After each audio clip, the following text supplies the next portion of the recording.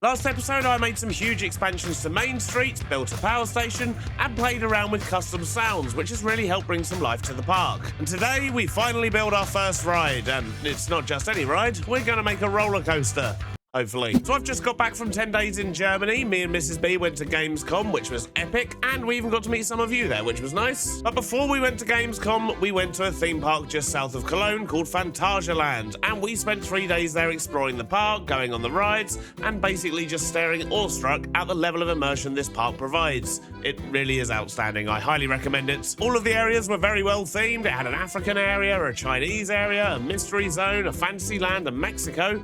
But it also had a steampunk zone called Rookborough, and it is incredible. So today we're going to take some inspiration from this area of Phantasialand and create a roller coaster, which we're going to do just off of Main Street, probably down that alleyway there. And I've never built a roller coaster before in Minecraft, so yeah, I don't really know what's possible. I don't know how this is going to turn out, but hopefully we can make something that not only looks good, it also rides well. We're going to be doing a whole lot of experimenting today, I think. But we've got plenty of space out here to put something in, and we do also have the monorail, which we need to make sure we can still weave through this area. So yeah, that's going to throw a bit of a spanner in the works. But I think this is going to be the perfect place to try and build our first roller coaster. Question is, where do I begin? I mean, like Rookborough, I do want to do it as a hanging coaster, so we're going to be making good use of monorail here. And I guess it makes sense to start with some kind of a station. And I'm wondering, maybe we can have a queue line go over here somewhere, and then we can stick a couple of buildings in, and then maybe have the station over this direction somewhere. But I think in order to figure this out, it's going to make sense to block out a few buildings here. So let's just make a start with that and see how we get on. So let's use some of these Dean bricks here. So if we have one building here, maybe stick another one along this bit.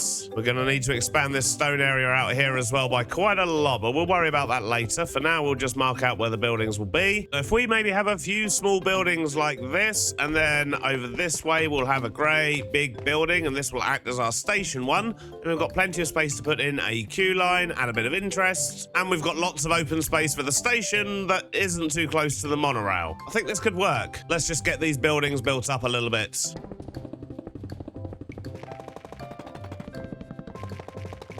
I've gone ahead and got a few basic building shapes in, but before we go any further, I think I want to work out where the queue line's going to go, because that's going to kind of dictate how high up the station sits on this building here. And I think for this queue, we're going to start somewhere around here. We'll probably extend it out this way later, but for now, if we maybe put in a bridge across this bit here, which is going to be a waterway, we can just stretch that straight across like that, put in some handrails. Then I guess we're going to need a doorway in this bit here, and we need to get up there. So something like this should work nicely. This gives us space to put some interesting bits in between the queue line, and we'll do the same up here in this area. I think I am going to swap out this floor. In fact, let's quickly do that now. Right, that's better. A bit more of a solid floor going on. Then we're going to come out this wall here, put in a couple of supports. We're going to build a bridge across this gap here, I think. And this should give the people queuing a good view of the roller coaster, which should end up being over there somewhere. We're going to have steps going up into this area. So I guess we need to go a couple of blocks higher here. So let's do one more tough block. And then to separate the top and the bottom, we'll just use this industrial plating. So now we know that this is the level that the station needs to be at, and that means I can safely start to map out where the top level here is going to be. So I've just been putting in all the handrails for these queue lines, and I think I've worked out roughly where I need the station to go. We're going to have a separate queue line here to go in the front row, because that's the thing that theme parks do, and everyone else will go off this way and then separate into these sort of little areas which people will use to load. And I'm probably going to have to move these once I've actually figured out the carriage design, but this is more just to give me an idea and make sure we've got enough space, and that means this is where we're going to have our station. That means it's time to crack out some monorail. Question is, how high up do we put it? Is that going to be high enough? Probably not. Let's go one higher. That should give us plenty of space to build carriages.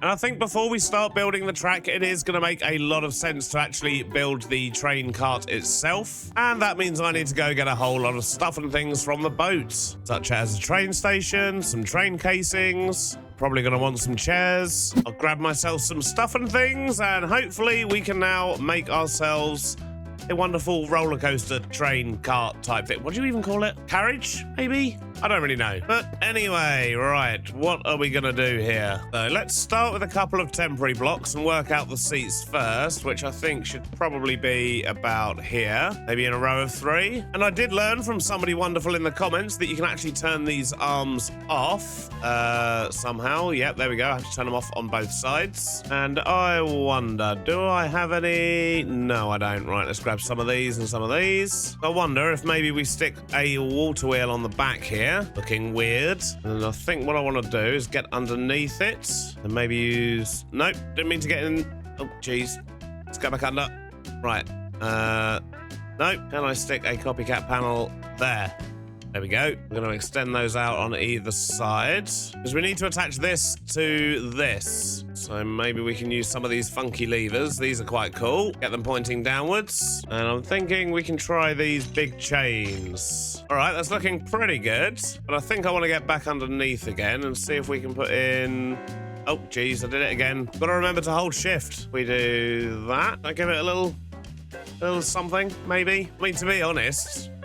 I think that's probably all we need. What do we think? Maybe I should build a couple more just so we can see how a row of them looks. Well, now that we've actually got 3 sitting there, I think I really like that. This should work nicely, and we're going to get maybe 8 or 9 sort of carriages in here, but we also need to figure out where we're going to put the train controls. So I wonder, actually, could we maybe do them at the front here? If I was to move this chair maybe just back a slot, put that one there, and then I'm going to need some train controls, but I also need a whole bunch more train casings as well, so that I can make all the bogies to actually get this thing up and running. So I'm going to go get those bits and I'm going to build up a whole bunch more carriages, and when I bring you back in, hopefully this is going to look a little bit more complete. And a short while later, I've got everything glued together. We've got train controls at the back here, which I think is where we're going to put our driver, but I've also got train controls at the front so that I can actually experience the ride at the front myself and control everything and just check and so on. But I think that looks pretty good, and I'm hoping it's actually going to form together. It appears to have worked. Wonderful. So let's see how well I actually stuck this together, shall we? Doesn't look too bad.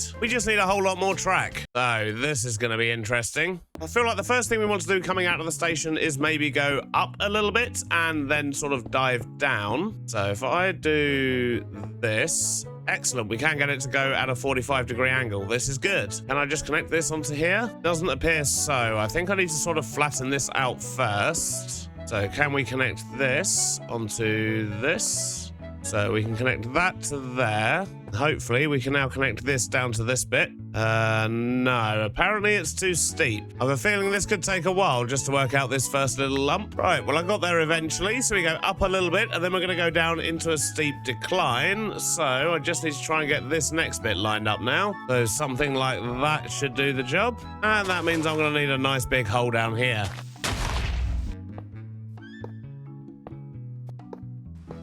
So I've been making some pretty good progress on the track. We've now got this bit going underground. It then swoops out and round, and then it goes up, and then swoops down into a small helix, and dips back down underground again. This then loops back through this building, back to the outside, and I'm just trying to figure out where I'm going to go next. I do quite like the idea of making use of this hole here again, so I wonder if maybe we can sort of bring it round and do a little something or other, and then come up under here. I'm just going to keep laying track and see where we end up. Well, it's taken me about an hour and it looks fairly chaotic, but I think I have a completed track, and I also seem to have a couple of rendering issues. But I'm hoping if we take this train out for a ride, we should be able to get all the way back in one piece, hopefully. So what I'm going to do is load up some coal into the barrel, and I think initially we're going to drive it from the back here just so I can get a view of it going round and hope that it looks okay. So here we go, first ride. Oh, okay, I clipped the ground down here. Just need to dig this out a little bit more. So hopefully that bit will be okay. Let's check the rest. That looks pretty cool. Get down underground here, swoop up around the building. Back underground again. Up, one last swoop. And there we go, we are at the end. Okay, this seems to work. That looks awesome on the track. But obviously, we've still got a lot of work to do. The track is just floating, so we need to put some kind of struts and stands in, and we need to theme this entire area. Yeah, I don't know how much of that we're going to get done today. I also want to clean up these holes in the ground as well, just to make it all make a little bit more sense. And I think the first step in that is probably going to be just to tidy it all up. This is going to take quite a while.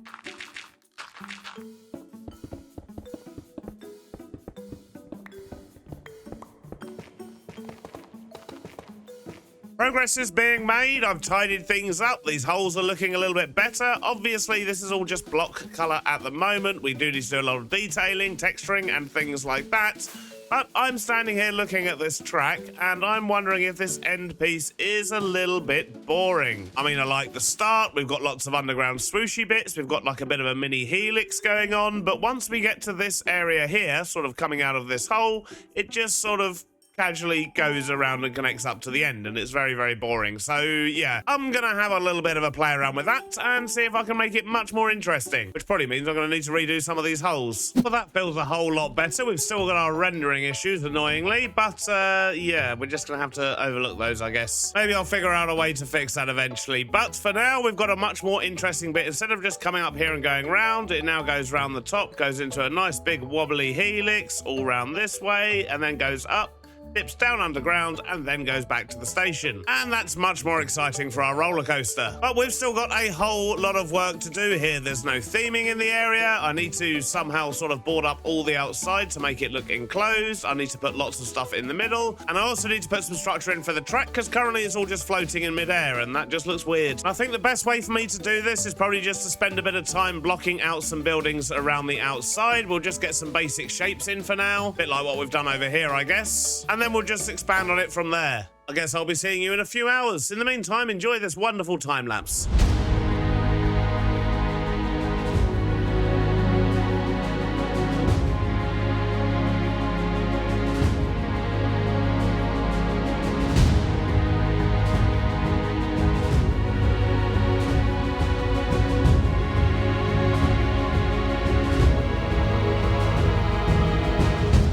You'll be pleased to know I am indeed making some progress. It does look very bland at the moment, of course. They're all just buildings in block color, but if we go all the way around the back here, I think I'm also going to put like a small bridge or footpath across this bit here.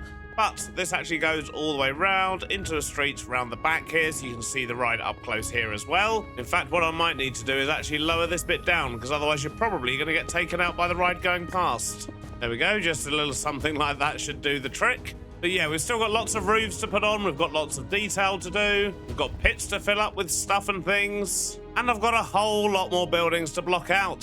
I best crack on.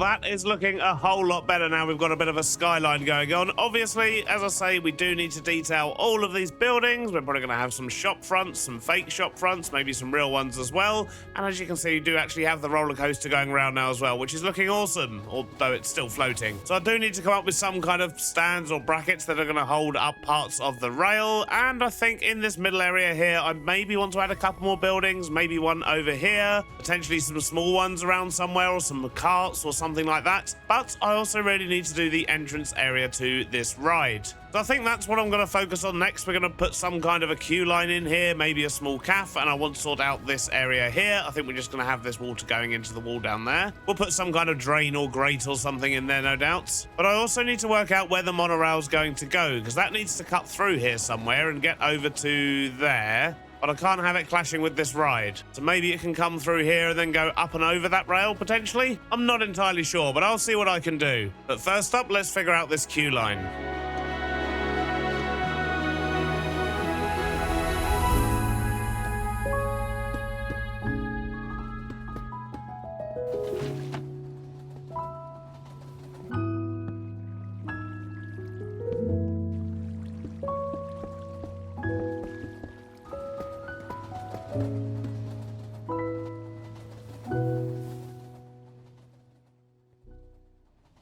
I think that's looking pretty good for a queue entrance. I've decided to call the ride Aeronautica, which, yeah, I don't really know what it means, but it looks a bit flighty, I guess. I used some weird AI online logo generator thing for that instead of stealing an image from Google this time. Don't know what's worse. But we've got a weird sort of geary contraption here just to go in with the theme. We've got the start of the entrance queue here. We've got pipes and things like that. And we now go over this area here, which I do still need to add a bit of detail to, but you can kind of see where I'm going with it. We've also got these water wheels down here for no apparent reason, but it adds a nice bit of movement. And then it's going to go into the building where I've done absolutely nothing as yet. We've got lots of theming still to do around this area. And I think as part of that, I want to put some kind of steampunky looking cafeteria around here.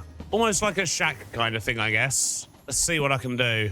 And a short while later, this whole area is looking a lot nicer. The entrance is now got a little bit of pavement going on as well, but we've also got this cafe off to the side.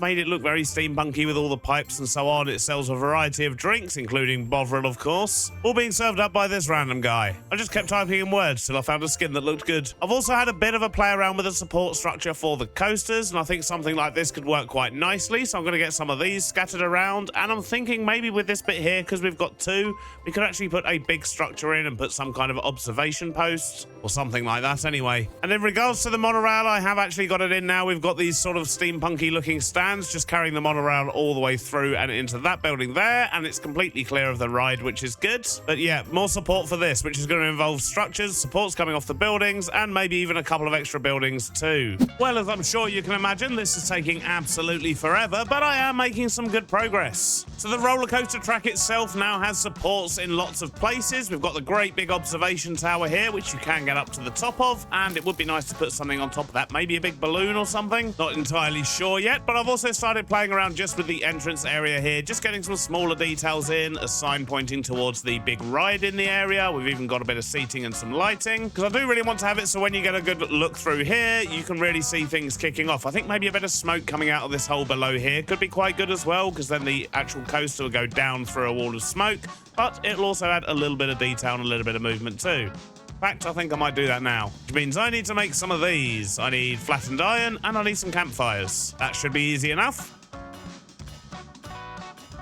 Let's just make a bunch of these. And I think we'll keep some campfires too, because it might be good to mix up the smoke types a little bit. Let's go see if we can make this work. So what I'm thinking is, if we dig out some of these, just scatter them about a little bit, with some campfires as well. And what we can actually do is we can dye the smoke on these smokestacks. And I don't really want it to be big, thick, black smoke. So let's do a mixture of white and grey. Wow, okay, that's a big old wall of smoke. Then if we just cover up the tops of these, the smoke should still come through just fine. How's that looking from out here? Okay, that's looking pretty cool. Maybe a little bit too much smoke. Let's see if we can thin that out a little bit. Let's maybe get rid of this stack and... Ow! Ow! Oh, that nearly killed me. And let's get rid of that stack as well. Maybe just put in a couple of fireplaces again. Yeah, that's looking much better. Well, I think I'll remove both of the grey ones. So let's just make one of them grey again. All right, looking good, and that should look quite good from the coaster's perspective as well when he comes around and dips down. Yeah, look at that. Wonderful. Actually causes a slight break in the smoke as well, which is good. But anyway, slight distraction. Something else we've done is get down some extra buildings. So I've got this one here, which I think I'm actually going to turn into a toilet block. I know. We've never really done toilets before. We avoided them completely last series. But this is a theme park. We're definitely going to need some public toilets. So I'm thinking that's what this block here could be quite nicely used for. And I've also got a building here, which I'm going to have as some kind of small airship dock, is my current thinking. So yeah, I need to kind of come up with a design for some small airships that I can scatter about. And then there's this building here as well, which is a bit janky and a bit random, and I have no idea what I'm going to do with it, but I'll figure something out. But I've got absolutely no hope of getting all of this done in this episode. There's just way too much detailing to do. All the buildings are going to look wonderful by the time we're finished, but yeah, that might be a couple of episodes time. That being said, I do want to make sure I actually finish off the ride portion of this. So that means these buildings here, I do want to get all these looking nice, and more importantly, I want to sort out the actual queue line itself. So I need to get a little bit more detail down here still, a bit of mossy stuff. I need to get some points of interest over on these sides, and I really need to sort out something for the center of this queue line. I think it'll be quite nice to have some movement of some kind, so maybe we can actually utilize the power we're creating from those water wheels to get get some stuff spinning. And then we've got this top section here, which we need to do something with as well. Moving outside, it's pretty much just this wall here and maybe this small courtyard we could do something with. And of course, we've got lots to do with the station. And as you can see, it is picking up a lot of mobs. We've got a few dark patches on the course, let's say. Basically, I've not lit up the tunnels at all. So yeah, we're going to need to solve this problem as well. The last thing we need to do is the exit line for the ride, because obviously people get on from this side, they get on the ride, and then when they finish, they should get off on this side, but they don't currently have anywhere to go. So I think my plan is to send them downstairs, and if we swoop around here and create a hole in this wall here somewhere, this will kick us out onto this back street here, and I think this is going to be the perfect place for a queue line exit. Well, I have also decided I do need to move these stairs. They don't quite work where they are. There we go, that's a bit better. People are less likely to bang their heads, and there's even somewhere to sit now. But that's enough waffle. What are we going to do about this queue line? Maybe we could start with a small sort of tank thing going on here and maybe some pipes going into the wall. Put those into solid tanks.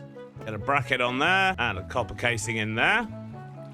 Oh, I fell in. Then maybe we could continue these pipes over here, over the edge, as if it's actually taking water out of the bottom area.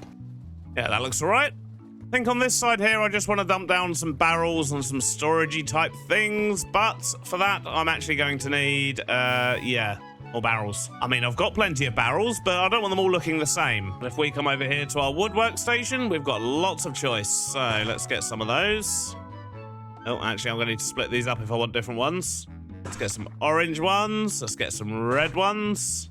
Nice oak ones. And some reinforced oak. So let's just get a few of these mixed in. Just something like that should do. And I think I want to sort out the outside of this building next. Let's start off with giving it some great big windows. Then I think I'm going to put a pipe right up the center of this building. I mean, it does have water wheels at the top after all. It needs to get water somehow. I guess connecting that over to there would be the clever thing to do. Then let's maybe get a bit of texture on this as well. Right, well, that's already looking a lot better than just having a big white wall there. I mean, it's pretty well hidden at the back here through everything else as well, but it definitely adds to the area. Maybe I should sort out these two walls as well while I'm here. All right, that's the side of that building done, and I've also sorted out this bit here. We've managed to get some moss in, make it look a little bit more watery and nasty, and that brings us onto this interior. What do we do about this? I mean, first up, we could do with texturing the walls, I guess, and then I need to figure out what I'm going to put in the middle. Some kind of contraption, I guess. Doesn't need to actually do anything, it just needs some moving parts, I think. Some moving parts just like this, and I can confirm it does absolutely nothing. It's literally just a selection of spinny roundy things, and then some belts and other spinny bits. We've got a couple of levers down the bottom, but it really does help this room, especially with the textured walls. We've got some posters up. I've even brought back some of the posters from last season that Sloy made us because, well, they're awesome. As well as some generalized steampunky type of advert posters going around, and upstairs we've just got more of the same, more steampunky posters flying around, just to kind of build up the theme as you queue up for this ride. And I think that works quite nicely. So with that side of the queue line all sorted, what I need to do now is sort out this bit here. So that'll be these two buildings, and I do need to finish off the side of this building as well.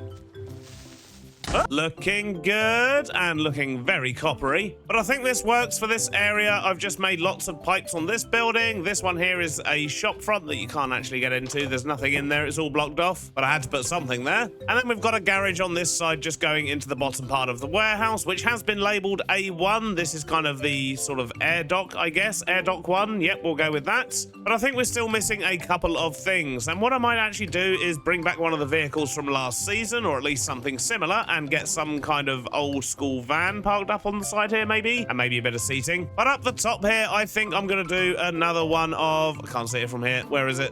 Over there. Another one of these, or at least something similar. And then we can have an airship flying in to dock in this area as well. And I think overall that's going to look pretty cool and add something nice for the people in the queue to look at. First up though, let's build a truck. And if you want to see how these are built, I did actually do a lot of these in my last series. I'll link to one of them below. But I'll see you once we've got a couple more bits in and we're ready to build an airship. which I'm sure is going to be no trouble at all. Yep, I'm sold. I think that looks pretty good. We've got a little sort of water delivery type truck here, similar to the ones in the last world, but without all the angled blocks and a little bit more steampunky, I guess, with the kind of metal look that we've given it. And not only that, I've also put in a docking bay type thing up here, ready to receive an airship, and that's what we're going to try and work out now. I guess we should start by getting up to height. I think I'm going to start my airship right about here. And I've got a bit of an idea of how this could work. So we're going to start it with the seats. Then we're going to get ourselves some spruce and make some trapdoors. So if we put some slabs in like this, get rid of those, put that one back in, stick a trapdoor on top, and then remove that. At the back, we'll stick a block and get rid of that.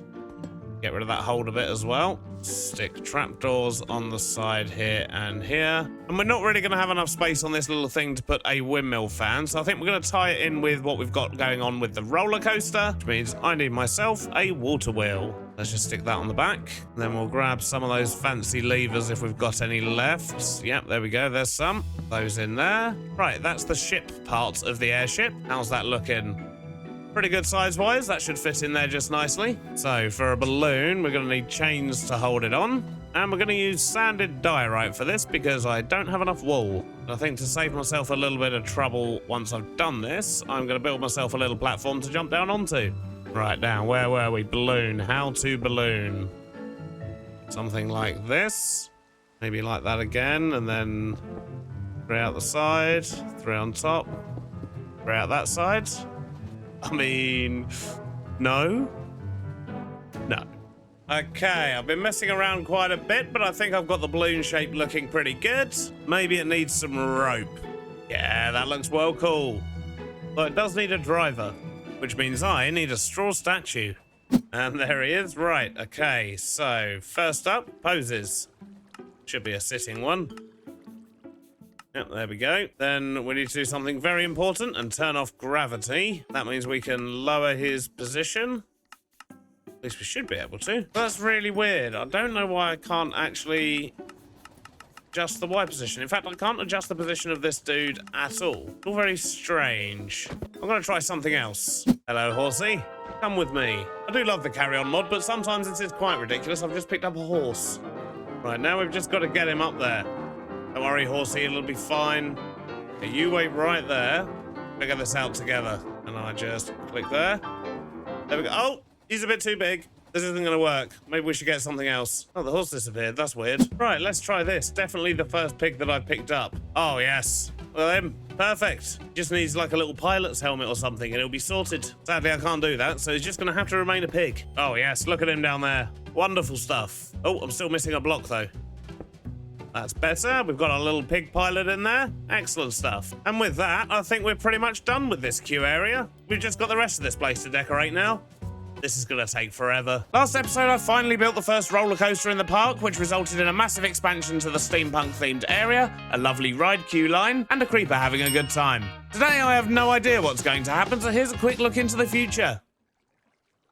Did that work? I hope so, otherwise this would be really awkward. Before we get started, I want to say thanks to Cyberpower UK for supporting this episode. Check out the link in the description below. So, this new area over here, it's a bit of a mess, or a bit clean, maybe, I guess. It's all just, yeah, block color. So we've got a lot of work to do, starting with the station up here. But we also need to put in a photo booth, the toilets and restrooms, depending where you're from, I guess. And of course, the sound effects, not just for the ride itself, but for the whole area. First though, thanks to you lovely people in the comments, I've learned some things. The first of which involves train stations, which it appears I only have one of, so I guess we're going to need to make more of these. I'll be right back. Ah, I removed my sturdy sheet making machine because it was just blocking lots of stuff, wasn't it? Maybe this is something I should actually make a bit more permanent, and it would probably actually fit in with that steampunk area. I mean, we do have infinite lava there after all, so we could just build like a little outside thing potentially somewhere that just, yeah, makes sturdy sheets. So I guess we're going to make a machine first thing today then. Didn't see that one coming.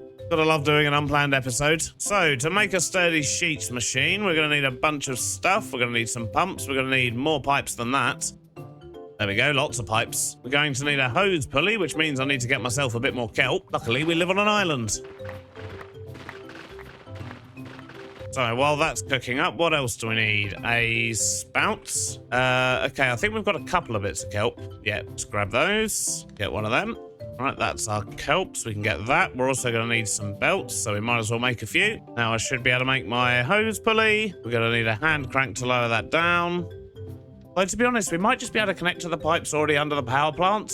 We'll try that first. So we might not have needed that after all, but oh well. We're going to need some cogs. We're going to need some shafts. And yeah, we're going to do the whole process. So we may as well make ourselves some crushing wheels as well. If I can remember how to do it. I think it's this and then andesite alloy all around the outside.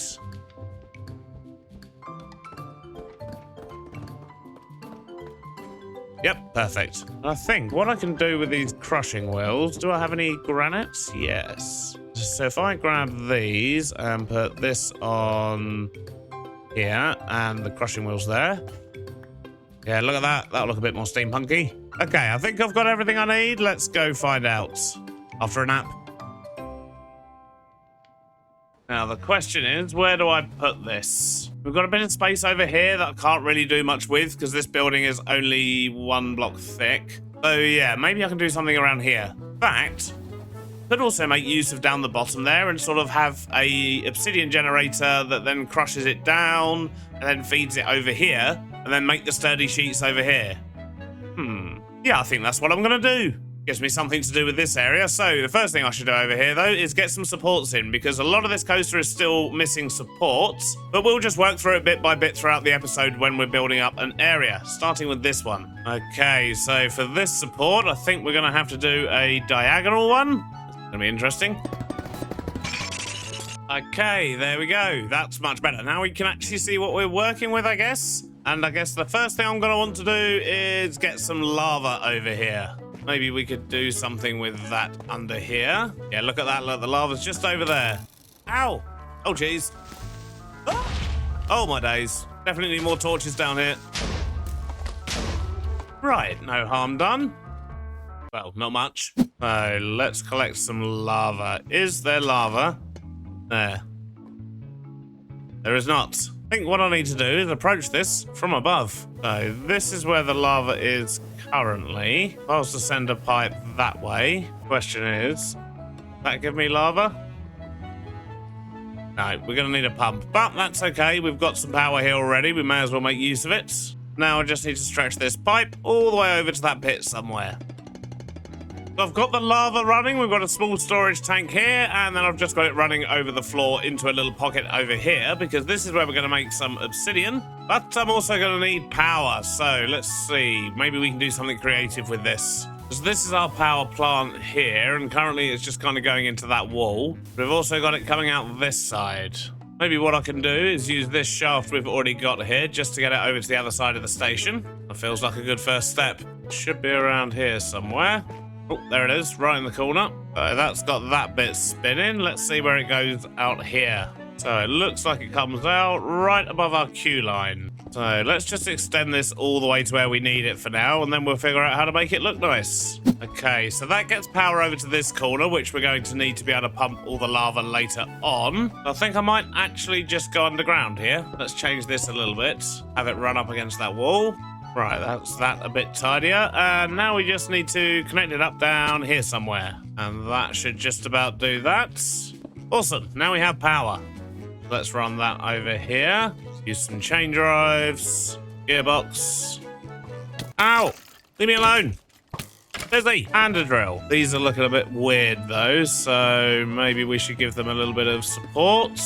Just something like that. I think it's all it needs. Right, so that's power sorted. That's lava sorted. Now I need water. And maybe some glass too. We chuck that in there. We should get obsidian, and then that should get mined away. But it's taking forever. Maybe I should speed this thing up.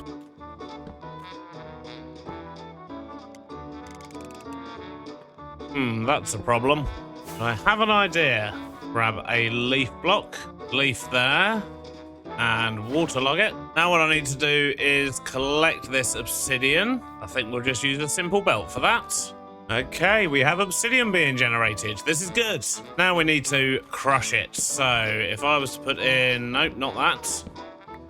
If Let's put in a couple of gearboxes here. Shafts, just extend this belt all the way over to there, and add the crushing wheels. That would then give us powdered obsidian. Yep, look at that. We can also get the obsidian back as well, so I kind of need to rotate it back around the crushing wheels again, I guess. Or maybe we could have a second set. We've got the space. So if I maybe put in an item vault here, doesn't need to be a big one, and maybe we can use that for collecting the obsidian.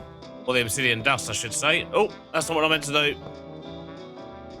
That back, and then switch direction. Then we'll have another vault here. Get all of this connected up. Then get a couple more funnels in. We can just keep rotating that obsidian round and round until it all gets turned into dust. Let's just make all this look a little bit nicer, though.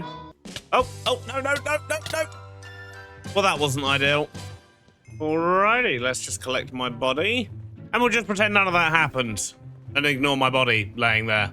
It'll be fine. Though I appear to be blocking the function of the machine. Oh dear. Well, I hope... Oh, no, there we go. Okay, cool. I was about to say, I hope I don't stay there too long, but yeah, cease to exist already. All right, well, it's not a bad start. We've got a lot of detailing to do, but at least we've got a farm in.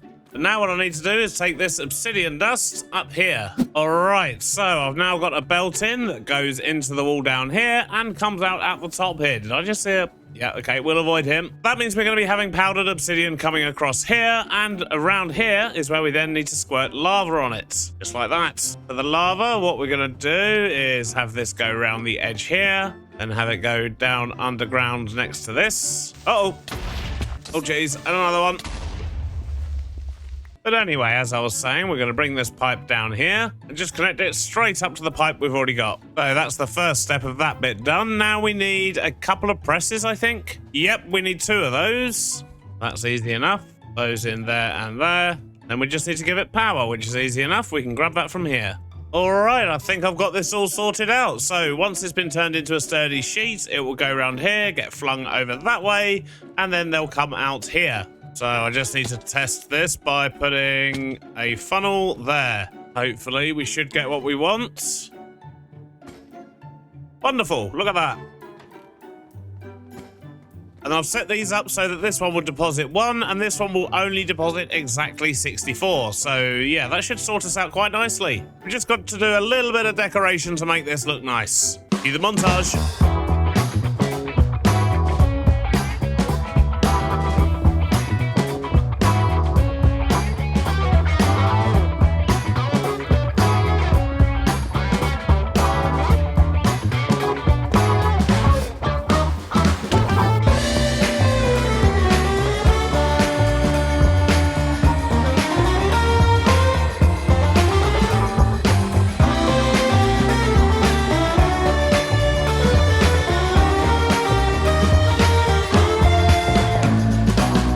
It's taken all afternoon, but this area is starting to look better. I'm just floating around in free cam at the moment. I'm standing over there. Down here, I've turned it into some kind of small mining operation type thing, as if they're pulling up the obsidian, and then that's all getting converted and turned into what we want over here in this fancy section. I've also started sorting out some of the buildings around here. You can see I've got as far as there, so I've just tried to make these look a little bit more interesting, so they're not just flat color like these ones. And I have to say, with this track, I'm really liking these new buffers that are in Steam and Rails. They are awesome. I've also added a little bit more smoke here and there. We've got lighting all around. And we've got another track at the top here next to this machine thing that kind of just goes into a small garage door. Obviously, that doesn't actually lead anywhere because there's a rail on the other side of that for our roller coaster. I also drove the monorail round just to see how that looks when it's going through, and I think this is all going to work quite nicely. But most importantly, we've now got sturdy sheets, which means we can make our train stations and do the thing I was going to do right at the start of the episode. But that was probably about 10 minutes ago now. So I need a few train casings, which I believe is brass and then sturdy sheets. Yep, there we go. I'm glad I got that right after building all that stuff. Ow! What in the world? Is there a witch on the roller coaster? Jeez, it's really hard to say. I think there is, you know. There is! Poisoned me on the way past. The cheek. Unbelievable. You build them a roller coaster and this is the kind of respect I get. Anyway, we need train stations, so we're going to need a bunch of compasses and a bunch of train casings. All right, now on to what was told to me in the comments. And it's actually very important and very useful. Before we do this, though, I need to get rid of this witch. She's causing me some right trouble. Get out of it. Right. which is gone. So, on to what I learned from you lovely, wonderful people in the comments. And that is mainly that the train stations actually have another setting I was completely unaware of. So, if I go up here to the top of this lift hill, I put in a station here. We're going to call this drop 1. And basically, at some of the places where it goes up and down, I'm going to put in some new stations, and we'll find out why in just a moment. Alright, I think I got them all in. I might have got some of the numbering wrong, but we'll find that out in just a moment. Now what I need to do is grab this dude's train schedule. So give me that. If we go to waypoint through station, it means it won't actually stop there. But if we go to drop 1 and then put in a speed change to 100%, as it goes past that station, which is the one at the top there, it'll go from 15% speed up the lift to 100% speed down the ramp. And that speed and momentum is going to carry them down up to here, but then it's got quite a big uphill bit here, so it's going to start slowing down again. So now I can go through another waypoint, which is going to be lift 1. And it takes a while for the speed to actually take effect. It's not like it's instant, so it's going to take a while to slow down. So we're going to bring that down to 15%. And then the hope is by the time it gets to this bit at the top here, where it goes very steep, it'll be going slow enough that I can then put in another waypoint through lift 2, and then set the speed to 5% as it slowly crawls up this lift hill. It should work quite nicely. And of course, at the top of that hill, we've got another drop. And basically, I just need to go around my whole track and do all of this now. And that should make the roller coaster go around the track a little bit more realistically in regards to speed. All right, so I've got all my stations set up. I've given the driver the new schedule, so hopefully it should go a little bit slower up here now, and then it should speed up as it goes over the top here. Yep, there we go. Then it should start to go slower as it goes up here. Nice and slow over the top.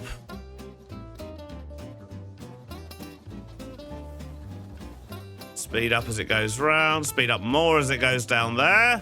Okay, this seems to be working. Can't remember where that comes out. Round the back here, maybe? Oh, yeah, there we go. And then it should go slowly up here.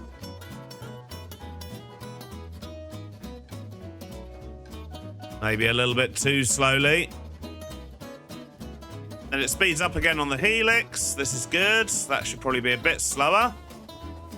Then it should slow down, speed up a little bit there. There's not really enough time for it to do that, I guess, so the momentum will carry it through. All right, I think we're almost there. Just need to fine-tune a couple of bits. Right, let's try that again, shall we? I should probably slow down that start bit a little bit as well.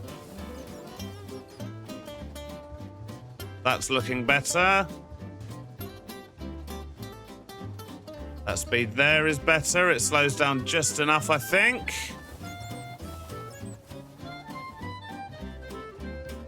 And this back corner here was a little bit too slow as well. Let's see how this is looking now. Okay, it's slow, but it's not as slow as it was. This is good. But it speeds up on the helix.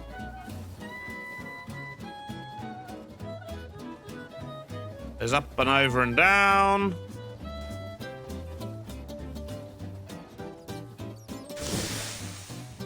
And then pulls slowly into the station. All right, I think we're good.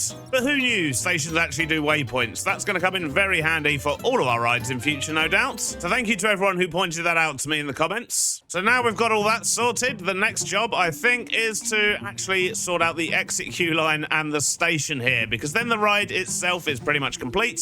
We're just going to have to sort out all the scenery and everything on the outside. So the first thing I'm going to need is a little bit of a floor down here, because this is going to be our exit.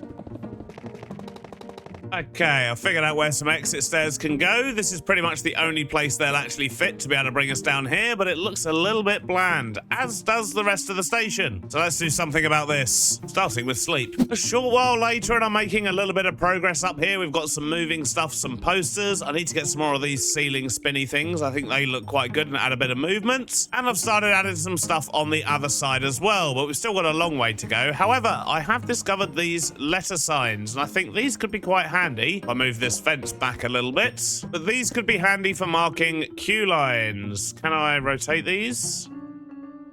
Or does it come down to where I actually place them? That could be a problem. I only seem to be able to place them facing one direction on the floor. That is really not helpful. Not helpful at all. Alrighty then, let's maybe try something else here. So can I do this? Okay, this works. We do, of course, have our separate queue line for number 1. I mean, it's not exactly what I was hoping, but I think it definitely works. A short while later, and I think we're just about there. I've got some finer details in, although I have noticed a bit of a problem with the coaster. And that is when it runs out of coal, it goes exceptionally slow on these bits where we've slowed it down. So yeah, at some point we are going to have to find a way to keep this filled up with coal, otherwise it's just going to be going too slow, and we don't want that. But we've got plenty of space. We might be able to put a tree farm or something down here, just automatically cook the coal and feed it directly into the train when it's at the station. That's probably going to be our best solution, but we'll tackle that later. For now, what I want to do is tackle this area here, this back alley. So as this is where the ride is going to exit, in fact, what I should probably do, I did make one, is put a stop sign on here just so people know not to go in that way. But directly outside, we've got this small orange building here, and this, I feel, is going to be perfect for a little sort of photo booth from the coaster. You know, you often have those on theme parks where you get off the ride and they've taken a really awkward photo of you. But I think that's what I'm going to put in here. The first thing I'm going to need to do is actually finish this building off so that I can put this in here. I think it might be time to sort out my inventory. What a mess. And I have been gradually expanding my storage and reorganizing things. We've got this whole room through here now with lots of smaller boxes. So yeah, we do have a bit more space than we did. But we're not storing everything yet. We're not really doing anything with these sort of variants of blocks, such as the two that I'm holding right now. But let's offload what we can. Well, it's not perfect, but it's a lot clearer than it was. All right, this little area here should do fine.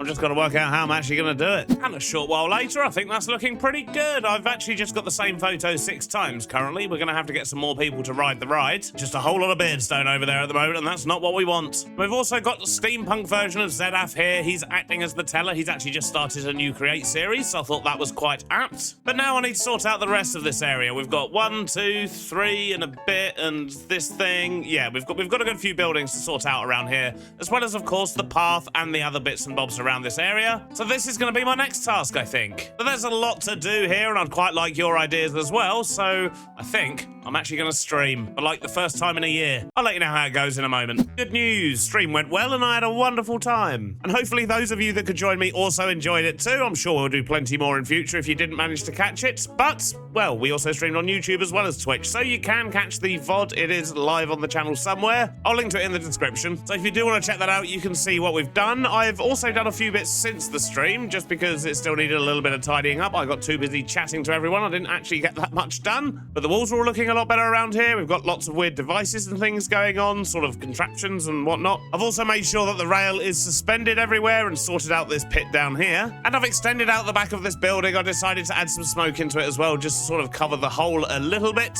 And I think that works quite well. And I've done a little bit more work on some of these buildings here. We're almost into the corner.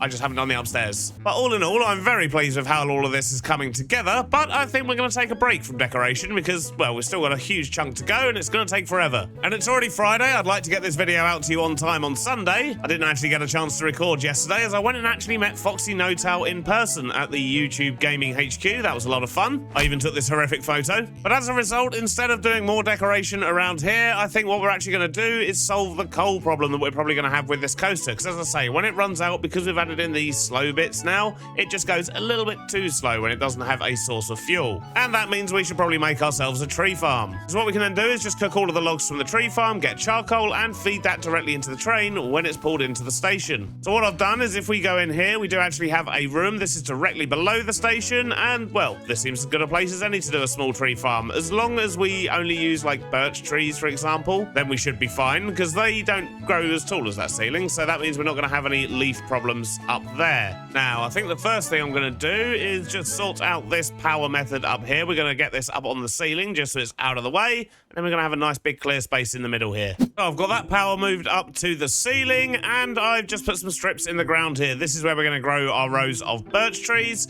and we've got a little channel here, because my thinking is we're just going to use a minecart contraption that's just going to bounce backwards and forwards, and then that way we can just offload things at this side and pump it straight up into the train. It should be fairly straightforward, hopefully. But I don't have what I need on me to actually get this working, so we need to go make ourselves some saws. We're going to need a cart assembler, and we're going to need to make ourselves a little minecart contraption from that. And then we're going to need the whole delivery drop-off system as well, so I guess some storage interface things would be quite handy. Let's go grab some stuff. Alrighty, I think I've got everything I need. We're gonna... Oh no, I haven't. This is the wrong rail. Dang it! Alrighty, let's try that again. So, what we want is powered rail down here. Make sure that's powered. We want one of these arrow ones here and a normal one there. Then we'll just put the minecart contraption in. And what I want to do is get my pickaxe. We want to make sure that this is set to lock rotation so that the saws don't start spinning around everywhere. We certainly don't want that. And if we put saws here, get those connected up. Then we're going to need a barrel and a portable storage interface. We'll put the exit for that there so that we can then feed everything up. So that part should work. I forgot to make deployers though. We're going to need lots of those. Well, 4. I don't think I've got any in here. No. Do have brass sheets though, so we might get away with it. All right, we got them. So if I put deployers here, get that rotated around the right way. In fact, let's maybe put them in the right place as well. It should be as simple as that. Let's just get all of this glued together. And then we're going to put a filter here so we can take the birch logs one way and the saplings another way. That should work nicely. I just need to get myself some saplings and then I need to actually put a minecart under this thing. That would be helpful, wouldn't it? So let's stick a minecart there. Then if I just turn this thing on here, I should just keep going backwards and forwards. Wonderful. If we turn it off, snaps back into place. Perfect. I think I just need to take out one more line here, though, because, yeah, when it's actually running, it's not going to be able to get behind them. Let's go get some saplings. We'll set filters on the back of these deployers, and we'll also set a filter over here. Just for now, it will dump the saplings on that side, and it will dump any logs on that side. Now, let's turn it on, and that should... Plant my saplings? Why you no plant my saplings? Oh, I didn't actually put the saplings in. That'll be helpful. Let's try that again. No. Okay. Just seem to have offloaded them all at this side without actually planting them. That's very weird. Oh, now you've all got saplings in your hands. I see. I didn't use coarse dirt there, did I? No. Well, I don't know what his problem is. Let's actually give them a bunch directly. Nope, still not planting. They can be planted. So why you no work? That's really weird. They're set to the right mode. They're set to use. Wait a minute. They're too low. What I need to do is raise them up by a block. Now, if we load them up, load up the barrel and actually get these bits stuck on, now it should plant saplings. Yeah, there we go. Much better. Okay, so that's going to generate wood for us. And then we're going to stick a bucket of lava there for getting rid of all the excess saplings. Because, of course, as soon as it cuts down a tree, it is going to plant straight away. So by the time it gets here, it can just get rid of all the excess. Now what I need to do is get all of this wood cooked. How are we going to do that? Something like this should do the trick nicely. So what we've now got is the logs coming out here. They get turned into... Ow! That was painful. They get cooked up and turned into charcoal, which then goes into the tubes here. They go flying upstairs. We've basically just got some lava and fans set up here to do the cooking. And now that it's all caught up, it should just be a few at a time. Then if we go upstairs, just in the nick of time, as this train goes past here, what it's going to do is pick up some of the charcoal. If we look in this barrel now, we can see it's got lots of cooking stuff. And yeah, that's the logs from when I was practicing and trying to get it all sorted. But we've got plenty of coal, which I put in there previously. But as you can see, it is starting to accept charcoal. And it's going to take a few every time it goes round, but it'll be more than enough to keep the train going. Something else I want to do, though, is put on a threshold switch on this barrel here, because this is the one that's going to hold all the extra charcoal. So if we grab some brass and a comparator, running out of space here, get ourselves one of these. I'm going to stick that on this barrel. And basically, once it gets to 75% full, it's going to send out a redstone signal. So we need to grab that signal, and we're going to do that with a redstone link. Set that to charcoal. We're going to receive that signal over here, invert it. So we'll do like a little thing down here. In fact, it's probably going to have to be underground. So if we put a redstone torch on there and then stick another one of those links. Where did I put them? Over here. And we'll stick a link on there. Right click it with a wrench to set to receive and also set that to charcoal. Now what's going to happen is when that receives a signal, it's going to turn off the redstone torch and that's going to turn off this machine. But that should produce more than enough coal to keep this ride running, which is good. In fact, I'm going to have a quick look and just see how much it's got in it at the moment. We've still got some to load in and it already has almost a stack and a half. Brilliant. Definitely getting more than it's going to use. Well, I'm quite pleased with that. We now have a self-sufficient roller coaster that's never going to go stupid slow because it did look quite ridiculous. I've also made really good progress over here with our sturdy sheep farm, sorting out round the back. I'd say we've got quite a lot done today. But we've still got a whole lot more to do, including lighting. It's very dark over there. And in the last episode, I did have a lot of people asking in the comments about a point of view ride on the roller coaster, and I did actually do a few of those on the live stream, but I want to save the full cinematic of it until we've actually got this area complete. I think that's really going to look awesome, but sadly that's going to have to wait because that's all I've got time for today. I hope you've enjoyed the episode, and I'll see you on the next one. Bye-bye now. Last episode, I added loads of detail to the new roller coaster area, including a photo booth, a sturdy sheep farm, and a completed station. This time, we're going to solve a problem I have, or at least we're going to try to, and that problem is inventory management. So when I made this pack, I added the chipped mod, which is absolutely fantastic. It gives me lots of block variants, which allows me to make the buildings look very cool, but it also creates a bit of a storage problem because each variant of these blocks is a different thing. And I can go back to the workshop tables and actually change them back into the original blocks, but that's very time consuming. And that's why we have a plan on how we're going to solve that. Ideas are coming. Things are happening here. And once again, I do want to say a huge thank you to Cyberpower UK for sponsoring this episode. Please check out the link in the description. So my good friend Foxy No-Tail has provided me with a data pack, and that means that I can turn any chipped block back into its original form on a mechanical saw, as long as I set the correct filters. So I'd just be able to chuck these tough blocks onto a saw, and then it will get turned back into tough, and then get stored. And that sounds wonderful. So our main aim for today is to make a small recycling center just for the main blocks we're using, so pretty much the different wood types, the logs, and also potentially some stone and diorite and things like that. Hopefully we'll then have time to also build up the toilet blocks that I want to get in here and do the rest of the decoration in this area, but that's quite a lot to do, so we'll have to see how far we get, because I really would like to get this area finished so we can move on. There's a whole bunch of other farms I need to build. Now we're going to get into how this is going to work in a little while, but for now what I need to do is a bit of digging. So I want to build this recycling center in the pit down here, but I do want to extend the pit out for a couple of reasons. One of them being a bit of a safety issue. Anyone standing here does get kicked in the face by the roller coaster, and that's just not ideal. But also, we've got a lot of space here we need to fill, and I think expanding the pit and then putting the recycling centre down there is going to be a good way to go. So I guess we're starting this episode off with a bit of diggy time. Let's get to it. And there we go. That should just about do the trick. But in order to take this further, I'm going to need to go make myself a whole bunch of mechanical saws, as well as a few other bits and bobs. Right, I've got enough bits here to hopefully get started, and the first thing I need to do, bring over some power, and I think our best bet is just going to be to go through the walls here, because I know there's some around somewhere. And there we go, it's just over here, so I think our best bet is going to be to go around the back here.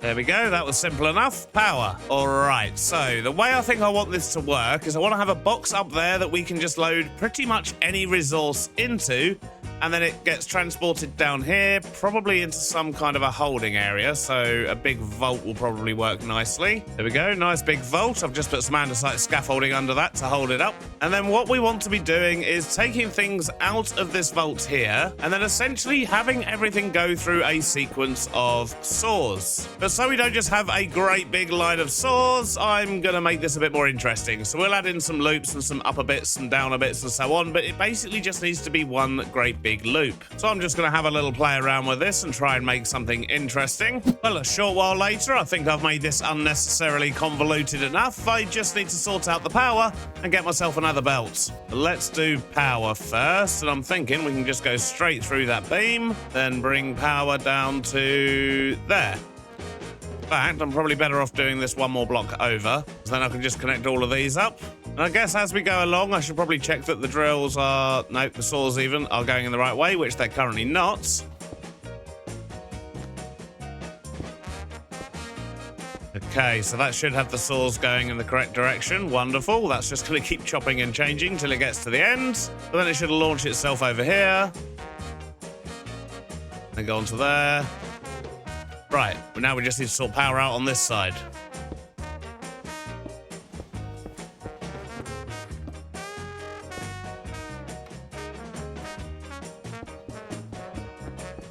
Short while later, and I think I've got everything powered now. The only way to test really is to chuck something on the belt, see what happens. So hopefully this block we've just thrown in is going to make it all the way to the end. It's going to take on a variety of shapes on the way because we've not set up any filters, but it should make it all the way round, hopefully.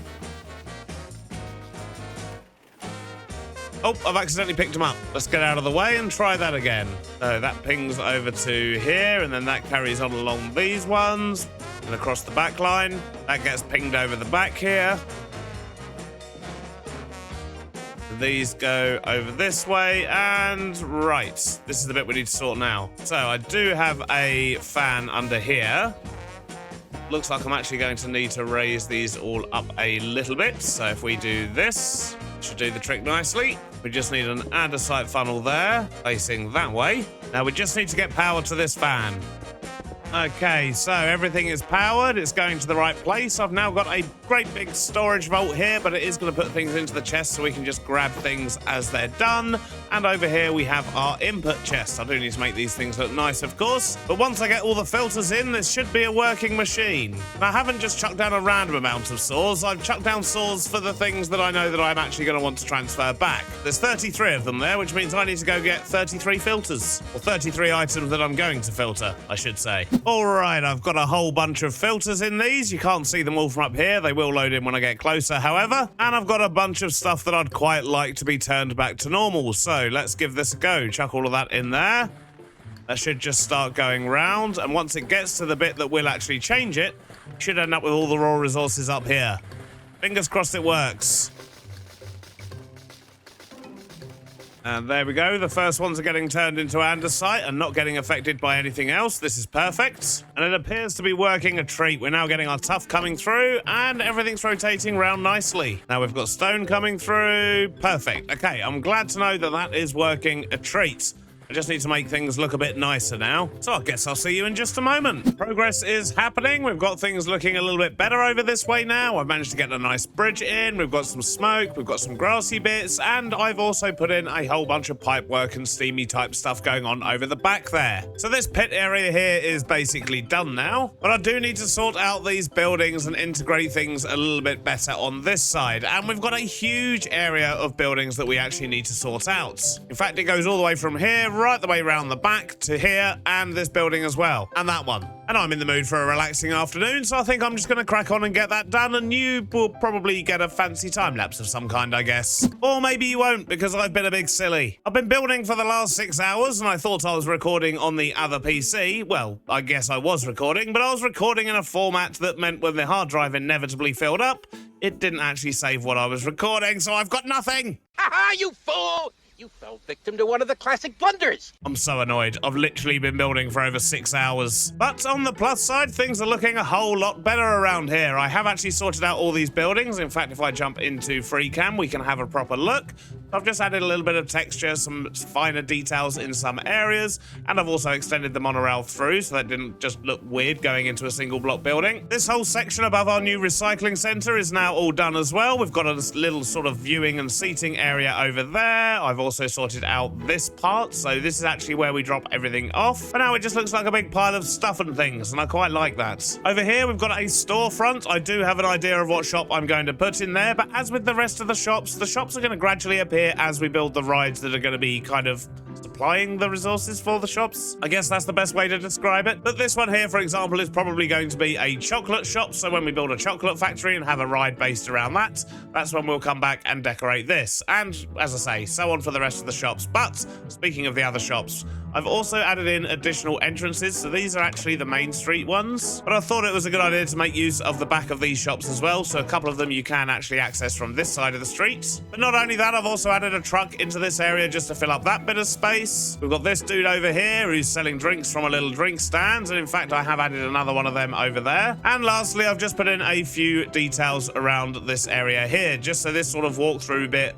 really do too much with it because of the ride that comes through here, but I have added some seating and some more barrels and toolboxes and little details like that. Oh, and one other thing I've done is I've added another airship up here. I've actually parked one in the top area here, which looks awesome when you're on the roller coaster, but we'll have a lovely cinematic of the roller coaster later on in the episode. But we've still got a few things left that I want to do around here, although it's certainly looking better and we're very nearly done. And the first thing I want to do is add in some toilets, and I think I want to do that around about here. We've got got a building here where we should be able to put some in. And what I'm hoping is we can actually get male and female toilets in here. So maybe if I separate this in two, we can get away with that, potentially, maybe. Or alternatively, I could just make them unisex toilets. That way I'm going to have a lot more space. Yeah, I think that's what I'm going to do. Now, in order to make a toilet block, the first thing we're going to need is toilets. So I do have the Moa Decor bathrooms mod on here, which means we have toilets and sinks and lots of things like that. And what is that? A bath gem. How do I make that? Emeralds and light blue dye. Okay, yeah, we can do that. We've also got access to sinks, and for those we need, okay, faucets and bath gems again. Not too bad. We've even got dish soap and toilet roll and all sorts going on here, including some mirrors by the looks of it. Excellent stuff. Oh, and look at that, a wet floor sign. I love that. But it looks like we're going to be raiding our emerald supply. Let's see what we've got. Well, I haven't got a slot over here for emeralds. So, well, that's not a good sign. Let's see if we have any on the boat. If not, then I guess we're going to go do some villager trading and hope that they've not been turned into zombies again. Nope, doesn't look like we have any emeralds whatsoever. Oh dear. Let's go say hi to our villagers then. It looks like we get 9 bath gems per emerald, so yeah, we don't need to be there long. This should only take a moment. And we've already got loads of sticks here. Wonderful. Right, 16 emeralds. That should be more than enough. Then we can use some lapis and some bone meal. Ah. Oh, we've got a bit on us. This is good. And then if we mix that blue and white dye to get light blue dye, we should be able to get, look at that, loads of bath gems. Wonderful. That was fairly painless. Now to make loads of bathroom stuff. So I've got lots of bathroom things. We've got basins and toilets and all sorts going on. But I think the first thing I want to do is actually swap out this floor. And I'm thinking maybe we can just do a small pattern here with some diorite and some cut limestone. Yeah, that should work nicely. Okay, now let me think. If I put in a small divider wall here, my thinking is we can have some sinks up against this wall. Then we need to get some cubicles in. So how about something like this? I think we could probably get away with having 6 cubicles maybe. And we could fit a toilet in each one of those. And I'm just dividing up the cubicles here, but I've decided I don't want to use calcite for these walls. It looks a little bit messy. I wonder if maybe we can make this look a little bit steampunky. I mean, we are in the steampunk area after all. Question is, will the brass be too much? Tell you what, that actually works surprisingly well. Wonder if we can make the sinks look better if maybe we did this instead. Yeah, that's better. Okay, I think I want to get a ceiling up in here. How are these going to look? Okay, I think that can work. We've got a ceiling in. I've got a few lights along the top there as well. And I've got some doors on the toilets. Sadly, this is the only wall that would actually accept toilet roll because of the way these panels work. So, yeah, a bit weird, but it works. It's fine. Certainly more toilets than we had last season. But I think I want to get some mirrors on the back wall here as well. For that, I need to grab myself a bit of glass. All right, so let's make a bunch of these. Let's see how these look. Okay, not bad. Can I get them in a different color? Oh, even better than that. If I was to get 2 of those, 2 of those, and then turn one of them into that, it looks like I can make myself one big mirror. There is a bit too much white in these, so that should work nicely. So if we do that, and then that, put that one on the end, there you go, much better. Awesome, I like that. Well, I think it's starting to come together in here a little bit. Something else I've got are these flag signs, and I'm wondering if we put men's and women's signs on there. I wonder, maybe they'll be better just as flat signs. Yeah, I think that works. Or do they look better above? Yep, above. That's what we'll do. Okay, and with a few smaller details, I think we're done in here with our little steampunk unisex toilets. I think that does the trick just nicely. But now on to the last remaining thing we definitely need to do in this area, and that is sort out this area here, which is going to be a food stand. But I actually want it to be practical because I don't really have an automated food source at the moment.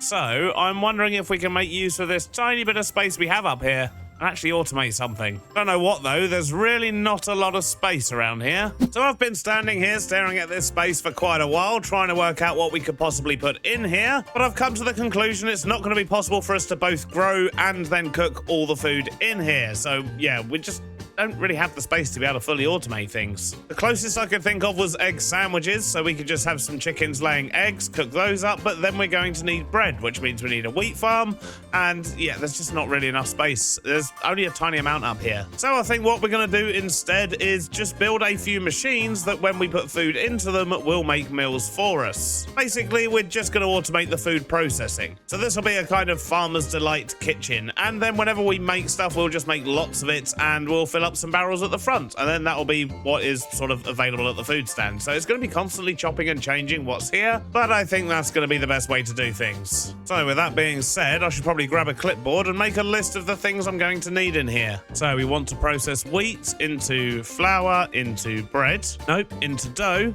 and then into bread. We want a slicer, which can be used for a whole bunch of different things. Need a cooker for pans and a cooker for pots. Let's just quickly correct that.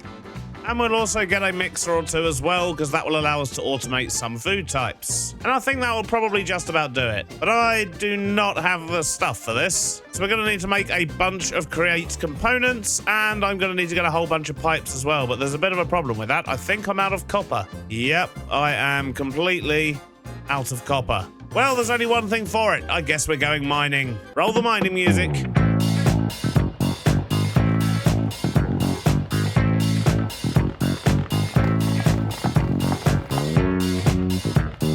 Well, for one quick little mining trip, I'd say that's not bad. We ran into a copper vein, which was absolutely amazing. I've had to condense it all down into blocks of copper so we can actually see what's going on here. Let's go get all this ground up and cooked up and restock our supplies. Then we can crack on with what we're trying to do, which was, a kitchen. Yes, that was it. Farmer's Delight kitchen with lots of automation. Look at that. We've got over 3,000 copper. That should keep us going. Now to make all the stuff and things. So I've made myself a bunch of stuff. I'm hoping this is going to be enough for what we want to do. And first up, I think we're going to do the wheat processing, because that's going to be a key ingredient from many things. And it's also probably going to take up the most space. So we can start by putting wheat in there. Funnel that into a millstone. In fact, I'm going to move this over a bit because we are going to need power. And I'm thinking we'll just bring power up through the floor via this bit. So that's going to turn the wheat into flour. We then need to turn it into dough, and then we need to cook it. So yeah, I'm going to quickly build this up. I'll see you in just a moment. And a short while later, I've got my bread machine up and running. This should work fine, although this bit here isn't working. Right, okay, I see. So let me just adjust this. I think I'm going to have to use a belt instead. So what we'll do is we'll put in a bunch of chain drives there and a gearbox. Yep, that's going the right way. And that should now make dough in here, and then that's going to get turned into bread and get stored up in here. And that seems to be working just fine. Wonderful. So now we've got our bread maker. It's time to move on to the next thing, which was... where's my clipboard? There it is. A slicer. And this should be nice and easy. And just a moment later, we've got our automated slicer in. We can load items in here. They'll go through, get sliced, and collect in here. Now, the last thing we need is a mixer.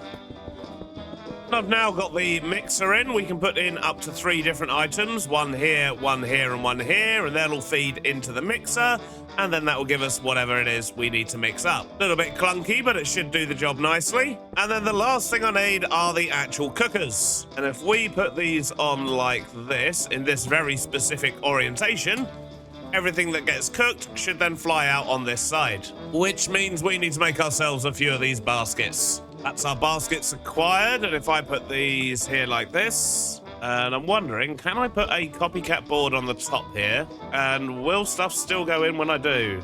Yes, it looks like it will. Excellent. Just makes it look a little bit more like a sideboard. Although it does occur to me there's a very good chance I'm going to need to actually put heat into the bottom of this mixer. So what I'm going to do is extend the power along the back here, get all of those back in, and we're going to stick a blaze burner below. But as long as I can link this up to the lava source, which is, look at that, it's right there. As long as I get just a few pipes in here, and that should keep that thing burning as well. Wonderful. Awesome, that's all looking pretty good. I have, however, created a right mess on the back side here, so let's quickly get this sorted.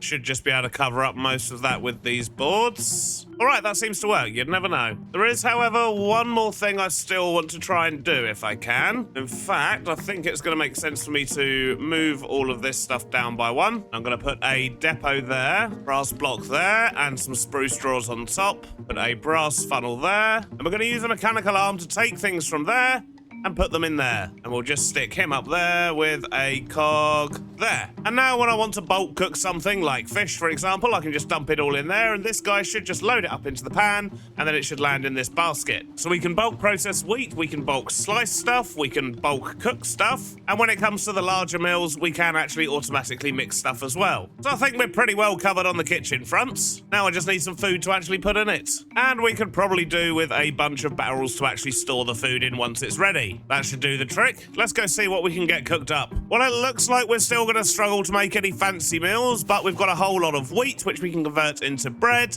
and I've got lots of fish that I can get sliced and cooked up. But that does tell me we're going to need some kind of renewable food farm fairly soon because, well, I don't want to keep fishing. As enjoyable as fishing is, it's very time consuming, and I've got a lot of stuff I need to do. So let's load up this to make loads of bread. And I do actually already have loads of leftover flour as well, so can I just chuck this on here? I should eventually get turned into bread. But I've also got a whole lot of fish, so this should all get chopped up into fish fillets. And bone meal. Didn't think of that. So what I'm going to do is I'm going to swap out this box here for a chest, and then it can pick up the fish and the bone meal. Then if I put all this fish in here, should end up with that in the pan. Wonderful. And when that cooks, it goes into here. This is perfect. Okay, so we've got fish coming in, we've got bread coming in, at least we've got something coming in. What I am tempted to do though, if we go upstairs here, there is one thing we can put up here, which isn't going to take up too much space and will give us lots of food. And that is chickens. If we stick a bunch of chickens up here, they'll lay eggs. We can collect the eggs,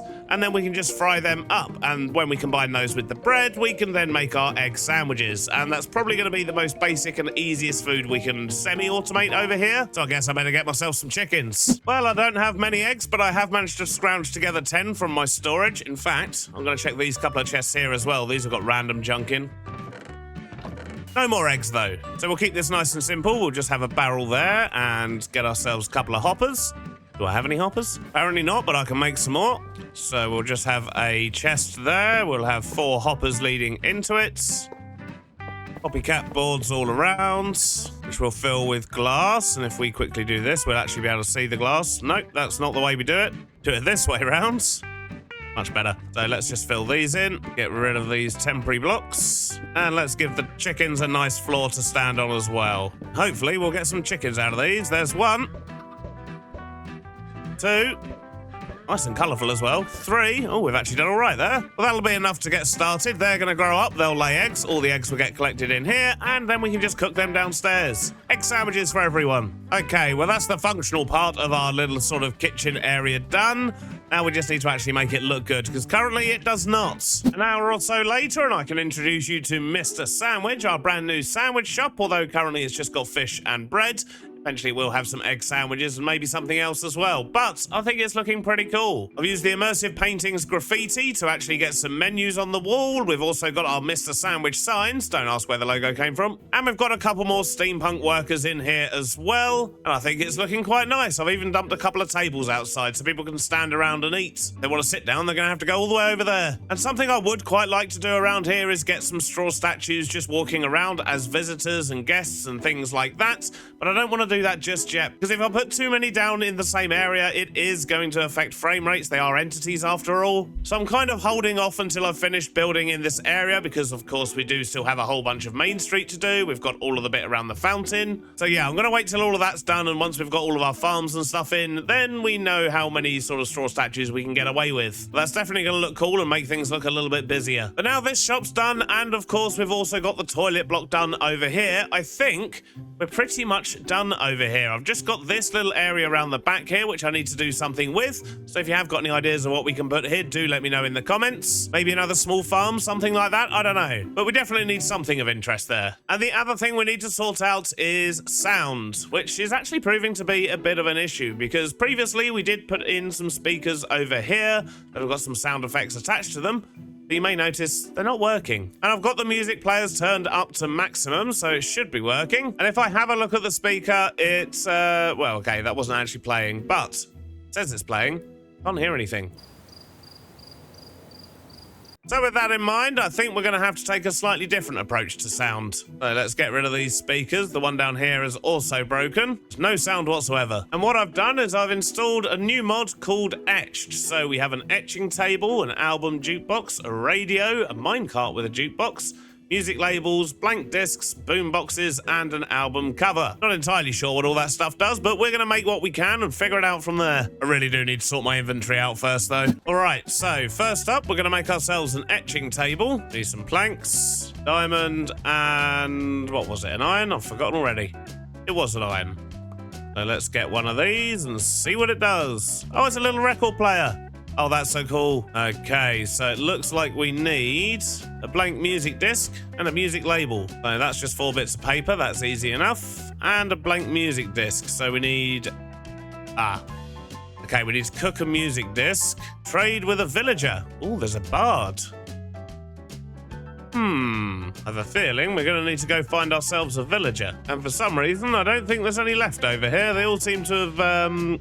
let's say, wandered off. Yeah, that's what they've done. They've wandered off. Not to worry, I have a plan. So if we pick you up, put you in here with this guy, we'll make sure to give him a workstation as well. There we go. Now, if you have some bread, and you have some bread, and a couple of beds might be useful as well. Let's see if there's any laying around. So will it work if I just put these out here? Or do you guys actually need access to them? Okay, they now have access to beds. They've got their workstations. Hopefully we'll get a baby in a minute. Because I need to make a bard, Franklin. And Dulcie, come on. Big baby. I don't know what their problem is. Oh, we've got a baby. Guy. You're coming with me, Guy. We're taking you somewhere new. Next door. That's where we're taking you. No. Oh, okay. Come back, Guy. So, right, there we go. You can't get out of there, can you? Now we just need to wait for him to grow up, which is going to take, oh geez, 1,160 seconds. Sounds like a good time to go make a cup of tea. But once he's grown up, we'll have ourselves a bard. Our little guy is all grown up, but I'm having trouble getting him to connect to any of these things. So I had to look it up in the end, and apparently should connect to a note block, and that should make him a bard. Doesn't appear to be particularly interested, though. Come on. Oh, no, there we go. Aha. We now have a bard. However, he doesn't have a blank music disc trade. Do I need to level him up first, or is there a chance I can just get one? I mean, I could sell note blocks to him. That's better than trying to sell him music discs that I don't have. Aha, there we go. I'll just buy some music labels, get him leveled up that way. And there we go, blank music discs already. Nice. So let's see how this works. On the etching table, if we put in a music disc, and a label, and then I'm guessing we put the URL in there, and what I'm going to do is just use a private Discord channel to upload the music, put that in there, and okay, that appears to be making the music disc. Do we just chuck that in here? Ooh, look at that, we can have 9 music discs in one box. That's good. All right. There we go, so that has our jukeboxes working. Question is, can we control the sound via this? No, we cannot. Which basically means the music is going to be really loud. Unless I turn it down before I upload it, which may have to be what we do if we're going to be using jukeboxes. Right, let's take that out. Now, something else in Etched is the radio, and I want to find out what this does. Oh, it looks amazing. That looks so cool. And... oh, okay, with this one, do I just put the link straight in? I do. Oh, that's good. So I don't need to make music discs after all. Does it have the same range as a jukebox? It does fade out eventually. Let's check the jukebox again. Oh no, the jukebox has a much further range. Okay, so that's the difference between the two. The jukebox has got a massive range. I can still hear it just about over here. So they're not as good as the speakers because the sound doesn't get blocked when you go round corners. I think if I was to go down here, for example, yeah, I can still hear it as if it's right next to me. So that's not ideal. Guess it just means we're going to have to be a bit more careful about where we actually place our sounds. Right, let's head back and do some sound design, I guess. So I've got the music back on Main Street. I've hidden it in the jukebox at the back of that building there. And that means that sound-wise and spread-wise, it spreads down to where the main entrance is going to be. It also spreads to just about under that bridge. And most importantly, it cuts out just after you go through this alleyway. I've also used a radio here for the squeak and the tram bell and everything that comes out of this machine. In fact, there's the bell right there. Wonderful stuff. But as I say, when we go through here, all that sound pretty much cuts out. The first thing I want to do in this area is to add some very dramatic music. So let's maybe stick that here for now. And that is... Oh, no.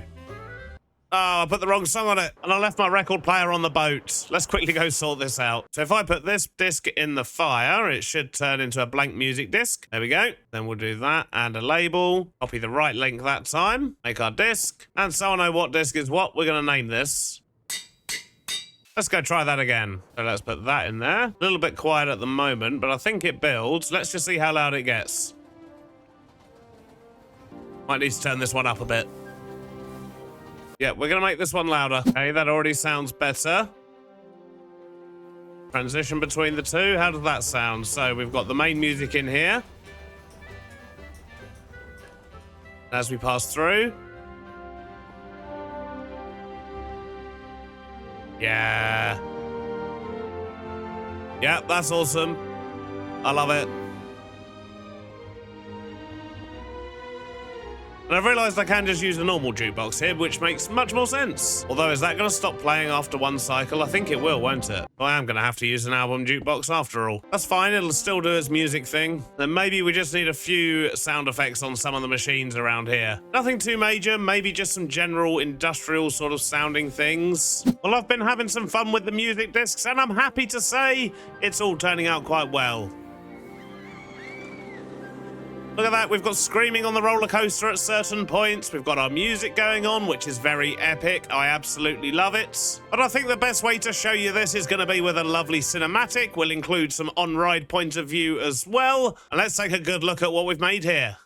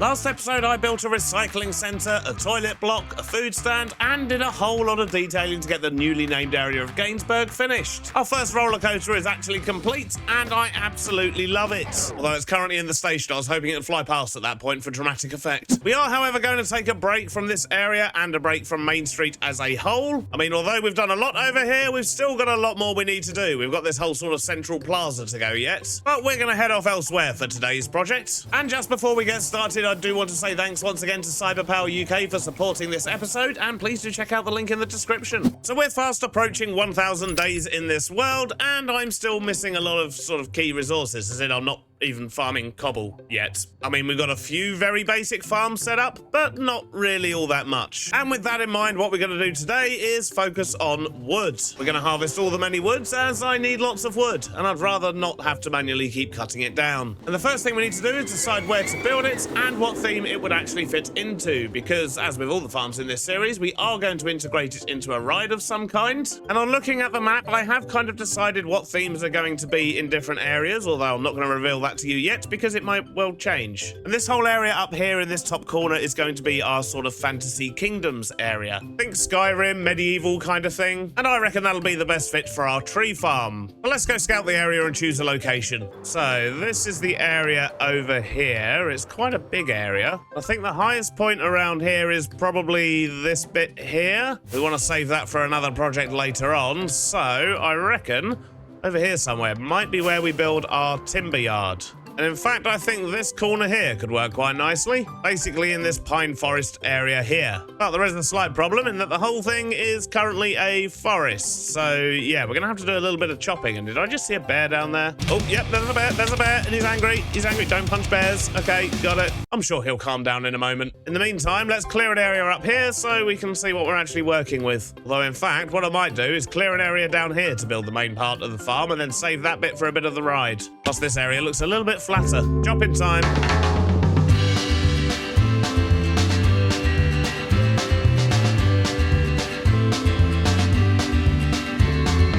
And I think that should be just about enough space to get us started. Although what I do want to do is raise up the ground by a few blocks. So yeah, maybe I can go get my big contraption that we used last time to actually lay all the big rows of stuff. I think that still exists somewhere. Question is, can I find it? Ah, I found a contraption here. Maybe it's that one. Yep, that's the one. That's what we want. Now I just need lots and lots of dirt. Now this should be fairly simple. All I need to do is put in some rail along here. I'm just leaving 3 block gap underneath so that we've got space to put in bits and bobs that we need for mechanical things. Then that should give us a nice big area to work on. We'll put our minecart down here. We just need to get this loaded up with dirt. Then we'll send it on its way. Wonderful stuff. And then we'll just do that again to cover this side. And yeah, that should be plenty of space. And obviously we are going to make it all look nice. We'll integrate it back into the landscape. We're not just going to leave it as a big flat square. That would look horrible. But we are going to need a lot of space to get started.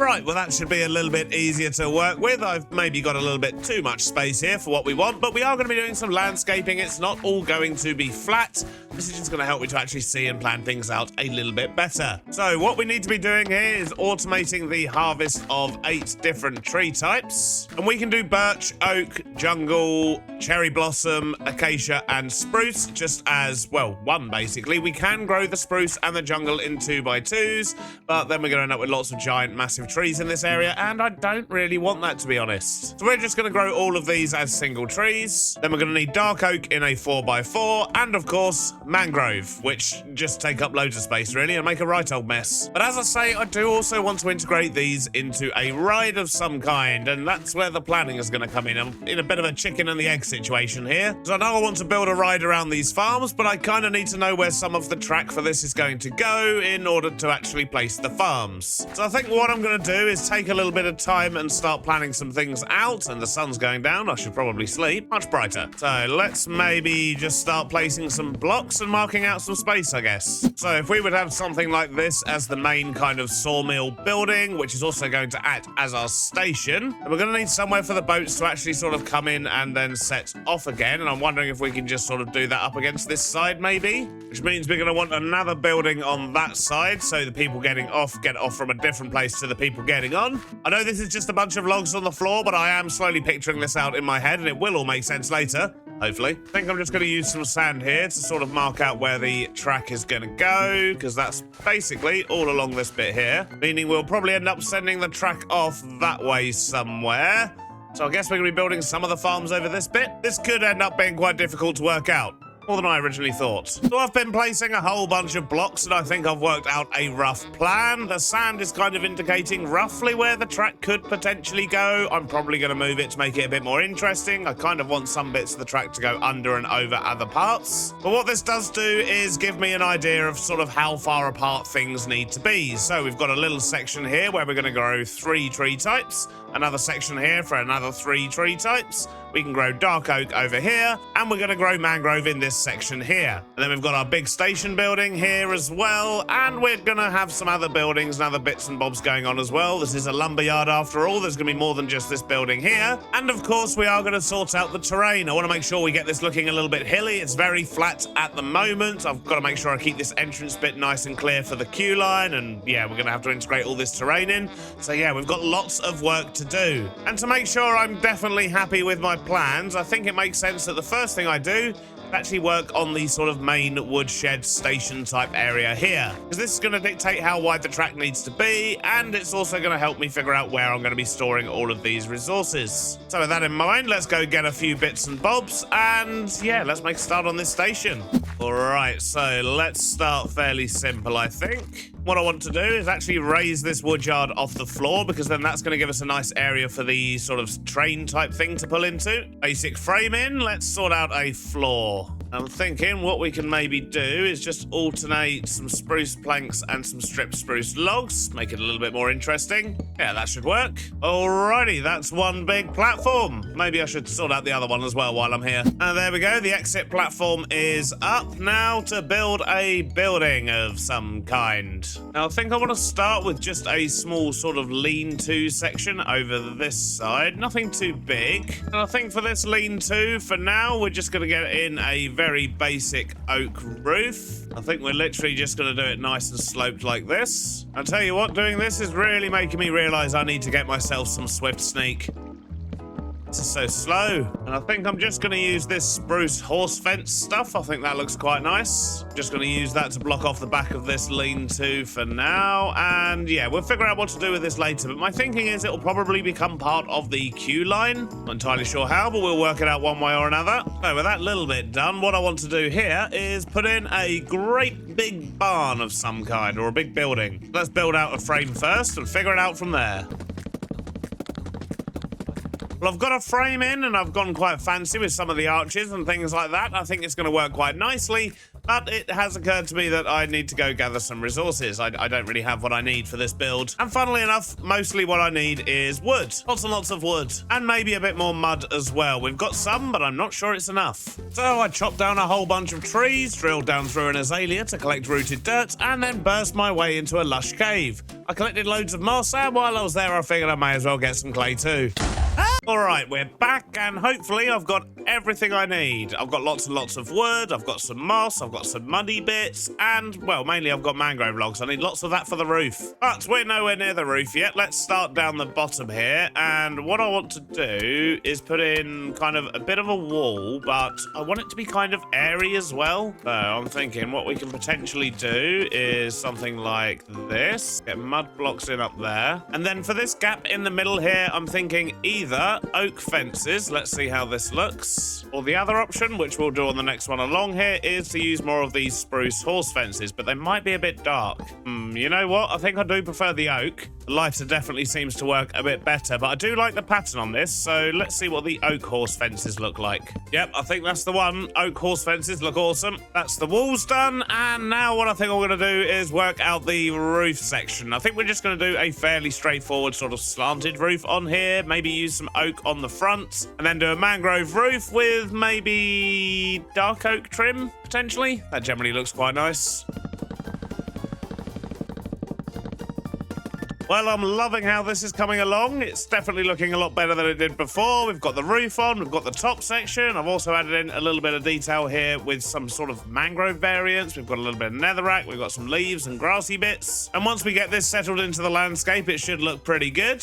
And on the inside here, we've got lots of space. I found these sconces, which look pretty cool, hanging up on the wall there. They provide ample light. I've got all the texturing done as well. We've just got some mud and mushroom variants in this wall, as well as a little bit of dripstone here and there. The roof's all looking good as well, and we've got plenty of space so we can actually turn this into what looks like a working sawmill, but it's also going to be a queue line. So yeah, this is going to be an interesting one. Before I do that though, I think I want to sort out this platform here. This is going to be fairly simple. It's just going to have some sheds that look a little bit like these ones here, but they're going to be stacked full of wood, and it's just going to be a wood storage area. Let's have a quick nap and then get that done. And I reckon that should do the trick just nicely. So we've got a big pile of birch, we've got some cherry blossom wood things, and we've also got some spruce.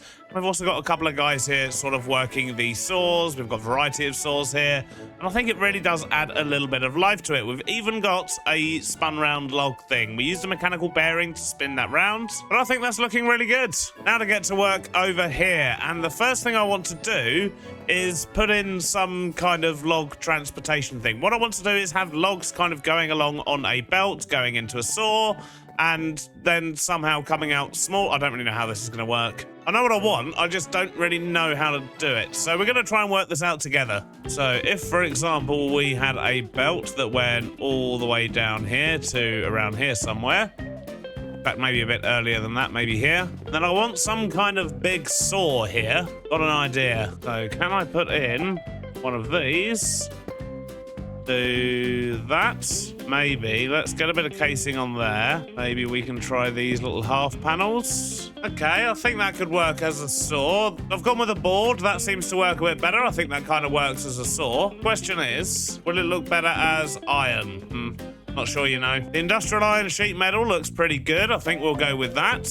But now on to the problem. So I want logs, full-size logs like this. Traveling down this belt, go through the saw, probably have to go into a building or something because obviously it's not actually going to get chopped up. And then all the wood we're farming from out there, we'll also pump into this building, and then we'll have the small blocks go out. I think that's how I want to do it. Did any of that make sense? The problem is getting this to move, and I think our best bet might be to use a very slow train, because we can have a train underneath. We've got space down below. If we were to have a train down there with this going around, that would work.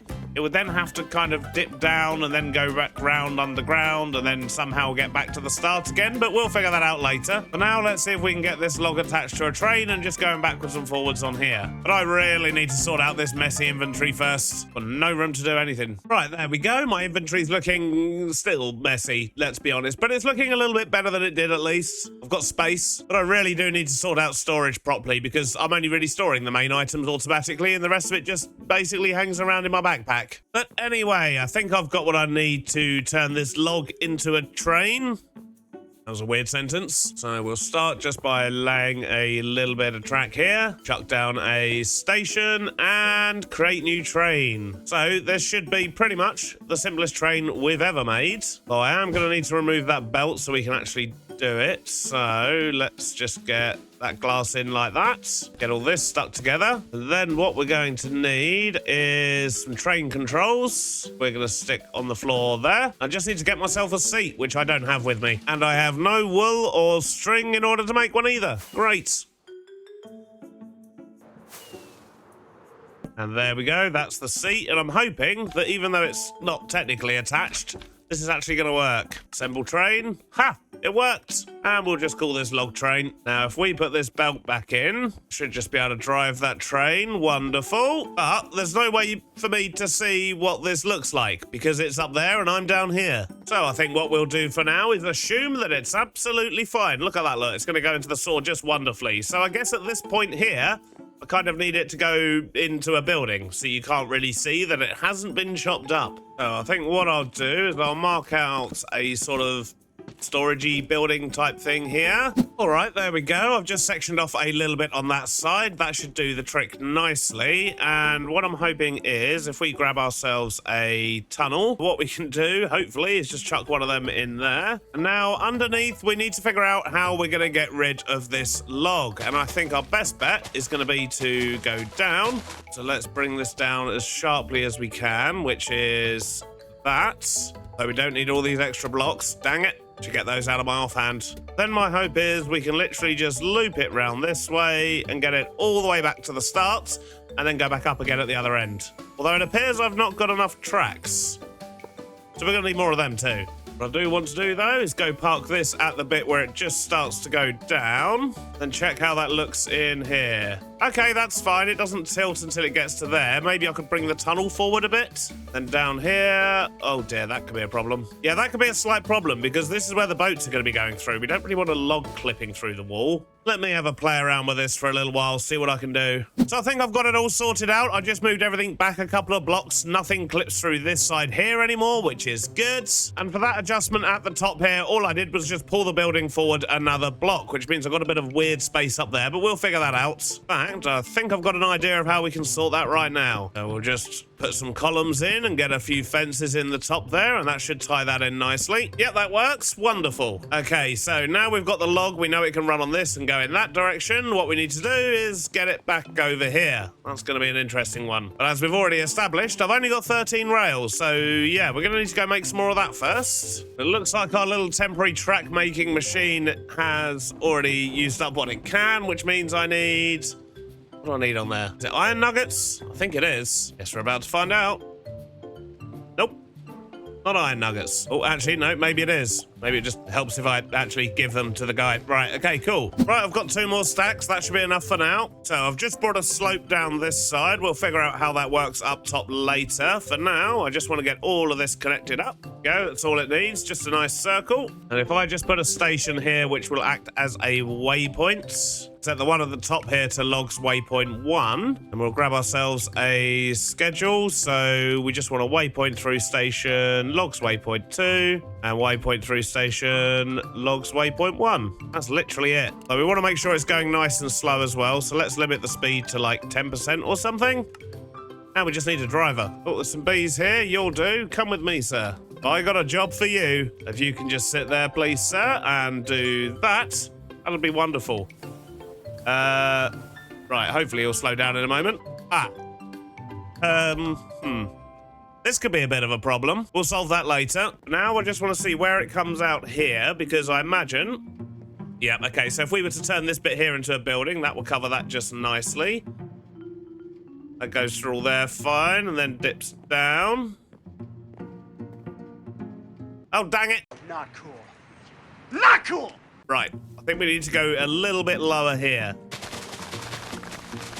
All right, so it's kind of working now. We've got a few other issues we need to solve, such as when it's sliding across the ground down here, but I wonder, maybe we could put it in like a little river or something, as if the logs are floating down the river? Not entirely sure, but we'll figure something out. I also need to get power up here so that these things are actually moving and spinning, and I need to sort out the rest of the interior. We've got a lot going on in here, or should I say we've got nothing going on in here, but we need to have a lot going on in here. And then we can actually think about our tree farms. That looks ridiculous. Just a log sliding along the floor. So I guess that means I've got my work cut out for me for the next little while, and when I bring you back in, hopefully this area will look a whole lot nicer, and we'll be ready to actually build the tree farms. I started on the inside, marking out a queue line with some fences, and I also used piles of logs to direct the guests to the ride, as well as adding a belt for transporting all of our wood later. I then built a small hut to hide the log ramp at the back, followed by a walkway to frame a water channel for log transport. I dug out the channel, filled it with water, and that just about brings us up to date. This area is looking a lot better now. So we have our queue line that goes around here. I do still want to add a few smaller details, like, you know, we've got these tables and these logs, but it still needs a little bit more. But I do really like how the logs sort of separate out the queue line here and tell people sort of where to go. So you go around this way, and then this belt here is actually going to be transporting all of our goods. So that's going to go off that way somewhere. And then once you get to here, you're actually at the station. So this is where the boats are going to pull up. And then when you get off the ride, you'll get off on this side and then head this way. And I don't really know what's going to happen here yet. I mean, the ride is actually going to go up a little ramp here, because this has enabled me to actually hide the logs sliding round before it hits the river parts. But I don't know whether these are going to lead onto paths that actually go through the log farm as well. I think it might be quite nice to have some theme park paths that sort of go all around the factories and so on, just so people can proper get down and explore things. But I'm not entirely sure yet, so we'll have to see how that goes. But we can also get down here, and that just leads onto this path, which once again, don't really know where this is going to go yet. We could just put a bridge over here to get over to the other side, but then the log comes up, so it kind of gets in the way, which means the bridge might have to go there. And if we do put paths in, I suppose it can all connect up nicely. But that's a problem for future, Beardy. For now, I think it's about time we build some tree farms. Ooh, there's a doggo. Now, when it comes to tree farms, there's a number of ways we can do things. And I think for this first one here, we're going to keep it nice and simple. This one won't require any power whatsoever, which is good because I don't have any power over here. What I'm going to do is very similar to what we did over at the other area for this one. So we're just going to create rows, and these rows are what we're actually going to grow the trees in. And I think we're going to grow them in rows of 16. So with these ones, obviously we can only grow the single trees here. So we can do, for example, oak, birch, and cherry blossom. And then we're going to do another one of these exactly the same over here for the other 3 single trees. And then we'll go tackle the dark oak and the mangrove, because they're going to need something slightly different. So what we need to do is make a little channel here, because we're going to have a minecart going backwards and forwards, and that's what's going to chop down our trees. So we'll need powered rail all along here, apart from the last 2, and then we're going to have a bouncy rail there, and a normal rail in the middle. And we need a cart contraption. We're going to stick this here and make sure that we have rotation locked. So set that to lock rotation there. And now I do actually need some andesite casings, and I think I've run out. Oh dear. All right, andesite casing acquired. But in fact, let's get the saws worked out first. So they should be there, there, and there. Connect them with some of these vertical panels. I think that'll look just a little bit nicer. And something else we're going to need is a bunch of deployers. So let's just get these in. Not that way around, but more like that. There we go. Do that. And in fact, that'll connect that to the minecart as well. That should work nicely. Stick some of these in the top here just to connect those up. Doesn't look too bad. But I still need to add a storage interface, so maybe we could put that there. And I'm also going to need some storage, so maybe let's use a barrel for this. In fact, maybe we'll put the barrel there and the portable storage interface there. That should work just fine. Now to assign these people some saplings. Not that they're people, they're deployers, but you know what I mean. We'll chuck those in there. And then I just need a couple of levers. One there to turn the machine on, and another one underneath, just to get all of this powered, so we'll just power that from there. And that should be all we need to do for our tree farm. I mean, you can't get simpler than that. And if we chuck a minecart in there and turn the thing on... Oh, okay, yeah, silly me. As always, I forgot to glue the whole thing together. There we go, that's all it needs. Now let's go. Hey, look at that. Although, something I do need to do is actually bring it back another block, so let me just quickly activate that again and pick it up. Can I pick that up? Oh geez. There we go. So I actually need to move this back a block, otherwise it's never going to harvest this last tree here. Although, instead of that, what I can actually do is just put a normal powered rail there instead, and then that should do the job just nicely. It should come back all the way. At least that's the hope. It does, but it's still not cutting down the tree at the start here. So, yeah, let's stick another one of them in. Alrighty, that should do it just nicely. So we're just going to stick another row of blocks in at the back here. And another thing we do, of course, need to consider is the offloading, which, yeah, we don't really have anywhere for it to go just at the moment, but... we'll do it like that, and then we know that they can connect. That's just fine. And then we'll figure that out a little bit later. Let's just stick it on a pole for now. That's the first tree farm done. I've just got to do this same thing again for the other 3 single trees over here. And just like that, I think we've got our second one done. Oh, no, not just like that. Once again, I need a minecart. Put that in there, and there we go. We've now got cherry blossom, birch, and oak over there. We've got acacia, spruce, and jungle on this side. And as you can see, that's working nicely already. And we will make these look nice and fit them in a little bit later, but for now, I want to make a start on these ones here. And these ones are going to be a little bit different. So this one's going to be for dark oak, and this one over here is going to be for mangrove. Now, the difference is this time we are going to need power. So let's just do this. We'll chuck a water wheel down there with a mechanical bearing on top, and we'll set that to only place when anchor is destroyed. That means it will constantly spin round, and we shouldn't have any issues. Just need a bucket of water in there for some rotation. And the mechanical bearing's not going to do anything at the moment, but once we build something on top and stick it together, we can right-click it, and then it will start spinning. So we'll leave a little hole to access it. Now, with this one, we're going to stick a barrel in the middle.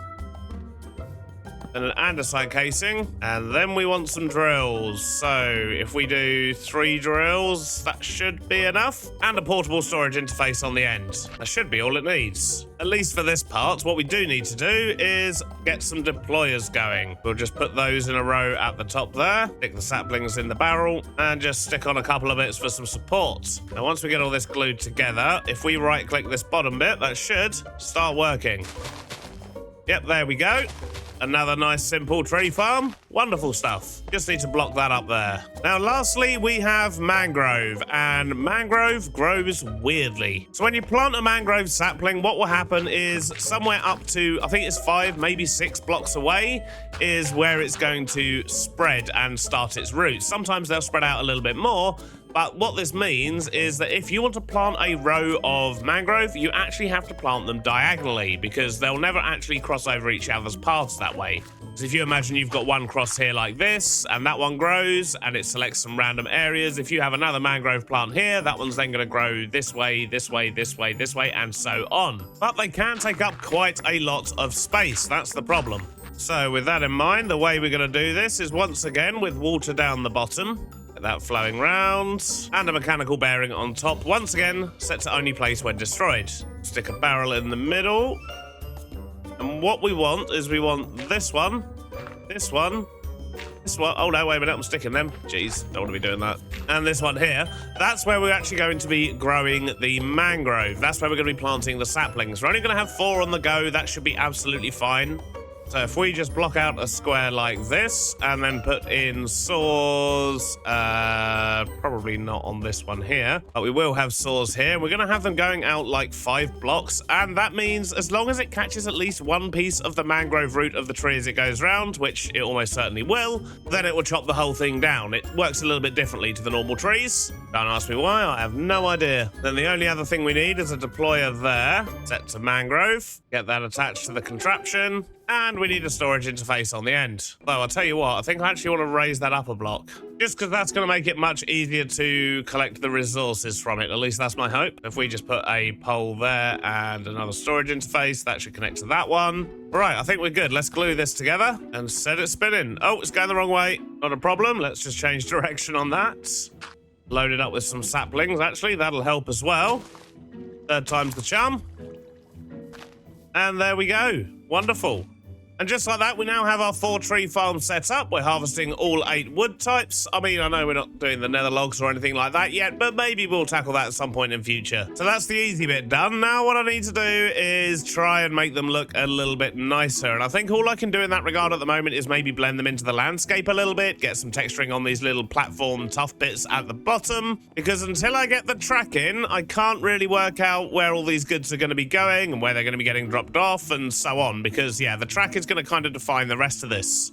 Oh yeah, did I say we're making a log flume, by the way? I figured that was probably kind of obvious. I just have no idea if I actually mentioned it or not. We're making a log flume. And with that in mind, before I can actually get the track in, I'm going to need some kind of a ride system. Essentially, I need to know what the boat's going to look like. I need to get all these belts moving too. But that's going to have to wait till next episode, I'm afraid, because sadly that's all we've got time for today. But I'm certainly pleased with the progress we've made. And look at that, we've got wood. Last episode, we decided to take a break from Main Street to start a project in a new area to automate our wood. And today, we need to fix it all up. We've got the tree farms running, but it looks a right mess. But as well as making all the exterior of this look nice, most importantly, we actually need to add a log flume. And I have laid out some sand blocks to mark roughly where a track could potentially go, but I fully expect this to change as we go along, and to be honest, we might even rebuild some of these farms, because currently, everything is flat and on the same level, and I'm not really happy with that. We definitely need to be mixing things up a bit and do some terraforming today as well. And as always, I just want to say a huge thank you to Cyberpower UK for sponsoring this episode. But before we can do any of this, we have a bit of a pressing problem in that I want to make sure that the rail here is not visible in certain places, because when it's on a flat and a log flume's going, it just gets pushed by the water. It doesn't actually run on rails. But this is Minecraft, we can't do that, so we have to make it run on rails. And that means I need invisible rails. And the only way to get those is with phantom membrane. Luckily, we do actually get 32 per phantom membrane we get. But yeah, getting phantom membrane, not the easiest thing. Unless you happen to have a little trick up your sleeve and you know a farm designed by Crimulus, which I do. So that's what we're going to build. I will actually link to that in the description, so do go check it out. And I think we'll probably just do what we... Ooh. Oh, actually. Oh, that's a massive distraction if we do that, though. I was about to say we might just make ourselves another pop-up pocket phantom farm thing like we did last season. Then we can just plonk it down whenever we need it and get phantoms. But this is going to be the fantasy district. And I've just had an idea. Oh, it's going to completely throw off this episode, though, if I do it now. And I should probably turn these farms off for now as well. Look, they're overflowing. Let's just flick some switches. Right, I'm getting massively distracted and we've not even started the episode. Phantom farm. Do I just do a small pocket farm?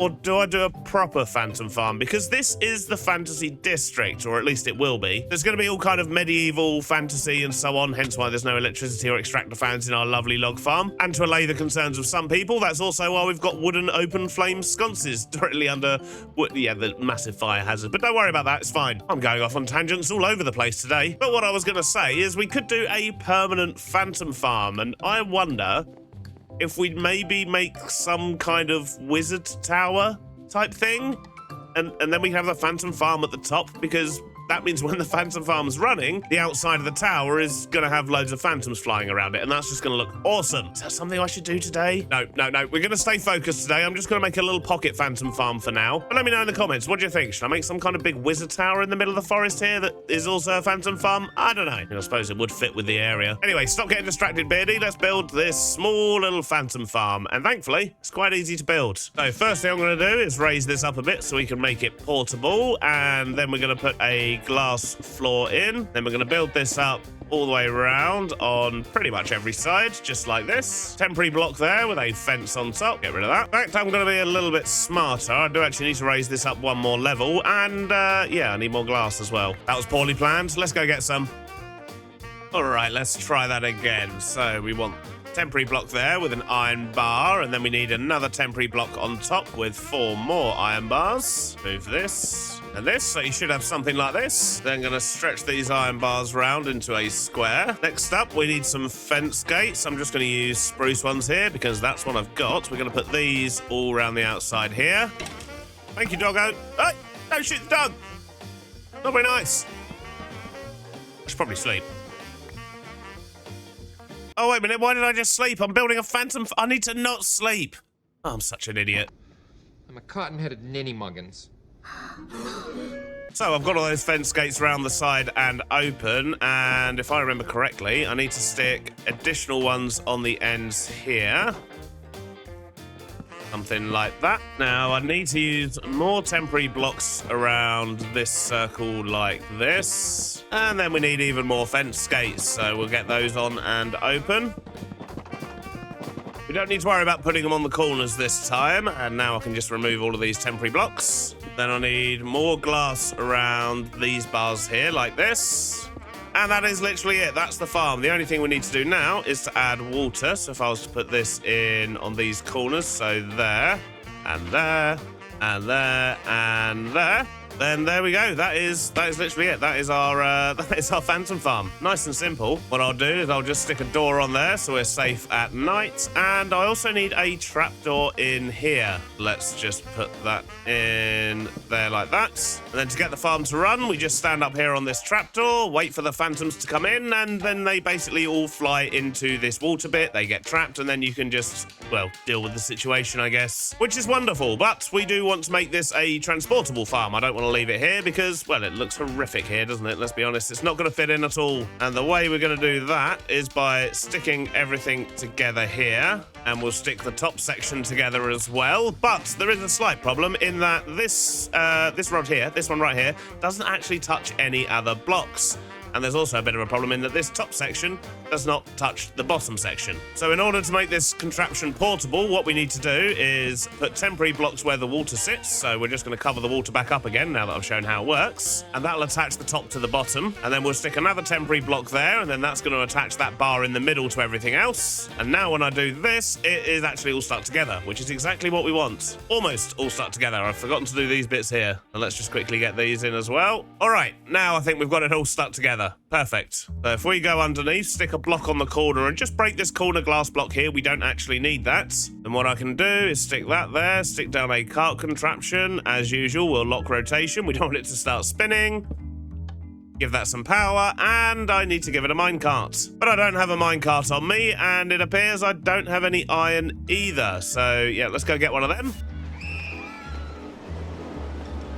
So let's stick a minecart in there, and yoink.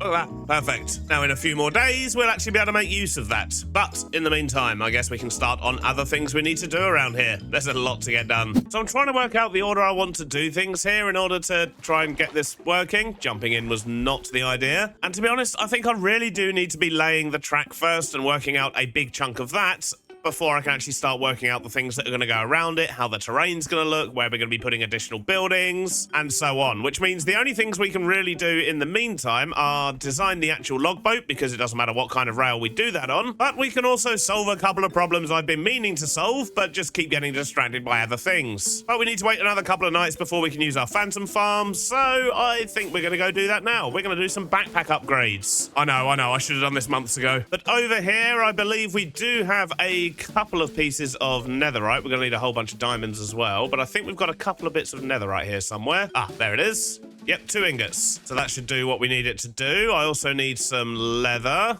Ah, we've only got 3 leather. That could be a problem. That's better. 29 leather. That should do the trick. Okay, so first up, I need to duplicate this netherite upgrade because we've only got 1, and I believe I just do that with one of those, and a whole bunch of diamonds. Is that right? Nope, that's not right. Oh, come on. It was right, but it's not a shapeless recipe. So let's just get a bunch of these. I mean, we only need 2 of these for now, but it's good to have backup. And then I don't think we actually have a smithing table here, do we? Let's quickly get one of those. And what I want to do is upgrade both of these backpacks, which is my create backpack and my normal one. And now look at that, we've got more slots, but more importantly, we've got 2 more upgrade slots, and that's what I really need right now. So let's get ourselves some upgrade bases. We need string still. I don't have any in there, which means I'm gonna have to go all the way to the mob farm just to get myself a little bit of string. Yoink. Right, now we can make some of these. We only need maybe 3 or 4. That should be enough. So the first thing I'm going to do is actually upgrade my stack tiers that we've got here. So we're going to put that one in there and upgrade that to diamonds. And we're going to do the same with this one here. Although I need more diamonds. There we go. So now we can hold a lot more stuff in our backpack. Each slot can hold 16 times what it usually can. That's good. And now I need to make one of these, a feeding upgrade. You've all been screaming at me for months to do this, and I keep meaning to. I just hadn't got round to it. So what do we need? Golden apple, golden carrot, glistering melon, and an ender pearl. Right, well, we have an ender pearl. That's a good start. We have a carrot. We have an apple. Don't have any melon. Oh, dear. Yeah, there's no melon anywhere. We're going to have to go to a jungle to get some melon. Thankfully, there's one not too far away. And although there's a thunderstorm going on, we're going to have to put up with it because I can't sleep. I need my phantoms. Ah, there we go. Melon. That'll do. And while we glide our way back, let's actually make some of these things. So, golden apple. I think you have to actually use gold bars for those, right? Yep, there we go. We need nuggets for the carrot, and I believe it's also nuggets for the melon. I guess we're about to find out. It is. Wonderful stuff. Now we can make a basic feeding upgrade, but I would like to make that a bit fancier. So, yeah, we need to go get ourselves a bit of redstone. All right, so there we go. That's our feeding upgrade, and what this does is it will automatically feed me edible things from my backpack whenever I'm hungry, so I don't need to worry about eating anymore, which means you can stop shouting, eat at the screen. See, look, I'll do it all for you. And we've still got 1 upgrade slot left, so for now, we might as well chuck our magnet back in there. Something else I'm going to do is just grab a bit of dye for these backpacks so I can tell which one's which. So I can either put pink bits on the side or make the entire thing pink, depending where I put the dye. And I think I just want to make it pink. And we'll make this one red. So the red one is random bits and bobs and design bits and copycat panels, and pink is create. Perfect. Although this backpack could also do with a couple more stack upgrades, or better stack upgrades, I should say. So let's quickly make an iron one, then a gold one, and we need to grab a few more diamonds. And there we go. So there we go, we've got the diamond stack upgrade in there. Sadly, I don't have enough diamonds to actually do this one as well, but that'll do for now. I think we only need to wait 1 more night until we get phantoms now. So I think we'll take this time just to head over to our sort of temporary track making machine we've got over here and change it a little bit, because currently it's going to make narrow rail, and that's just not what we want. So to get this working, what we need to do is remove the saw, extend that belt all the way to there, put that in, in. Going to need another deployer, so I think that's what I need for a deployer. No, we need an electron tube. Thankfully, we have one of those in here. But that deployer next to this one with a chute on top, barrel on top of that. And for now, I'm just going to make a little bit of normal rail. So if we put iron nuggets in there and then put slabs in here, that should just give us normal spruce rail, I believe.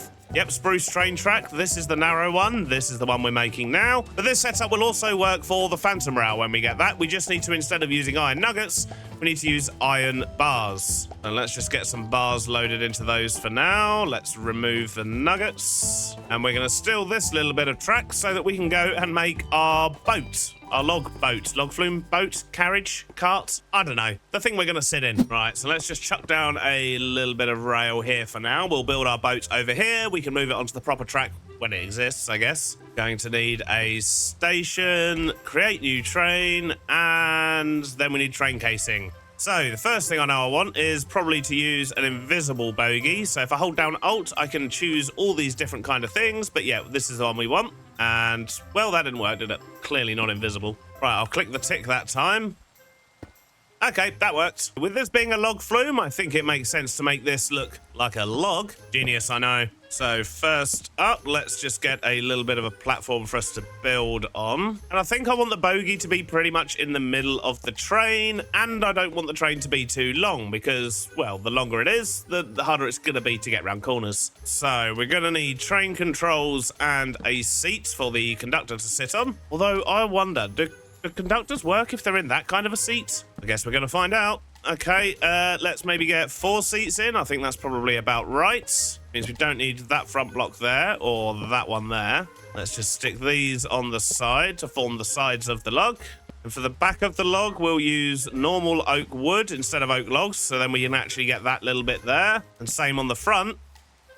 I mean, I think we're almost there. This is going to be the most basic boat you've ever seen. But it does just kind of want to look like a log, so I guess that makes sense. Although what I want now, it doesn't appear I have access to. Do I have any zinc anywhere? Nope, back to storage it is. And I'm literally down to the dregs of my zinc at the moment. I think I'm going to have about 12 ingots here, which means I'm going to need to go mining again at some point. But this should be okay for the immediate future, because all I need are some of these vertical slices. If we put these here, not only do they round it off ever so slightly, but more importantly, they cover up this dodgy bit on the seats. Then lastly, I'm going to use some of these half panels just to cover up that little bit there of the, what's it called? The bogey. There we go. And I'll tell you what, I think that's all our small little log boat needs. We don't want anything else. We don't want to overcomplicate it. We literally just want it to look like logs going around with people sitting in them. And I think that's as close as we're going to get. And the idea is we'll have a number of these going around at the same time, of course. So, yeah, we're just going to have to sort of duplicate the timetables, make sure they're all running on the exact same timetable so they stay spaced out. And that should work quite nicely. All right, I think I've got all that stuck together. And, yeah, there we go. There's our little log boat. Love it. And it looks like we've got about 5 minutes left to go before we can start harvesting phantoms because the sun still needs to go down over the horizon. But that will be our 3rd night, so that's good news, I guess. And with that in mind, I think I'm going to go make myself a nice cup of tea, and I'll see you in just a moment when we take care of a whole bunch of phantoms. Night has fallen. I've set up my phantom farm here on top of a tree. I'm just going to wait for some phantoms now and make sure it works. There we go, here they come, and look at that, they've all flown straight into my trap. Now all I have to do is end them. So I guess I'm just going to hang out here for a while, collect myself some phantom membranes, and I'll see you in a couple of in-game days, I reckon. Well, the sun's coming up, I've been here for a couple of nights, and I've got 39 phantom membrane. That should be just about enough. So I just need to pack this away again, so we're going to put these blocks back in the corners, and the block back on top, power it up, and grab it. Let's go. We've already got our machine prepped here, so in theory, I should just be able to do this. And look at that, straight away, we're getting all the phantom rail. There we go, loads of the stuff. Hopefully a lot more than we actually need. And I'm hoping this is all just going to sit nicely at the bottom of the water here. And I'm just going to put in this bit here, because we want to have a bit of a slope. So this is the ramp that's going to take the log boat thing up at the start. And I don't want it to come up far, I just want it to come up a few blocks and then start on its journey. So let's remove some of these blocks. And in fact, let's move the boat as well. We can click to relocate that. And then let's chuck the boat in here. Relocation aborted? Oh no, that's not what we want. And let's try that again. Right, there we go. Our boat is in. And I'll tell you what, I think that's going to be absolutely perfect. Lovely. All right, so I think the best way for me to do this is probably going to be to just start placing a few blocks here and there. Figure out how high up we want it to come at the start. So maybe like this sort of height, because I do want to have it go up a little bit and then dip down a little bit and then weave around these bits. And I guess the downside to using phantom rail instead of something else is that, well, this is a full width rail instead of a narrow one, so I can't turn corners quite as sharply as I would have liked to. So let's just bring that slope up to there. Bring it around a nice sharp corner. And then we're just going to have a little ramp that dips down and then goes around here. So I'm going to get that dug out and I'll bring you back in shortly. Out. So I am making some progress, but it does occur to me I've done a little bit of a boo-boo here because this is a log flume, which means it needs water. And if I was to put water in here, it's going to flow downhill that way, which is going to push the water that side the wrong way. Obviously, this is Minecraft. That's not actually going to happen, but logistically, it just wouldn't make sense. So what I actually need to do is rip out this bit of track here, remove all of this. And to be honest, I'm probably going to need to lower this just a little bit to make it make sense. But essentially, I need this to come over, dip down a little bit, then it can start filling with water, and then it needs to go up a tiny bit before it goes down the ramp. So this could take a little bit of working out. I'll see you in a moment. Well, it wasn't easy. I've had to completely rebuild everything, but I think I've actually solved it now. So we've got a proper bit of track here that you can see comes up and connects, and then it switches to phantom rail. I did kind of actually want to do this bit in normal track as well, but for some reason, phantom rail can turn slightly tighter corners than what this can, which is weird. But anyway, it then goes up again, which means that the water can then escape and roll down this hill here, and it just makes a whole lot more sense logistically. And the good news is my little boat fits up here absolutely perfectly. Now I've just got to work out the rest of the route. And to be honest, I think we can get away with having this a little bit shorter. I mean, I want the riders to be able to see things after all, and then that's the level we'll bring the water up to. Yep, that should work nicely. Right, let's work out the rest of this route. This is probably going to take me all afternoon. Well, I'm not going to tell you how long this is taking because it's, well, frankly, it's quite embarrassing, but we are slowly getting there. We've got the base bit of track here that just sort of goes round and then goes up. This is going to then loop round, go round this way, and then dip down, and this is going to go into a bit more of a natural river, which we're going to have flowing in from somewhere over there somewhere, I guess, because I don't want the whole thing just to be tubes like this. I mean, that's just going to look a little bit weird. So it's going to go down into a natural river here. We're going to have another building here of, oh, my days. It's all kicking off. The ride's not open yet, children. You must leave. Get out of it. So, as I was saying, we're going to put a building down here. This is going to be something else to do with the wood yard in some form or another. We're going to have a nice mill on the side of it and so on, just as an area of interest, really, because we do need to make sure that as this ride goes round, we've got things to see, things to look at, and so on. And with that in mind, once we get to the end of the river, what we're going to be doing is we're going to be building some kind of a hillside mini mountain. I don't really know. I haven't quite decided yet. But we do need to have a big drop on this flume somewhere on this log ride. So what I want to do is go into the mountain here. We'll probably have some interesting stuff inside, some kind of dioramas and whatnot. And then it's going to go up a great big slope. And then after that, it's going to do the big drop. But yeah, I have the strangest feeling this could take quite a while. But as it had been about 3 hours since the last clip, I figured it made sense to actually give you a little bit of an update of where we're at here. And of course, we are going to make this look good. We're going to blend it into the terrain. I've had a little play around just with some shapes at the back here. I think maybe some stairs and slabs underneath to hide the mud would actually work quite well. But yeah, with what blocks we're actually going to use, I have not as yet decided. Oh, geez, right, okay, I need to sleep, clearly. I suppose it's not like I need any more phantom membrane. I just need to find somewhere to nap. Right, okay. Ha! That's what you get. Burn. Right, anyway, where was I? What do I want to work out next? I mean, to be honest, apart from mud, I'm actually getting quite low on resources as well, so I should probably go turn my spruce farm back on and just carry on laying out this track. I'll bring you back in when hopefully this is looking a little bit more track-like, maybe even a little bit polished, but who knows. There's so much to do, I can't even decide what direction to go in right now, so I think I'm just going to have a cup of tea and mull it over for a bit. And turn the spruce farm back on. More spruce, please. So following the last clip, I had a bit of a crisis of confidence with this project, partly due to how long it's taking just to put in this route, but also with how I'm actually going to integrate the tree farms better, as they're not really doing it for me at the moment, if I'm honest. But following a 2-hour discussion with Mrs. B and a couple of cups of tea, I've revised my plan for the route and tree farms, and I think I know how I'm going to make this an awesome attraction. The downside is there's no chance of me getting it all done in this episode, so we're going to focus mainly on getting the route in and probably building that mountainish area behind me, as that's going to kind of dictate how the rest of this area is going to lay out and how it's going to look, and really should help set the tone here. And then we're going to be focusing on all of the immersive elements, the sound design, and of course the extra buildings and things we need to put in, most likely in the next episode. As I say, we're probably not going to have time to get it all done in this one. It takes so long to put in the dang route. But anyway, let's get in here, and we're going to carry on with the route where we are. I do need to make a small change. I need to get rid of that kink there. I don't really know why I put that in, and now it's just really annoying me, so that's going to have to go. And then we're going to sort out this bit where it goes into the mountain, which is going to be a lot of fun. But yeah, I think I really want to fix that first. It's bugging me. I mean, why did I even do that? It's just not needed. Okay, so I've sorted the kink over there. It's all looking a lot smoother and a lot better. We like that. And now what we're going to do is sort out the cave entrance. And one of the issues I was having before I had a little chat with Mrs. B was, well, this is a log flume. We need a great big drop somewhere. And obviously that's going to come down off the side of the mountain. That just makes sense. But there's not a lot of space here. And it was a question of how am I actually going to get people to the top in time? Because it takes quite a lot of space to go up, and it takes an equal amount of space to come back down again. But we have come up with a solution, and it's gonna be an interesting one. So the first thing I need to do is get this track going straight. So somewhere around here, hopefully I'll be able to put it down. Anywhere? Oh, I just don't have enough track, I see.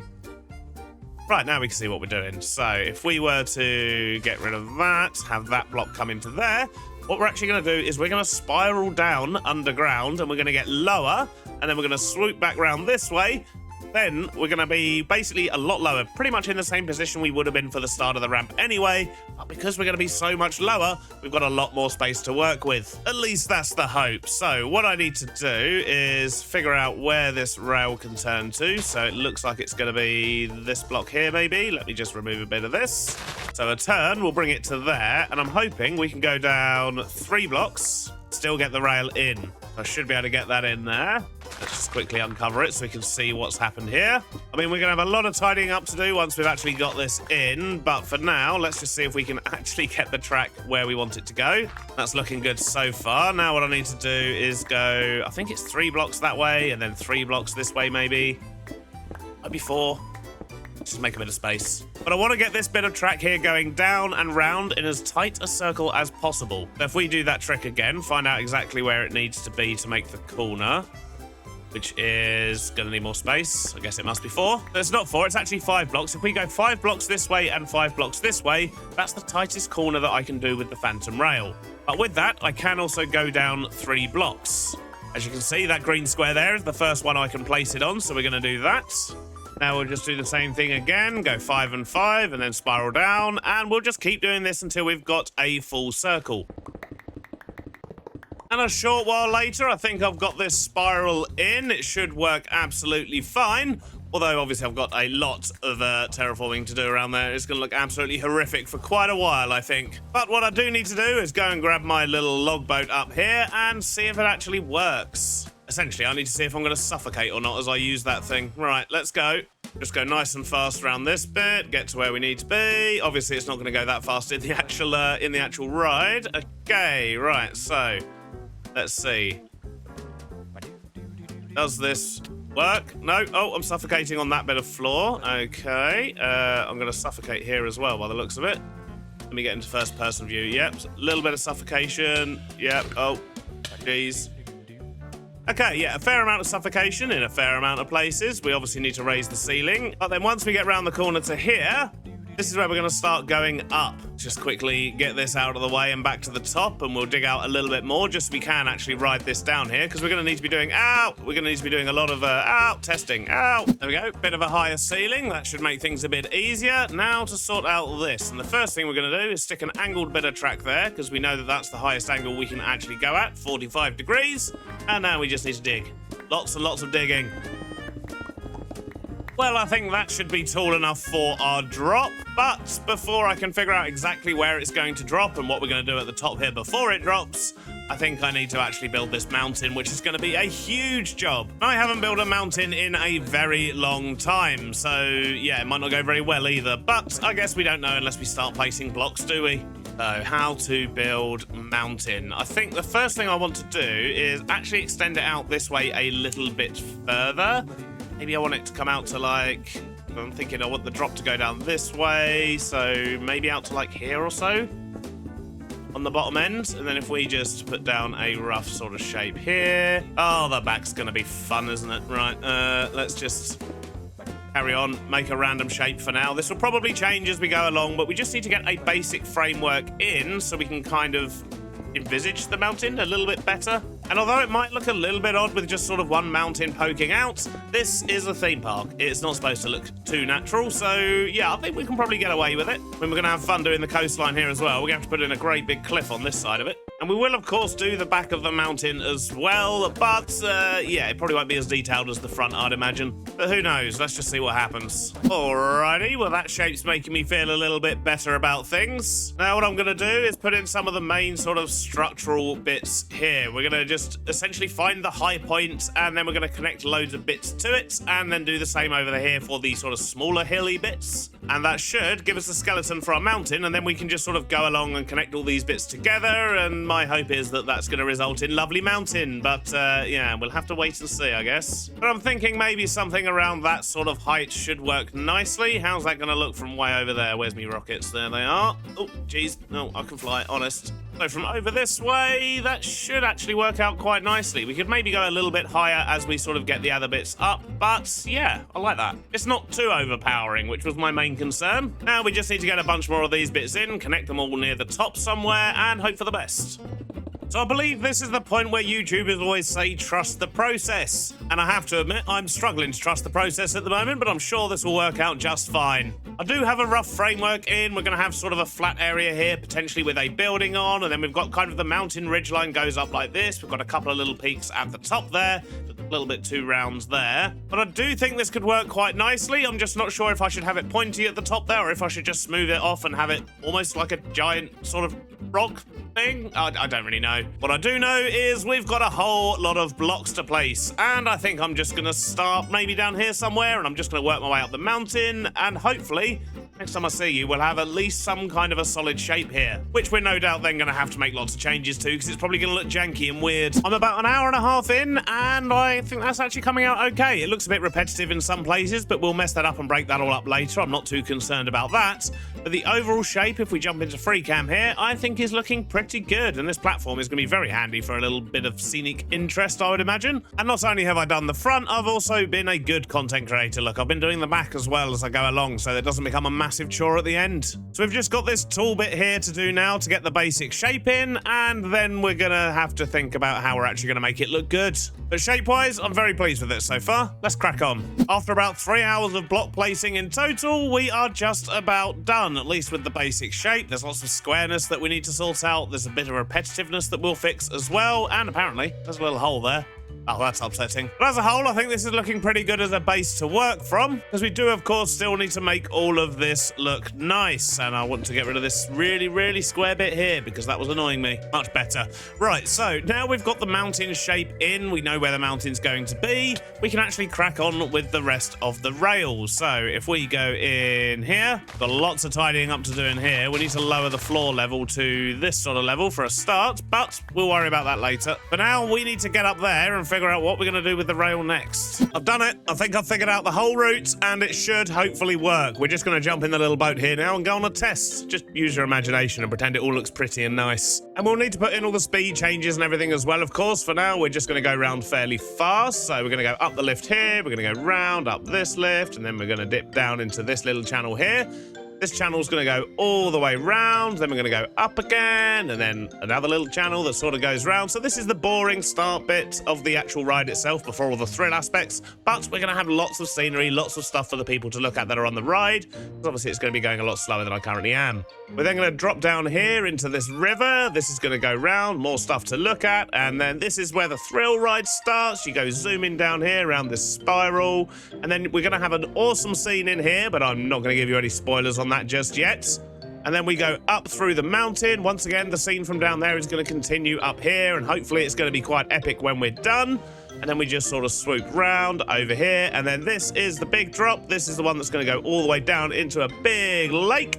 And you may notice I've removed the mangrove farm. It was kind of in the way there, but I do want to relocate a couple of these bits anyway, so that's not really an issue. And then we're going to go round in a natural river all round this way, and then this is all going to look lovely at the start of the ride, because obviously those stairs right there, that's where people are going to start the queue. So yeah, we need to make all this look nice, and then we go over this bit here and back to the start. And it's taken me over 2 days just to get that track in, so yeah, making it all look nice, that's going to be a really big thing for us to do in the next episode. But sadly, that is all we've got time for today. I hope you've enjoyed it, and I'll see you on the next one. Bye-bye now. Well, we've certainly got our work cut out for us today. There's just so much to do. Last episode, we had a minor crisis while planning the layout for this log flume, and as a result, we did get the track in, but this place now looks a bit like a disaster zone. It's also looking very 2012 Minecraft with all that spruce wood everywhere, but there is a whole lot to do around here. So much, in fact, that I'm going to tell you now I will not be touching the mountain today. I've got a very cool plan for that, and it's going to need an episode all of its own. So that means today we're going to be focusing on the outside here, and this is going to be really difficult. Before we dive in, though, as always, I do want to say a huge thank you to Cyberpower UK for sponsoring this episode. If you need a shiny new PC, please do check out the link in the description. I've also just been reading all the comments on the last episode, and I have to say the Wizard Tower idea seems very, very popular, so I think we'll definitely be adding that into this zone somewhere, probably over there in the distance behind me. But once again, that's not something we'll be doing today. That'll just be a future project for us. Now, due to recording time constraints and the sheer amount of work we need to do around here,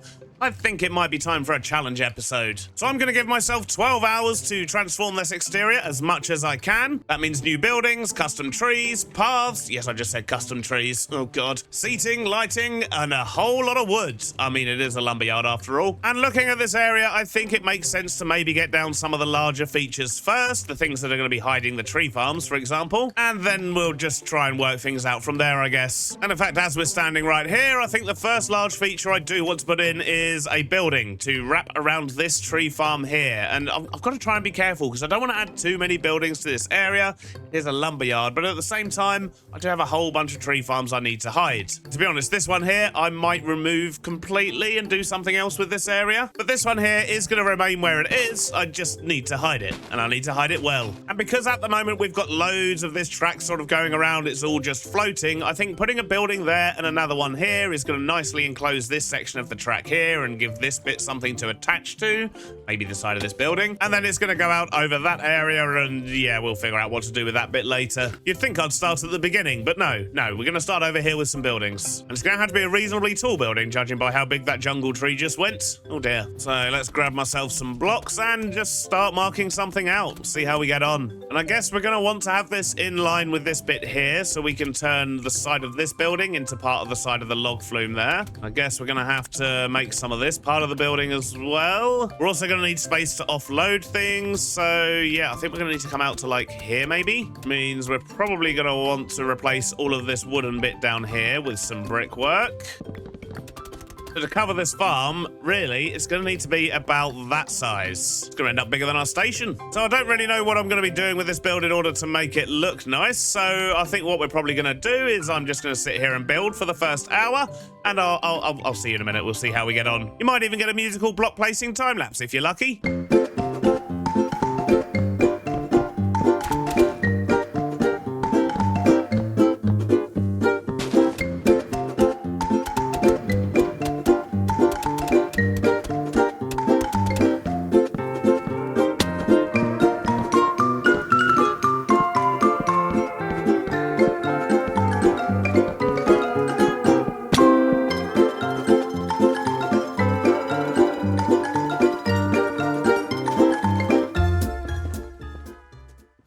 A little over 2 hours and one musical montage later, I think we have a building that I'm okay with. I think it's okay at the moment, but I think once we get everything in around it, it's really going to help set this in place. It's a lot bigger than I would have liked, but at the end of the day, it does have a tree farm inside, so we need to make sure that's still doing its thing, and it's got plenty of space to grow. Well, we are getting some leaves stuck to logs in here, but that's fine. This is all on the inside. No one's ever going to see this, apart from the fact I just showed you. But I've stuck with the same color scheme that we used on this build here, and I've even put a fence in this wall on this side so that as the flume ride comes down here, you can actually see the tree farm working on the inside. Now, that feels a lot more immersive than it did before, just having it out in the wild. And with that in mind, need to figure out what we're going to do about this. And I think I actually want to work on the area between there and here now, try and work out what I'm going to do in terms of paths. This has stopped. Why has this stopped? Why is there a hole in the floor? I have a feeling these things might be related. But we'll sort that out later anyway. Something I do actually want to do is add a lot more logs that go around this thing. It's just one log at the moment, which is, well, it's a bit feeble, isn't it? But yeah, I think working between here and there and getting all this bit here looking nice is definitely going to make me feel better about that building. And we need to work out what we're going to do about all of this 2012 Minecraft goodness we've got going on here with the spruce. I mean, I do want it to be spruce, but I don't really like how it looks at the moment. So yeah, we're definitely going to fiddle around with that a bit, put some supports on it and so on. And while I think of it, something else in the comments that people said, there was a couple of comments actually that refer to this lift. One is that it should be belts, and I 100% completely agree, but the problem is the train actually runs on track, not on belts. So I can't actually put belts there. If I was to use phantom rails and put a belt over the top, it ends up so high up, it just doesn't really work or look good or, yeah, fit very well at all. So we're not going to be doing that, I'm afraid. However, when I was questioning why phantom rails can go around sharper corners, it's because they work a bit like narrow gauge tracks, to the point where we can actually connect them together. So what I can do is I can replace this with a narrow track, and that should look a whole lot better up here as well. So first things first, what we're going to do is actually remove this farm. We're going to need to relocate that somewhere else, because I really don't want to have another giant building right here. So let's quickly chop this down. Right, there we go. Farm's gone. Now to work out what I want to do with this thing. Let's maybe start with some structural supports and go from there. So a short while later, I've got the supports in, and I think I'm a lot happier with how this is looking now. I've just shortened the top a little bit, added some fences instead. I've swapped out the spruce for a different kind of spruce. In fact, a few different types that I think do work quite well together. Some of them are connected, some of them aren't. I've tried to make it look a little bit sort of bodged together, basically. And at the moment, I'm trying to decide if I want to leave it open like this on the sides, or if I want to keep it closed off like that. And I'm thinking closed off probably does look a little bit better, doesn't it? But either way, it certainly looks better than this side, which is what we had before. So, yep, good stuff. Let's just get the rest of this bit finished, and then we can start on the landscaping out the front here. And a few minutes later, that's this side sorted as well. It's definitely looking a whole lot better, but it's still standing out like a sore thumb. We need to actually sort out the terrain around here. But while I was doing that, I did also take the time to do this big one here coming off the side of the mountain. And I know I said I wasn't going to do anything with the mountain today, and that does stand true, but I do want to do some stuff down here, and that does kind of relate to the mountain, because we're going to be having a waterfall come down off the mountain through this little sort of divot here, and that means we need a great big pool at the bottom here, and then connect that up to the river over here, so this all kind of makes a bit more sense. And I think that's going to be my next task, is essentially just to dig out a nice big area over here, and get the rest of the river in that's going to connect all of this up, as well as maybe swap out these grass blocks for some coarse dirt, because that is going to be the majority of the area around here, I guess. If we just bring this around here, something like this, curve off the edges, that's going to be the bottom of the waterfall there, and then we want the river to go this way, and then we just need to fill up all of these holes and make it a nice river that can contain the water, because currently it's going to make a right mess. We will of course tidy this up and make it look nice, but I think shape-wise that should work perfectly. Now what I need to do is get all the ground around here sorted out. I want to show where the actual paths are going to go. I've got a rough marker here at the moment, and you can see where it's going to go into the mountain, but I might also loop that round this way here as well. I don't really know yet, but I also need to work out what blocks I'm going to use for the path and how I'm going to make all of this look like a forestry type place. So I guess it's time to tear up some grass, and I'll see you in just a moment. Well, I've got as far as replacing the grass with coarse dirt to work from as a better base, and I've started marking out where the path's going to go here with some mud blocks, but I've run out of mud blocks. I've none left whatsoever, which means we need to go on a mini adventure to go get some more mud and some wheat. And there we go, I've got plenty of mud, let's crack on. Although I should probably fix my shovel before that becomes a problem. Progress, we have a path, and what I've done is I've put it going through this way here, so you can actually walk down this side, and of course you'll be able to walk round this way and into the mountain. And this of course is where the people will exit the ride. They'll also be able to head down this way here. I might potentially put a bridge over the end there to connect the path on along this side, because the idea is this path here is going to loop back round and head back into the main part of the theme park. I think before we go any further though, I need to get some detail in here, so maybe some wagons with wood on, some other piles of wood, some benches and lighting and things like that all along this side, and maybe a little bit more wood over here. But on this side here, I think I want to have maybe some chopped down trees, as if this is an area that has been worked fairly recently. I do want to have this bit be a little bit more open, so as the visitors are walking along this path, they can of course see the mountain, they can see the ride, and they'll be able to see the river and the lakey type bit over here as well. And it means I can avoid making custom trees just yet. Now I'm going to start down here with some wood piles, because, well, we've got this one being picked up by a claw grabby crane type thing, so I think it makes sense to maybe add some additional wood here that it's sort of grabbing from. And what we're gonna do is, with this log here on top, I think I'm actually gonna spin this round. So if that's gonna work, I should probably stick it together first. And let's just glue that. We'll glue it to this log here as well. We'll grab ourselves a mechanical bearing, and do I have any valves? I have one. That'll do. Just gonna stick that on there, and if we crouch click, it will face it away from us. Want to set this to only place when anchor is destroyed, and then let's maybe set this to 11 degrees. A little bit more, maybe something like that. And as that's our only valve handle, we're going to take that with us. That's probably going to come in handy elsewhere. And if we just get all of this blocked up, yeah, that works quite nicely. And I'm also going to add some smaller bits of wood down the bottom here, and I think if we click that again and again, yep, there we go. Look, we can get some smaller logs going. Now, maybe we should put some kind of cart here.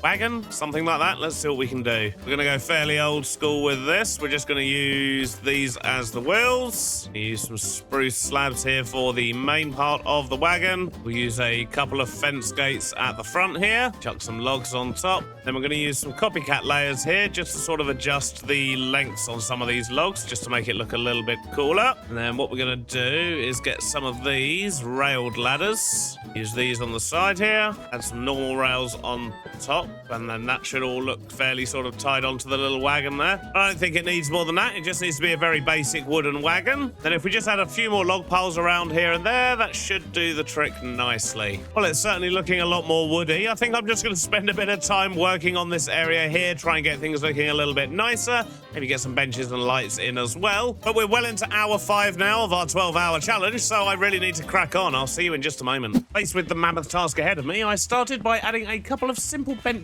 made from extinguished fireplaces and trapdoors, then added some street lamps using tuff and spruce, as well as a few of those sconces, because they just look quite cool in this area. The addition of a couple of piles of wood and bushes helped fill out the corner, alongside a couple of straw statues to mimic animatronic features. That one's just having a bit of bread. Around the other side, I added some birch, another wagon, and a couple more straw statues hauling some logs, opposite which I used oak to create a small work area and log piles by the river. I then tried to add a couple of custom trees with mixed results. I then filled the lake and parts of the river, and I'm just about to add a waterfall, but I thought I'd bring you back in for that bit. It's actually looking pretty good from up here. And that also does show me the scale of what we've still got left to do, and we're almost halfway through our time. But anyway, let's see how the waterfall goes. So let's jump into free cam, see how it flows. Okay, good. I was about to say it's a little bit narrow, but that little pop out there helps. It's very straight on this side.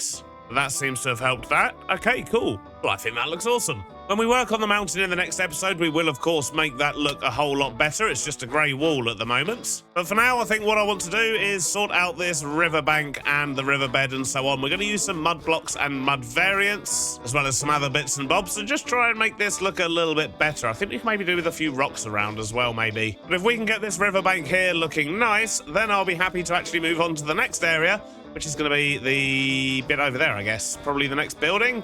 I do really need to put another building in there. I still need to figure out where I'm going to put that tree farm I removed as well. But that's a problem for future, Beardy. For now, let's make the river look nice.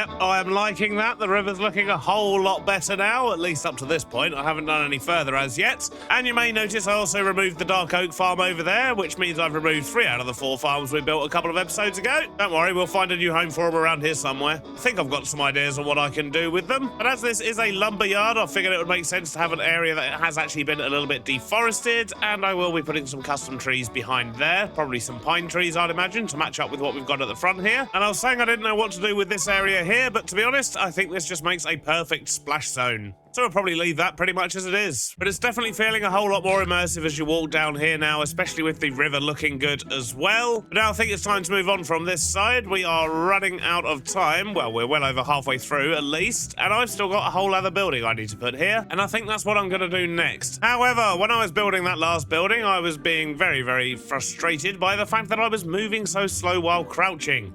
I think it's about time we went and got ourselves some swift sneak. Means we're probably going to need to go find ourselves an ancient city somewhere. This could be interesting. Let's just dump all of this in my bag and get ready for an adventure. By which I mean grab some torches. I think that's all I need. And I'll see if I can dig out my nature's compass as well. That might make this a little bit easier to try and at least locate the deep dark, which might then lead us to where we want to go. An ancient city. Surprised we haven't actually been to one yet this season. There's a lot of basic things we haven't done because we've been too busy building a theme park. Right, torches, compass, and we'll take some wool as well, just in case we do want to be sneaky. But we do have wings, so to be honest with you, I don't think we're going to get in too much trouble here. Hopefully we will just be able to duck in and out nice and quickly. Let's see where the nearest deep dark is. 1,500 blocks in that sort of direction. Everything's always in that direction. Look, every time this direction. It's probably under this mountain over here then, isn't it?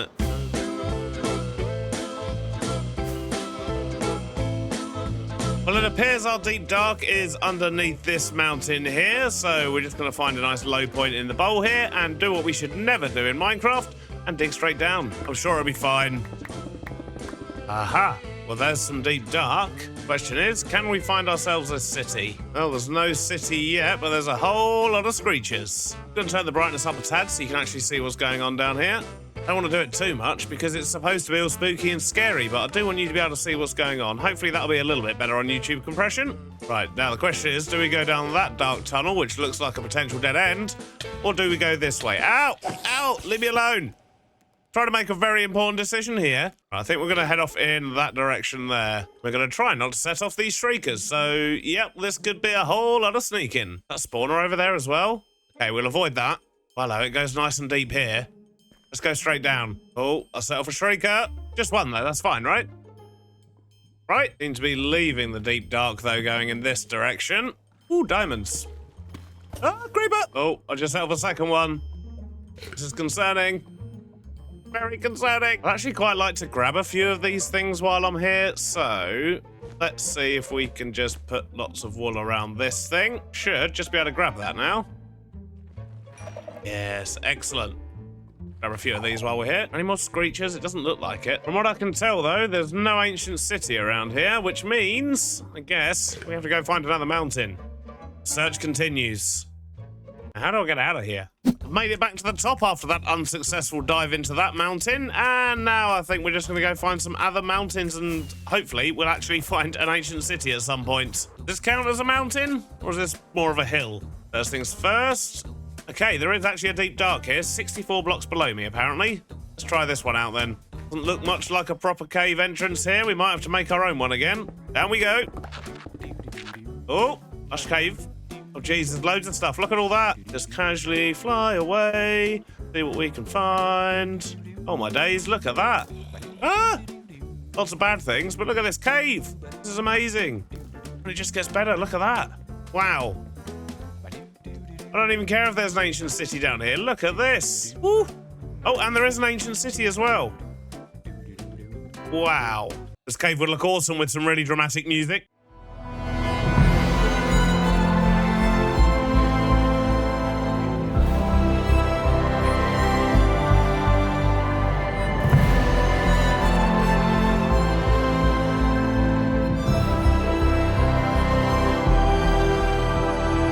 Right, enough of that. I need to stop procrastinating and go raid that city. Let's see what we can do. Don't panic, don't panic, don't panic, don't panic. Question is, do we stay sneaky or do we go smash and grab? Smash and grab's a lot more scary though. How about we start off sneaky and then see what happens. Oh, it might be a smash and grab. I think I can hear a bad man. I think I brought a bad man out. Definitely heard him. That might have been him leaving, though. Swift Sneak 1 is a start. Oh, and another Swift Sneak 1. I'll take it. Oh, that's a bad man. I don't know what direction I flew away. Oh, is that him over there? Yeah, there he is. Look at him. Big spooky boy. I think I'll just stay over this side for now. Struggling to find many chests, if I'm honest. I know we got these ones. I think the main problem is I've not been very methodical at all about this. Aha, there's a chest. Oh, bad man's coming. Run away. Oh, he was over there. I just saw him.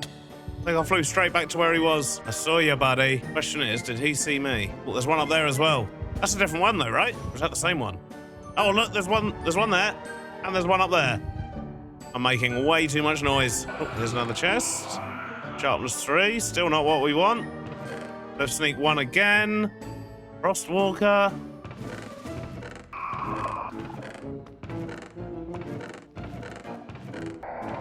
Well, I've done a lot of running away, and I've searched pretty much every box in this place, at least all the ones I can find, and we have got lots of books, but not exactly what we're after. We've managed to get 3 Swift Sneak 1s, which maybe might be enough. I mean, that will give us Swift Sneak 2. It's definitely going to be better than what we had before. So with that, I'm happy enough to try and find my way back out of here, which I have absolutely no idea what direction that was in. And there's probably quite a lot of those big boys running around at the moment. Oh! That's not going to help. How do I get out of here? Is it this way? Yes, here's the wonderful cave. Now to remember how I made my way into this cave. Oh, we're almost there. I can see terracotta again. Oh, look at that. We're free. We're free. I mean, there were some wonderful lush caves down there, but I'm happy to be out. Where am I? This isn't where I went in, is it? At least we got some Swift Sneak, and that means that we can build this building a little bit faster, hopefully. I'm really hoping that was worth the time investment. We're on a very strict schedule here today. So let's just get these combined together. And I think we put these on our trousers, right? Yep, perfect. And now we're going to be ever so slightly... Oh, actually, that feels quite a lot faster compared to what I've been putting up with. Wonderful stuff. Now, let's get back to work. We've got another whole building to get down.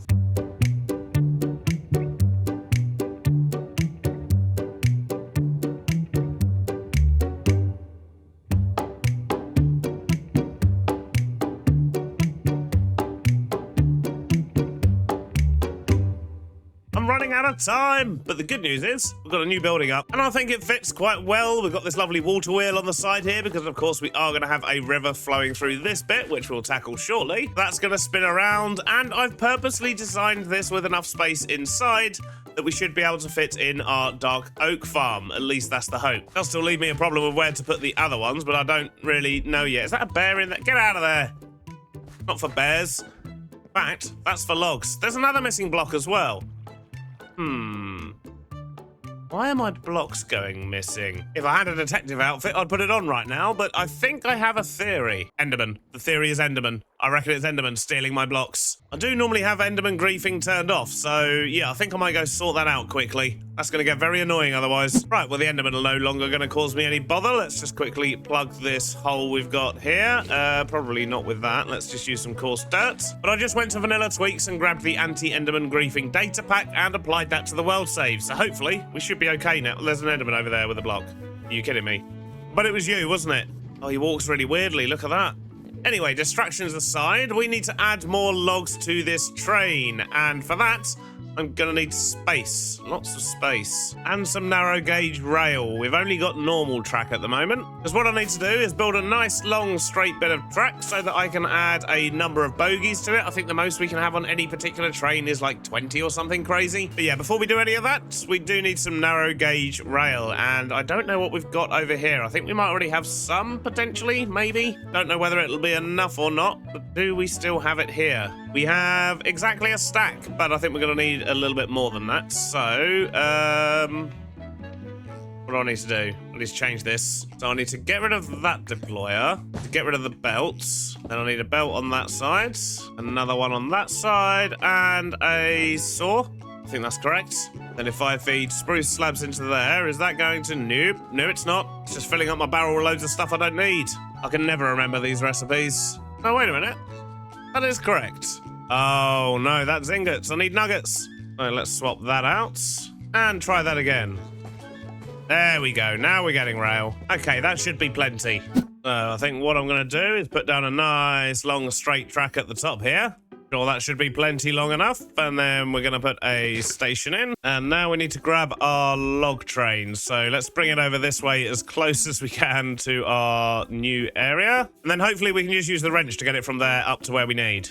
Let's put that there, and then we'll grab him and stick him up here. Wonderful. Now all we need to do is disassemble the train and then add lots more logs. So first up, we'll just chuck down a whole load of bogies. There we go, loads of bogies. But I don't want to have logs on every single one of these because, well, that's just going to look way too cluttered. But I do need to make sure that I attach something to every single bogie, because if I don't, when I actually go to make the train, look, it says no structure attached to bogie 2.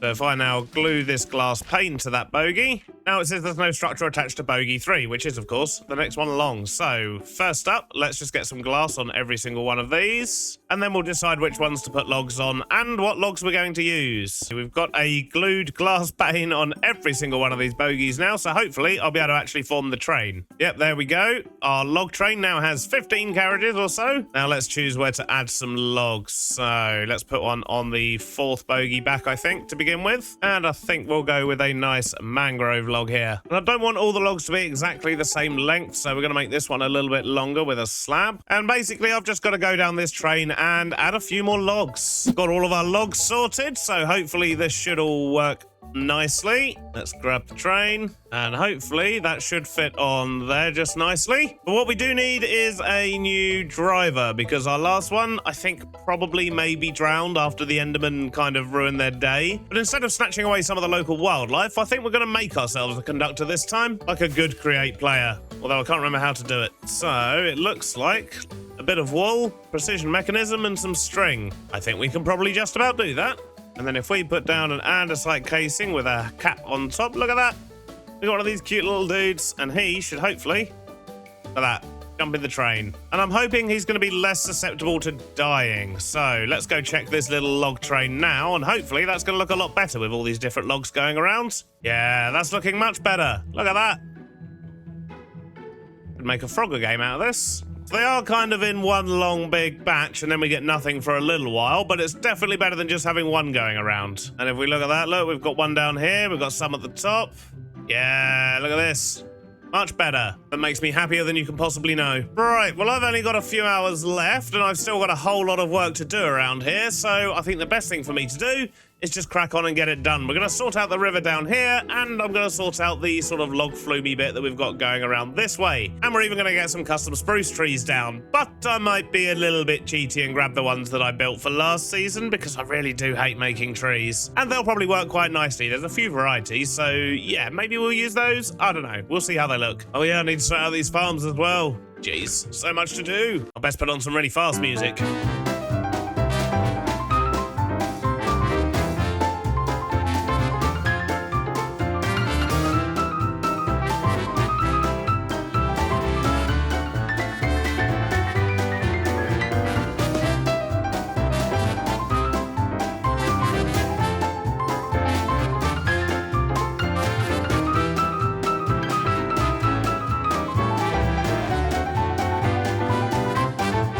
That's it. That's all I can do. I can't do any more, partly because my brain is melting, but also because I'm actually out of time. I'm supposed to be leaving the house in about 45 minutes for the weekend, and if I don't get this video done before then, well, you're not going to have a video on Sunday, and that's going to be bad for everyone. I've still got to edit this last bit into the video yet, so I best get recording. Although I did notice something while I was editing, and that is I didn't actually explain why I put so many bogies on the train, even though I've only got 6 logs here. And the short version is that if you put the bogies too far away from each other, then the weird sort of chain thing that connects them together when they go around tight corners or up slopes and things like that, it kind of breaks the train and it stops going round. So I've had to put lots and lots of bogies in just to keep the whole thing moving. But anyway, let's have a look at what we've done here. I've still got some sort of blank areas where I do need to put something, but yeah, we'll cover that in another episode. But this area here now will connect round. This path is actually going to connect around the front of the building, which also isn't done. Really kind of sad about that. I was hoping to get the front area area finished today, but that's going to have to wait, I'm afraid. I do also have this lovely area here. We've got lots of trees up, so a couple of these trees are actually ones that I did use last season, these sort of small ones here and the medium-sized ones. The big new ones here, they were actually designed in Creative a short while ago, but yeah, I don't know. You see why I don't like trees? I mean, they're okay. They'll do. They look like trees, I guess. I think the trick here with these trees is to have lots of them, and then you don't notice how bad they actually are. But anyway, besides that, I've also sorted out the log flume that goes all the way around the top here. I've sorted out the front of this building. I haven't actually got the farms back in there yet, but I have made sure that the customers, or the visitors, the guests, I should say, can't actually get into the buildings because I don't want them to go in them. They're just going to be messy tree farms. That's not for guests. That's for me. But I did also do round here. So this path does actually continue on. I've done the river, which annoyingly, I actually forgot to hit record on the other PC when I did this back area here. But I think that once again works quite well.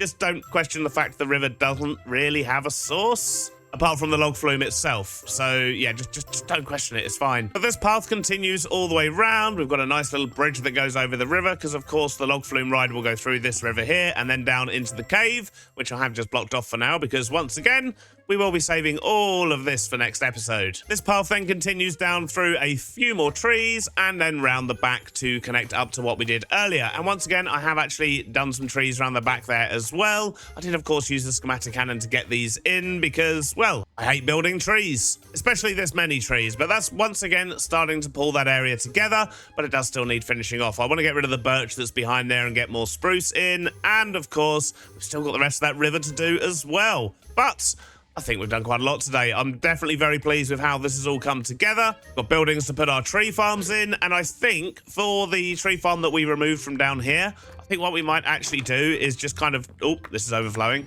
What we might do is just double up down here. We've actually got 3 rows here where we could potentially just plant additional saplings.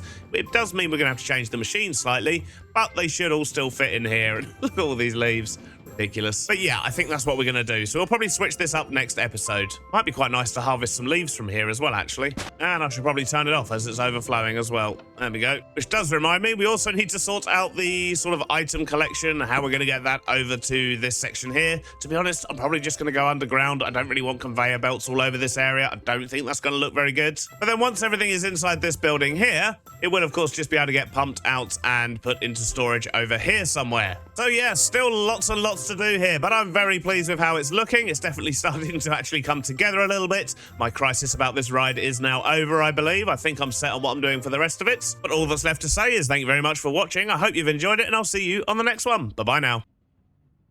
Oh, I'm knackered.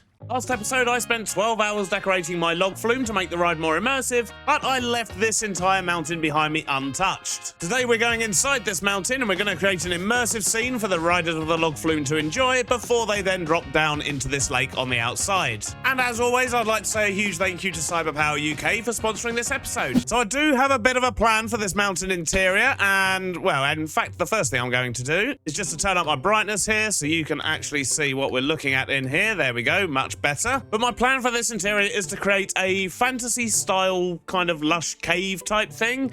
Basically a hidden land sort of lost to the outside world, and then as the riders go up here, they're going to be able to see everything that's going on in here. So think kind of giant mushrooms, luminescent light, waterfalls, foliage, maybe even some cave dwellers of some kind, I don't really know. And of course a walkthrough area at the bottom of the cave here, because there is an entrance here, and that way the visitors to the park that aren't on the ride can also come and enjoy it and actually get a better view, because, well, the ride's going to be kind of obscured, I guess, but it should still be very cool. We're basically creating a whole new biome in here. And I have an idea of how amazing this is going to look in my head, but let's just hope I can actually pull it off. Alongside that, I also need to sort out the mountain exterior because it's just a great big stone blob at the moment. So all in all, we've once again got a lot to do today. Story of my life on this ride, I tell you. I do also want to say a quick thank you for all the feedback on the last episode. Lots of awesome ideas for what we can actually put in this area. And we are going to be expanding on this, of course, as we go on. There's going to be more logs. We're going to sort out lots of other bits and bobs around here. So please do keep your ideas coming. I love reading them. And together we're going to make this ride look absolutely amazing. And although there was a world download last week for YouTube members and patrons, we will, of course, give another world update as soon as this area here is finished so you can actually explore it for yourselves. But anyway, mountain interior. I think to make a start on this bit, what I want to do is kind of sort out everything down the bottom here and get some ledges in, things like that. Just kind of give myself a canvas to work from for making this cave. I might also get the tracking closed as well, just so I can see exactly what space we have. And then from there, we're going to start making this place look awesome. Hopefully. Well, I just came over here to get some spruce, and, well, there's been a slight problem. Yeah, it turns out some of my trees got a little bit too big, and they've taken half my building with it. I was warned about this in the comments. I do have a solution, which we'll get to in just a moment, but first, I need to replace all of the missing blocks up here, which conveniently are now in here. This is not what I was intending to do today.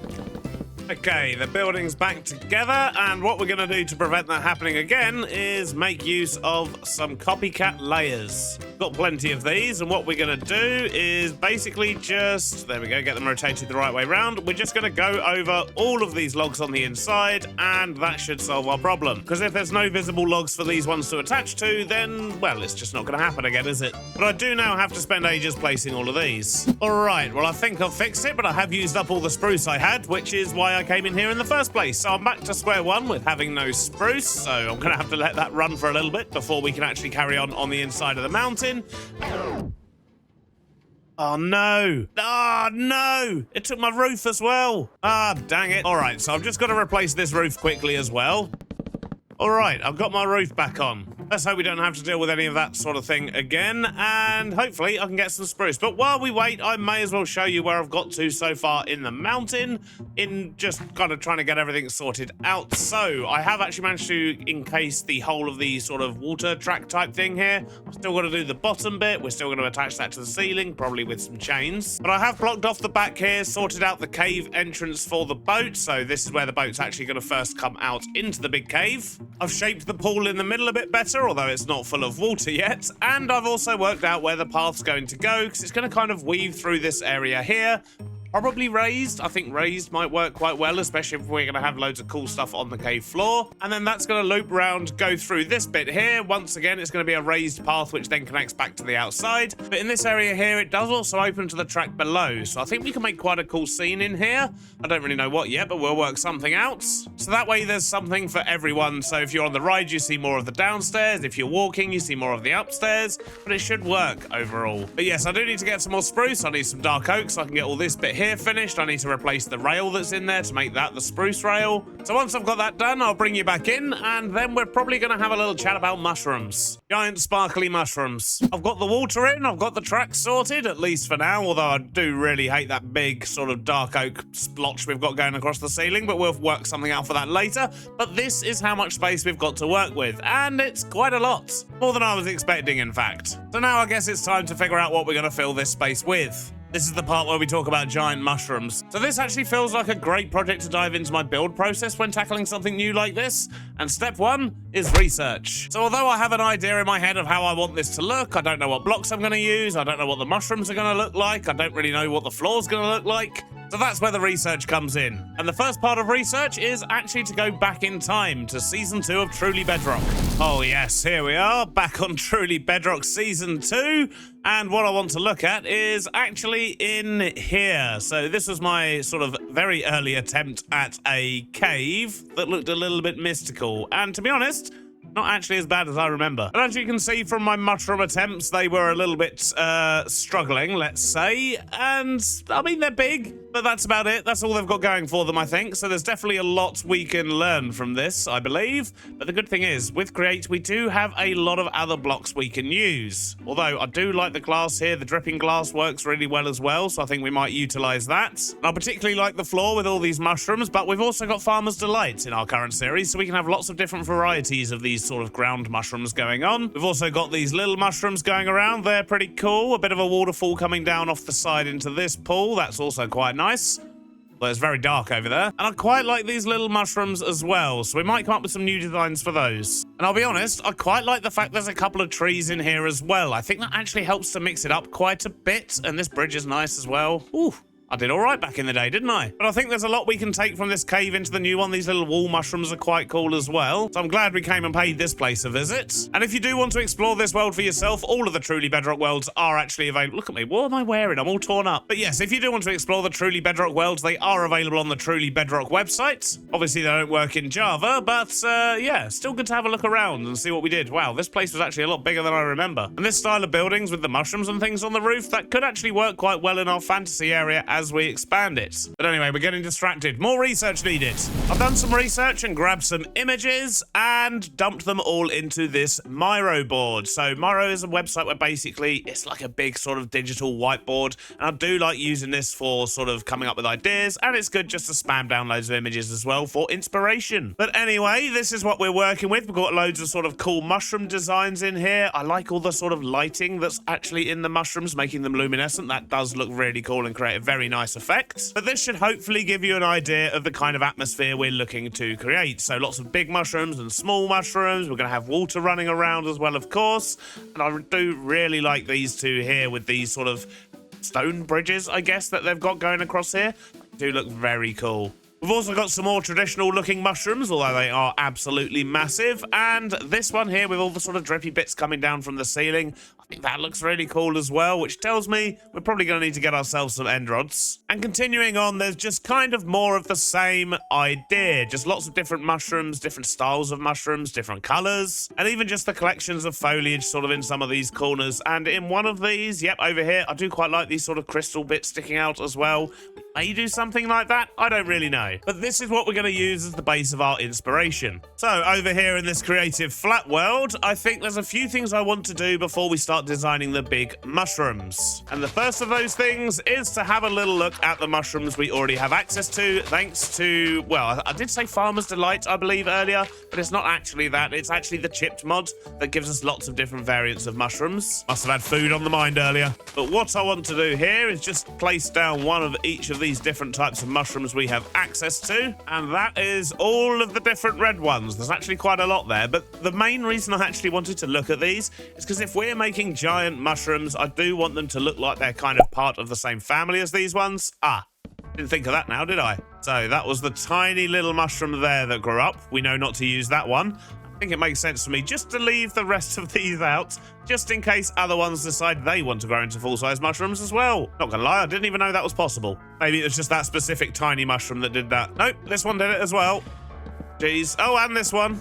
Okay, right, good to know. Right, and this one over here seems to be spreading. Also good to know. We're learning a lot about mushrooms here. Although I do wonder, are they growing because I put them on rich soil? I'm gonna run a little experiment here. While we're building, I'm just gonna leave these over here and see if these ones here grow as well. But I think it might just be the farmer's soil. Because of that, it kind of every now and then gives them the equivalent of a bit of bone meal. And I think that's what's making them grow. So in theory, as long as we don't put them on that stuff, we should be fine to use all of these. But yeah, that was weird. I was not expecting that. Also, thanks to Chipped, we have access to all these different styles of mushroom blocks that we can use in actually building up our mushrooms, which is also very cool. But more importantly, I don't actually quite like these, the different varieties of stem that we have here. But let's just have a quick look. Lots of variety in those. That's good.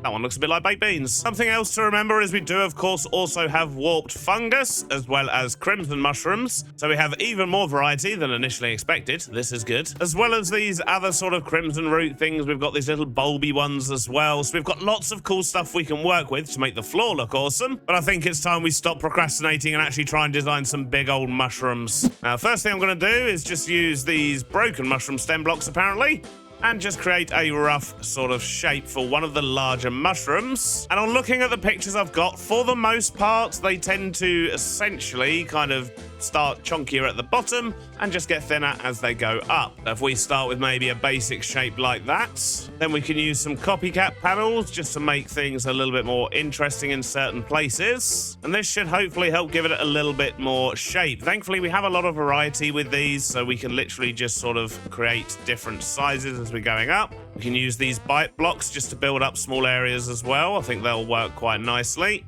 Let's just maybe get a few more in here. But that does soften the shape down the bottom here quite a lot, which should make this look a little bit better once we're done. There we go. Something like that works quite nicely for at least a base to work from. Now we've got to work out the top of the mushroom. This is going to be the hard bit. Now for this first one, I think we're going to keep things simple and just start with the red here. And looking over there at our experiments, I think it's safe to say that not only was it definitely the rich soil that was actually making the mushrooms grow, but yeah, if we look at these sort of red ones here with the white bits on top, I don't think I want to add the white bits on this one, but I do want to do a red mushroom. So yeah, we'll see how we go. The first thing I want to do is just create some kind of a basic shape to work from. And I think something like that could work for our first one, but I think maybe I want to bring this down a little bit more on this side here. But we're just going to use some copycat layers for this, because then it means we can do things in a bit more of a gentle fashion.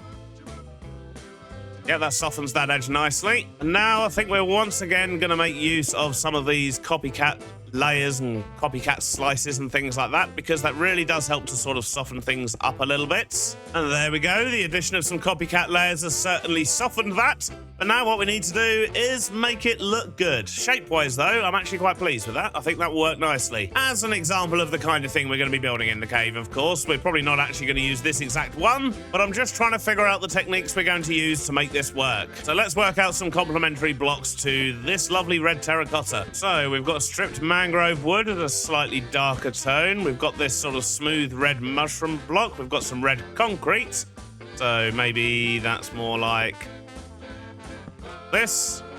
We've got our red glazed terracotta, which is very light. And then off in slightly different tones from the mangrove, we've then got netherrack, so that could work quite nicely as well. And we've also got these sort of darker versions of the netherrack too. So I think we've got quite a lot of variety just within the reds here we can use. There's also more, but we don't want to overdo it. So let's start mixing things up a little bit around here. And I'm just going to potter around a little bit and play around with some textures and see how we can get this looking just using these blocks we've got in our inventory at the moment. And then we'll see if we need to add any additional ones just to make it pop off a bit further. All right, that's looking pretty good. I think that's working nicely. It's nice and sort of mixed up. We've got some dark patches, some light patches.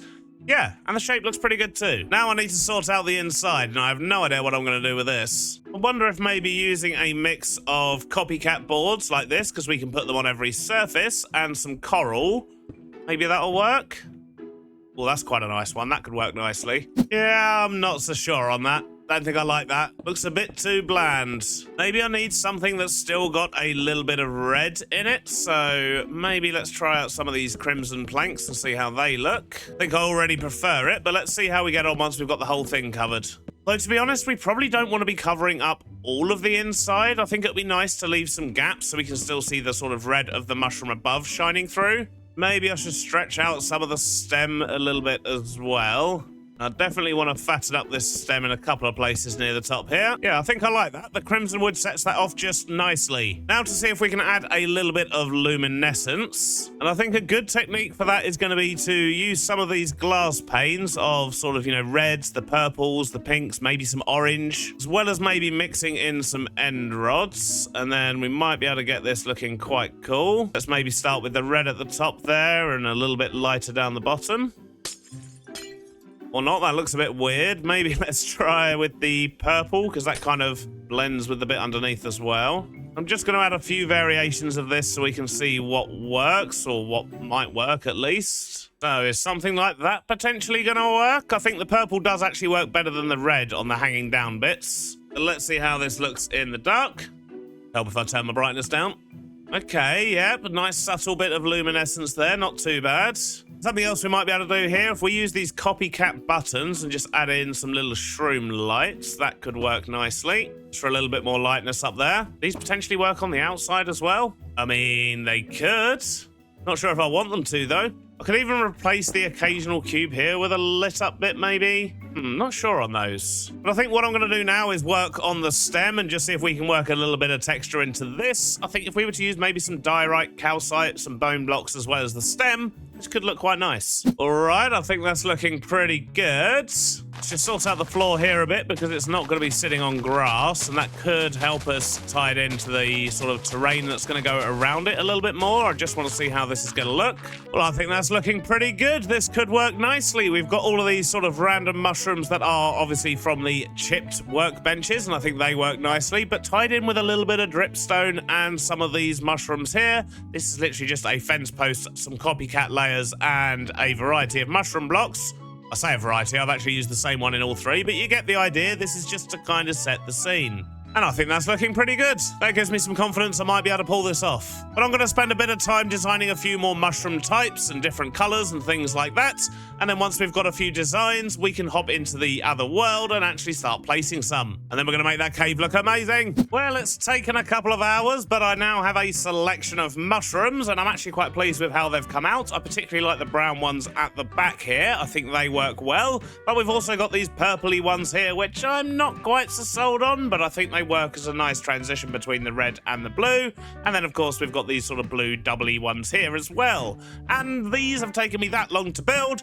I've actually decided to make schematics of all of them, and we're going to use the schematic cannon to bring some of these into the world, and then we're going to sort of manually make up the ones to fill in the gaps. That'll also tell me what resources I need to gather to make these things, because I'm fairly sure I don't have most of the stuff I've actually built these out of. Primarily the mushroom stem, that's going to take forever to collect. But I think once we get some of these in the cave and then we sort out all the cave floor as well, we're going to have some sort of lush green bits in between the sort of brown deady kind of bits where the mushrooms are growing out of. I think this could work quite nicely. But I've got my schematics now, so let's hop back to the cave and see how they fit when they're actually in place. But because we, of course, don't have the resources at the moment, we're just going to plonk down some schematics and kind of see how they look when they're in the cave. Primarily size-wise, and I think the purple ones look about right. But let's just try out some of the others. So that's the big red one.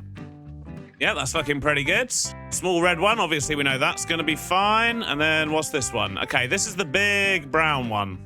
Small blue ones. Okay, cool. I think these are going to work quite nicely. What I need to do now, though, is make a list of all the resources I need to get because, well, there's quite a lot. And for that, we're going to need a clipboard. I've made a big old list, and I think this is pretty much everything I'm going to need. I'm going to need certain variants of different ones of these, but these are the core resources. So we've got the wood and mushroom stuff from the nether, we've got the terracottas, we need some spruce, as always. We're going to need mushroom stems as well as red and brown mushrooms and the actual mushroom blocks and some shroom lights, once again from the nether. We need end rods, we need basalt, mud, all the dirt, podzol, fences, and, of course, all the zinc in the world, because we're using quite a lot of copycat panels for this.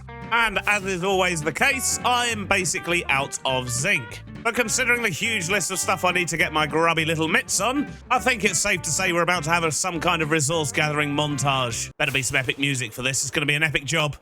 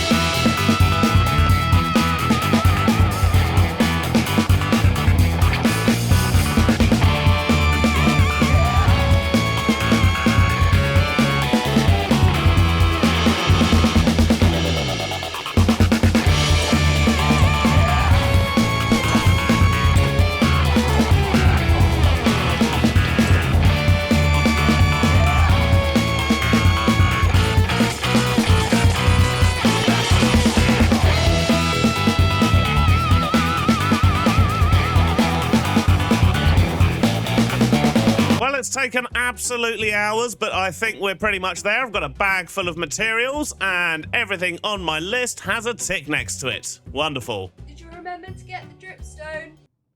Dang it!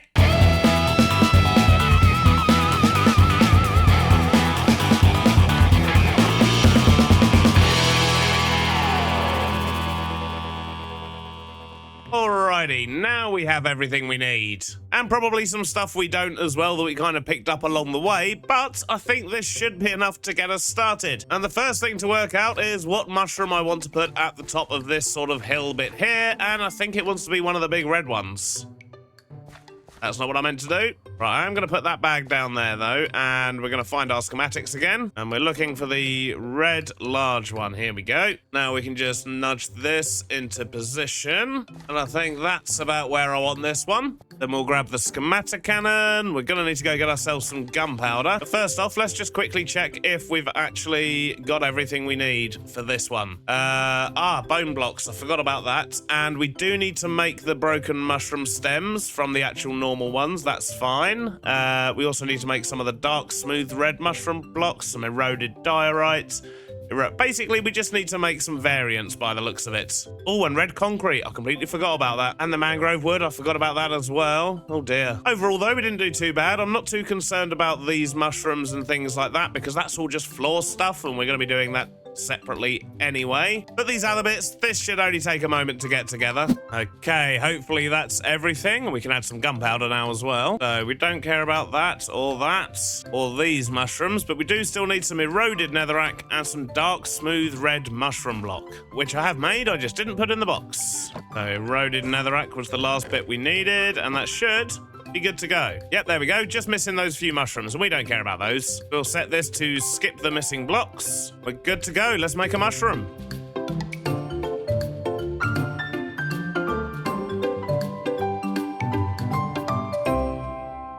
Well, that's the first mushroom in, and I'm very pleased with it. But before we go getting the other mushrooms in, I think what I want to do is actually work out where the path's going to go and how that's all going to work out. And then we'll figure out where the main mushrooms are going to go, and then that should lead us nicely into being able to do the rest of the floor, the landscape, making all of this look nice because it looks horrible and bland at the moment. But the very first thing I want to do is work out where this path's going to go, and I think I am going to have it as kind of a raised boardwalk type thing that just kind of links up over to there. Let's see what we can work out. So I've marked out roughly where I think I want the first walkway to go in this area. But, yeah, we're definitely going to need to add some more, I think. And something about the Truly Bedrock Season 2 world that I did like was the kind of deep channels with the rivers and the basalt and so on. And I'm wondering if we can do something like that over this side here.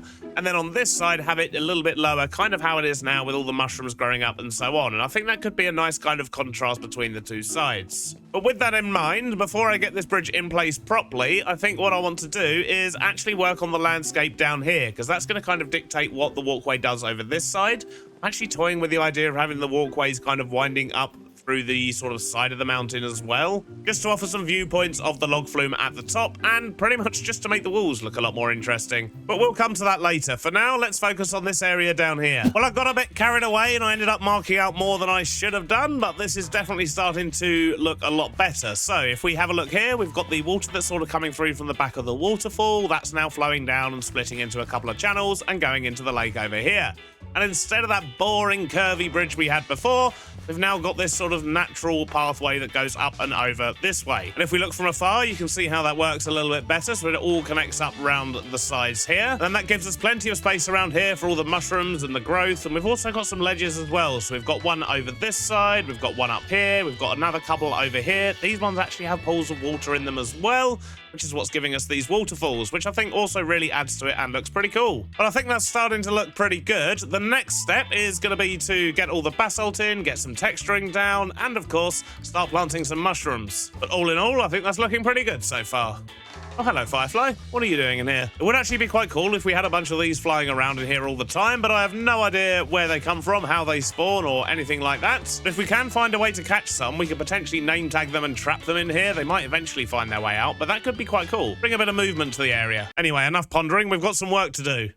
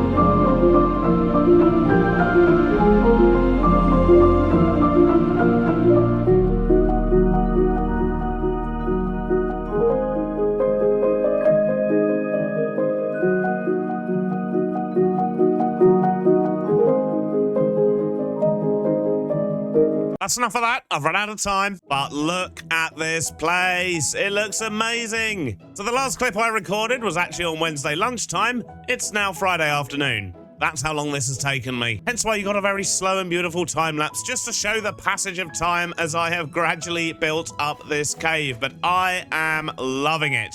We'll ignore the health and safety issues around the fact there's no fence on this walkway over here, but it's fine. It's my theme park and we don't care about health and safety. But I love how this area has come out. Thankfully, I didn't actually need to make any more mushrooms. The ones that we actually made in creative and then made schematics of have been fine to fill this cavern. I think they work really, really well. I've just added a few additional sort of brown ones on the side of the mountain here. We've done a little bit of texturing here and there. We've got some green patches with lots of dingly danglies, and I think that looks awesome as well. And I almost forgot about roots as well, but look at those. They look awesome. I particularly love this little bridge as you go over here. As I say, bit of a health and safety issue, but the views you get from here are pretty cool. I do like the fact it's dark in this corner here, but then it kind of gets lighter as you look around, and as you look over this side, it's all nice and bright and lovely shiny. The path then continues down here and then goes into the small cave over here, which I have not had time to do, sadly. This is going to be a whole other project because we've still got to do all the way down here. We've got to do all of the track and stuff that goes under here. So yeah, that's going to be a project for another day. But as you walk through here and just walk into the cave, it looks glorious. And although there's no water in it yet, if we jump in here and hitch a ride, we might still need to trim back some of these. I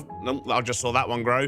I have tried to shear them as they've grown a bit. I didn't have enough berries to actually sort of grow them myself and then shear them. So I've been going around and gradually shearing the ends to stop them from growing. And yeah, if any of them get too long, well, they can be sure I'm coming back for them. But with the log flume, as you ride up here, when you get to the top here, this one definitely needs to be shortened. Let me grab my shears and we'll snip the end of that. These ones, oh, these ones are all unsnipped as well. Oh, geez.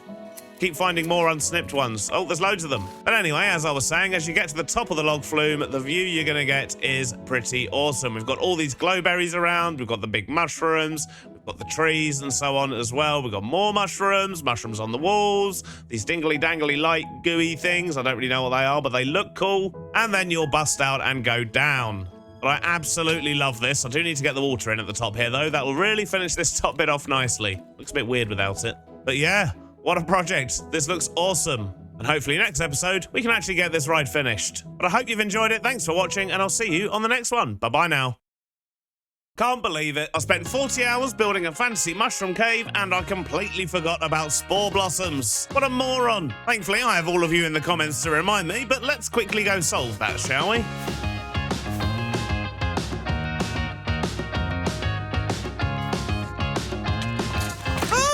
Well, that's better. We've got a few spore blossoms in and some particles floating about. Sorry I let you down, folks. That was completely unacceptable. Forgive me. Now on with the video. And once again, thank you to Cyberpower UK for sponsoring this episode. Have you checked them out yet? Now, log flume. We've spent weeks making this ride, and its primary purpose, outside of being a fun ride, of course, is to be a tree farm. But I kind of sort of removed most of the tree farms, so now I've got to get them back in. Good news though, you've already seen me build these tree farms. I did build them a few episodes ago, so if you want to know how they work, then please do go back and check out those episodes, and yeah, don't look at the side of the mountain. Basically, when I was doing the inside, it has, of course, affected the outside as well, and now I don't even know what to do with it. Let's just keep on running. But anyway, tree farms. I'm not going to show you how to build these ones. As I say, I did do it a few weeks ago, but I will show you where we're putting them. And I think the first one we're going to get in here, which is going to be our dark oak tree farm. And I think as long as we remember to put some protection on the wood so it doesn't disappear like it did with the farm next door, I think we should be okay. And one thing I would like to do while we put this tree farm in is also to get that wheel spinning on the outside because, well, it looks weird just being stationary. We need to make sure we get that hooked up, and that is around here somewhere. There it is. So it's not going to be able to provide power because the water outside isn't flowing, but we can make it look like it's being powered by the water. Anyway, right, let's get this dark oak farm in.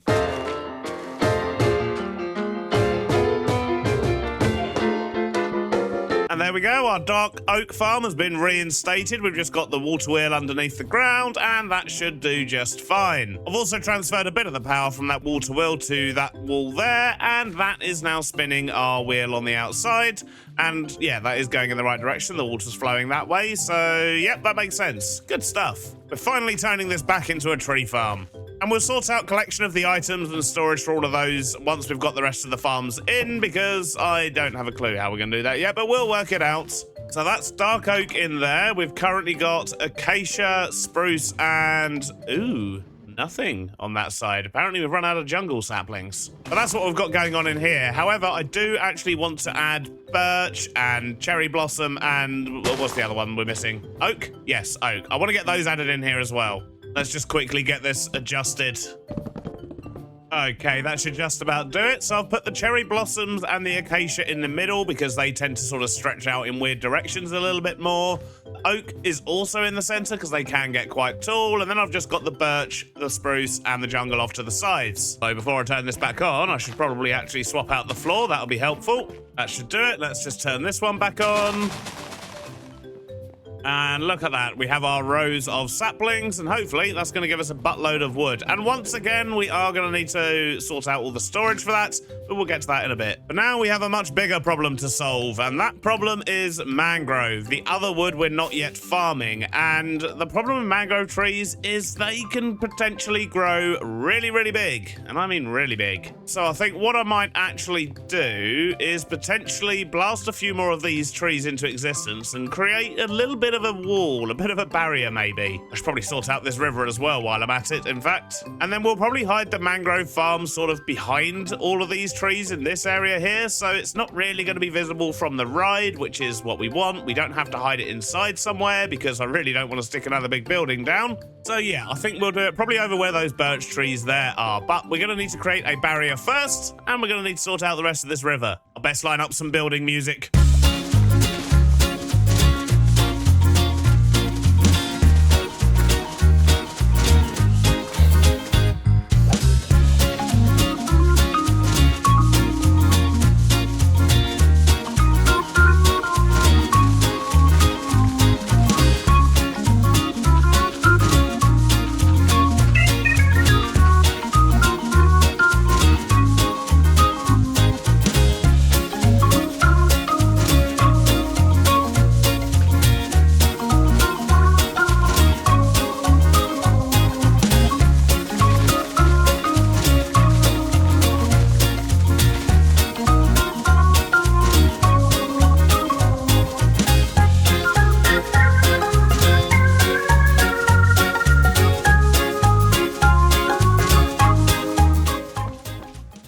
And with that, the mangrove farm is in, but you'd never know. You can barely see it. It's just hiding at the back there. And when a mangrove tree does pop up, it's only there for a couple of seconds before it goes, so I think that's absolutely fine. I'm in the ride. But I've also sorted out the river around the side here as well, so this actually continues all the way round to the entrance. Although I've still got some landscaping to do over the other side of the river, and of course, the actual entrance to the right here. Haven't quite decided how I'm going to do this yet, but one thing I do know I need over here is some form of storage. So I'm wondering if we put a small sort of building here, some kind of a lean-to shack maybe, and then we can bring all the resources across this belt here and into somewhere where they can just gather up, basically. Eventually I will transport them to the monorail station for this area, but, well, there isn't one yet. So for now, we'll just have a little shed or something, I think. But we also need to get the resources over to this area, and to be honest, I don't really want to sort of mess too much with what we've already got going on. I do like the fact that this belt goes through here. It works to break up the queue. I do need to give it some power, though, of course. As well as this one here. It looks weird not moving. But besides that, I don't really want to have belts running through this area. I don't think it's going to look right. A bit like that mountain. What is even going on over there right now? So I think what we might actually do instead is basically just have something go underground, maybe. And then we can have them all run underground and then end up in that building over there. And that way we're not going to mess with everything that's already going on here. And I really do need to get it sorted. As we can see, there are lots of dark oak logs going on in here, it would seem. But we can do the same thing with all of these. Just connect up something to feed it all underground and into that building. And then from that building there, we can then get it out the front for storage. We have a plan. Now I just need to put it into action. Getting tantalizingly close to having this ride done, and I'm very happy. Mainly because I'm very excited about what we're doing next, if I'm honest. I just can't get these things built quick enough. Right, underground stuff. Yep, that's what we're doing. And I think a nice straightforward belt network would do it. And I think that's just about sorted. We've got the belts working, we've got all of the farms hooked up, so everything should just come through. And I even got the belts over here spinning, the saws going. We're all looking good. There's nowhere for the resources to go at the moment though, so we're just ending up with a big pile on the floor here. So this is going to be our next challenge, figuring out how to store everything. And I should probably also do something about the saplings. Because I'm basically just emptying the storage completely every time it gets to the back, that could be a bit of a problem for the dark oak farm. Namely because it needs 4 saplings at a time and you don't always get 4 from a tree, which means we could potentially end up with a situation where we don't actually have enough saplings planted. Oh, in fact, that's already happening. Yep, the farm's already stopped. Fantastic. So yeah, we're going to need to put something in here to kind of recycle the saplings. So let's do a test here. If I was to have one of them there, is that still going to work? No, he's a bit far away. How about there? Nope, still too far. How about there? That gonna work? Okay, right, so that works. So now he stopped spinning around. That's weird. Let's try that again. Does that happen every time? No, that was just a weird anomaly. So if we put a pickup there and an empty there, we'll put a sapling filter on that one there. Can we get away with just using these? And if we put these saplings in there... Oh, yeah, obviously it's going to plant them, isn't it? How about in there? So it should drop them off, and then they should go... into there? They did not go into there. Maybe this needs a filter to say don't let the saplings through. So if we put that as a deny list filter and stick that in there, then hopefully next time we chuck a sapling in here, it'll actually go through into this box. Wonderful. Now I just need to feed those saplings back into the machine over this way, and that should just about do the trick. Now I just need to load it up with some more saplings because, well, we haven't got any for some reason. Maybe because I broke the farm a little bit, but who's pointing fingers? Now, if we stick a void upgrade on this box, what that means is it will only ever hold, what is it, like the base amount, which is still quite a lot to be fair, but any more than that, it will just throw them into the void. And that means we're not going to be filling up this thing, which is definitely not what we want to be doing. I guess I should probably downgrade this to only hold a stack as well, which I'm sure is an upgrade.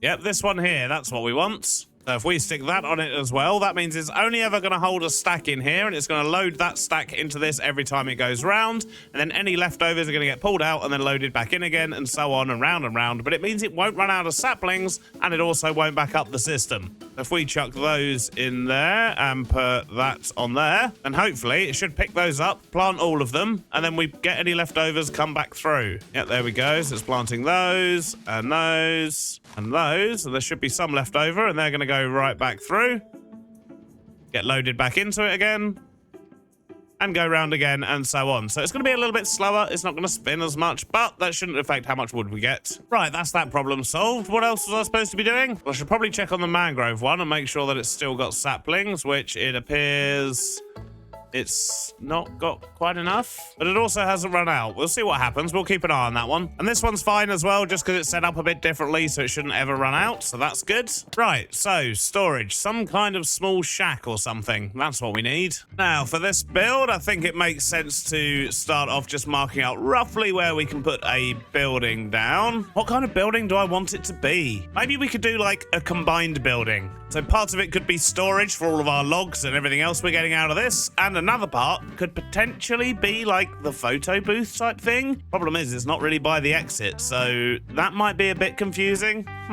Let's see. But either way, right, we've got 8 types of woods. Well, 8 different log types, I should say. So we'll make it 8 wide. That currently makes sense in my brain. And we'll make it like 5 blocks deep. That's probably enough. And I think it makes sense to try and work out the layouts for what we're going to be doing. I do need to make some trim. We'll get a bit of that. But I do wonder if we can literally do like a few little log piles and then kind of have the storage scattered in the piles of logs. I don't know how that's going to look. It could be absolutely awful. And apparently I've left my axe in the stripping machine. Right, let's go get that. Otherwise I'm just going to be punching logs all morning. Yep, there it is. Much better. So in theory, that should be all the boxes we need. We've got the 8 wood types, and then we've got the sort of boxes for extras. We might need another one of these. I suppose if I think about it, there are also apples and sticks and so on, so we might need another box box there. But now what I need to do is get all of these attached to each other. So some places that will be fairly easy. I can just stick one in there. I can stick one there. But obviously we've lost the wood texture now, but we'll do something about that in a moment. We're also going to need them there and there, which means we're not going to be able to have that bite block sitting there, because we kind of need to cover up the side of some of these.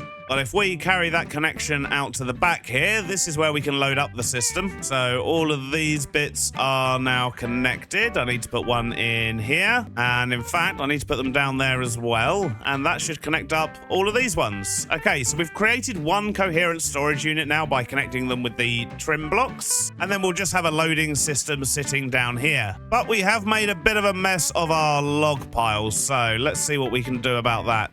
Copycat layers might be a good start. We can sort of cover up some of these bits. All right, something like this could work. I actually went with more piles of logs like this. I think it worked a little bit better than using the panels, but this should work quite nicely. I think I've given everything a home over here. We've got the 8 wood types. We've got the extra bits we get from mangrove. We've got the apples and the sticks. And of course, we've got the saplings. I don't have mangrove propagules in here because, well, it ran out. So for now, we're just not removing them from the system at all. Eventually, it's going to back up, but at least for now, that'll be fine. And although we've got dark oak down here, we're very unlikely to end up with any dark oak here. If we do, then it's probably broken. So yeah, we'll keep an eye on that too. But what I need to do now is get all this hooked together with a draw controller and then get it all being fed. Which means I need to make myself one of these and probably maybe one of these as well. Which means I need some redstone comparators and quartz and all sorts. Luckily, we should have some of that in storage. So if we put that draw controller on there, I do want to check, can I actually feed it directly like that? I normally do it with the draw controller slaves, you see, but I don't actually know. Yep, looks like you can do it with those as well. That's definitely gone in. Okay, that's good news. Not that I want to use smart chutes. I want to use normal ones. And I wonder, could we maybe go at an angle? Then all I need is one of those and a belt. And that should do the trick. That should start feeding everything in. I do, however, also want to make sure the system doesn't get backed up. And that means we're going to need a bunch of obsidian so that I can make some more void upgrades. But I've already used pretty much all I had, so I guess our best bet is probably just to go to the end and steal a bit of one of the pillars out there. It's not too far away, it should only take a moment.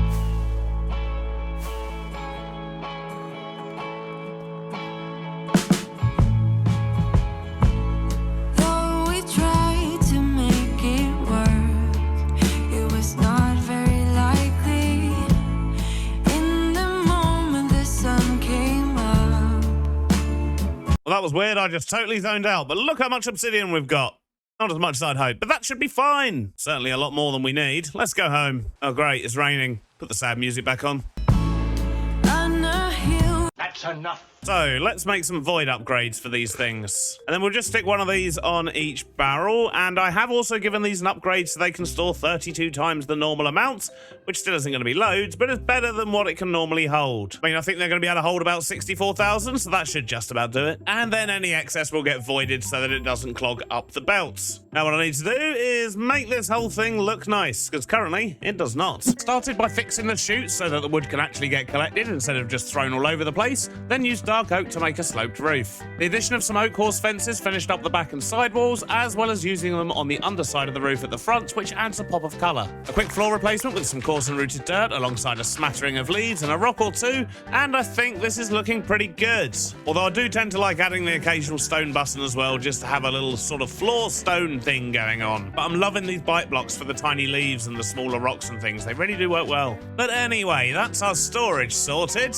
Maybe we should sort out the front while we're here. I do still need to connect up that path to this path here and potentially over to here now as well. That would probably make sense. And then just create somewhere for it to go off into the distance and connect back to the rest of the park. I guess I'm pretty much just going to need a bit of mud. Oh, great, it's raining. And it's dark as well. I should be a good YouTuber and sleep to make it all light and bright. There we go. Much better. Completely forgotten what I was saying, though. Oh, yes, front bit. Make it look nice. That's what we're going to do. I can start by getting rid of this hole. Now, I think to make this area work, the first thing we're going to do is just get all of the floor replaced. Really don't want it grassy over here. Now let's just get a path extension in. We need to get this all the way over there somewhere. Alrighty, the path is in and we're going to have this connect up over in that direction at some point in the future. But for now, what we need to do is make some kind of a ride entrance here. So what could we do for this? I mean, I guess it makes sense to have some kind of archway or something. I'm going to have a little play around and see what I can come up with here. How about something like that? I think that's come out okay. I've made a cool sign for it as well. I've tried to make it look like it's engraved in the wood, and I think that works nicely. This is Turbulent Timbers, our wonderful log flume ride.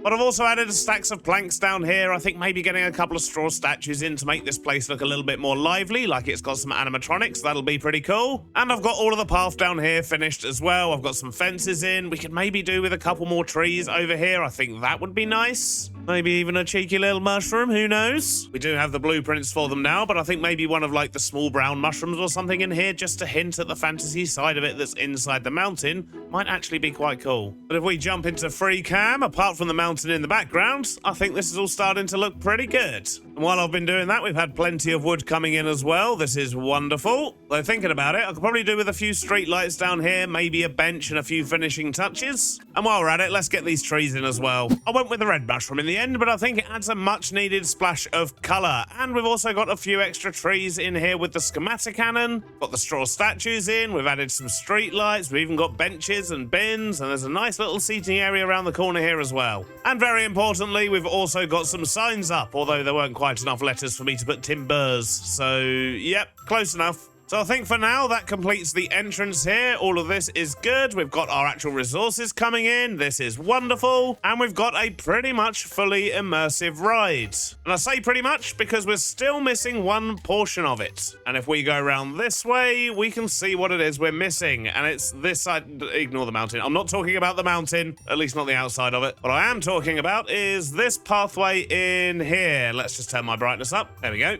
So we've got this cave here that we need to sort out. And this is going to have a path that swoops around, goes over this hole, this sort of chasm we've got down here, and connects up to the path here inside the cave, which doesn't look so good with full brightness on, so let's look this way. So this is quite a big area for us to sort out because it's also this sort of lower section where the ride goes. The ride's going to be kind of swooping around here after coming down this tunnel here, which once again does still need some work. Oh, geez, there's actually more here than I thought. But this all loops round. We've got another little sort of cavey bit here. I think I was going to put water in there, was my thinking, so that would pour into the ride. But we do need to get all of this area here sorted as well. But once we've done that, which is still quite a large job in itself, we're almost done. I really don't know what to do about the mountain. Somebody help! But I guess the good thing about working in here is we can't see the mountain. Fantastic. I think the first thing I'm going to do in here is decorate the cave. I do want to keep it similar to what we did last episode in here with all the sort of glowy things, the hangy-dangly things, and the mushrooms and whatnot. So I do want to keep that all tied in. And I think I'm going to build some kind of stone ledge that goes around the outside that acts as the path, as opposed to putting a bridge across the middle. I think I want people to actually be able to see sort of right down and into the hole and into the ride. But thankfully, I think we've still got plenty of stuff left over from last episode when we did the big cave to be able to do this small one. At least I hope, because I don't have many more resources than this when it comes to cave decorating. So let's think about this. The first thing I want to do is I do want to make sure that there's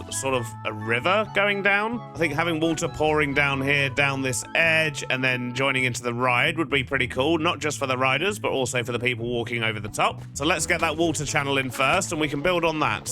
And I think something like that should work nicely for a river route, and we're going to have lots of mossy stuff around the outside here, and I've just started working out the path. But I think I want to get some spruce fences in here. That's a little bit too dangerous to leave open, I think. And then that's going to link up here and then link back to the outside. So it should be quite a nice route. That ceiling is very flat. Gonna need to fix that. But let's go get some spruce fences for this bit here and just kind of finish off this ground level here first. And then we'll tackle the ceiling after. But I need to sort out my inventory. Look at this mess. I haven't even got the things I need.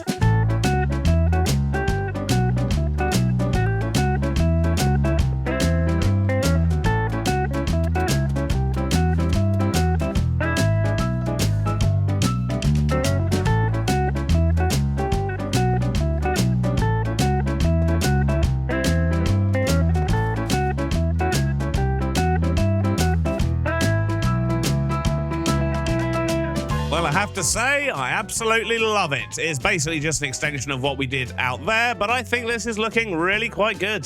Got our glowberries in. I even remembered to add a spore blossom. In fact, I think I put another one over there as well. We've got some roots, and I even managed to squeeze in one of the big old mushrooms. I particularly like those small wall mushrooms over there, though. They just look lovely. I've also got the path completed all the way up the top here, and that now connects back to the main path outside. But what we need to do now is sort out this lower area here, because, well, the detailing just sort of stops at this level. But what we need to do is sort out all of this sort of corridor that goes down into the lower part of the ride, and this is where the ride sort of comes down from the top and then swoops around. If I can get out of the water here, there we go, and it sort of swoops round and down and round this way before it goes up the big lift hill, which I do need to change the track on actually now I see it. So basically we've just got another cave to decorate. That's pretty much what this is going to be. But it's not just the cave, it's also the corridor that kind of goes up and round this way. So yeah, a reasonable amount to get done. But if we can get all of this bit connected up here and down to the bottom, then that is going to be the actual ride side of things complete. From a sit on it and ride point of view, we still don't have any custom sounds on it, and the mountain's still a mess. But if we can get the ride done today, I'll be very happy. I think for the final push here, we're just going to chuck on some music and see how far we can get.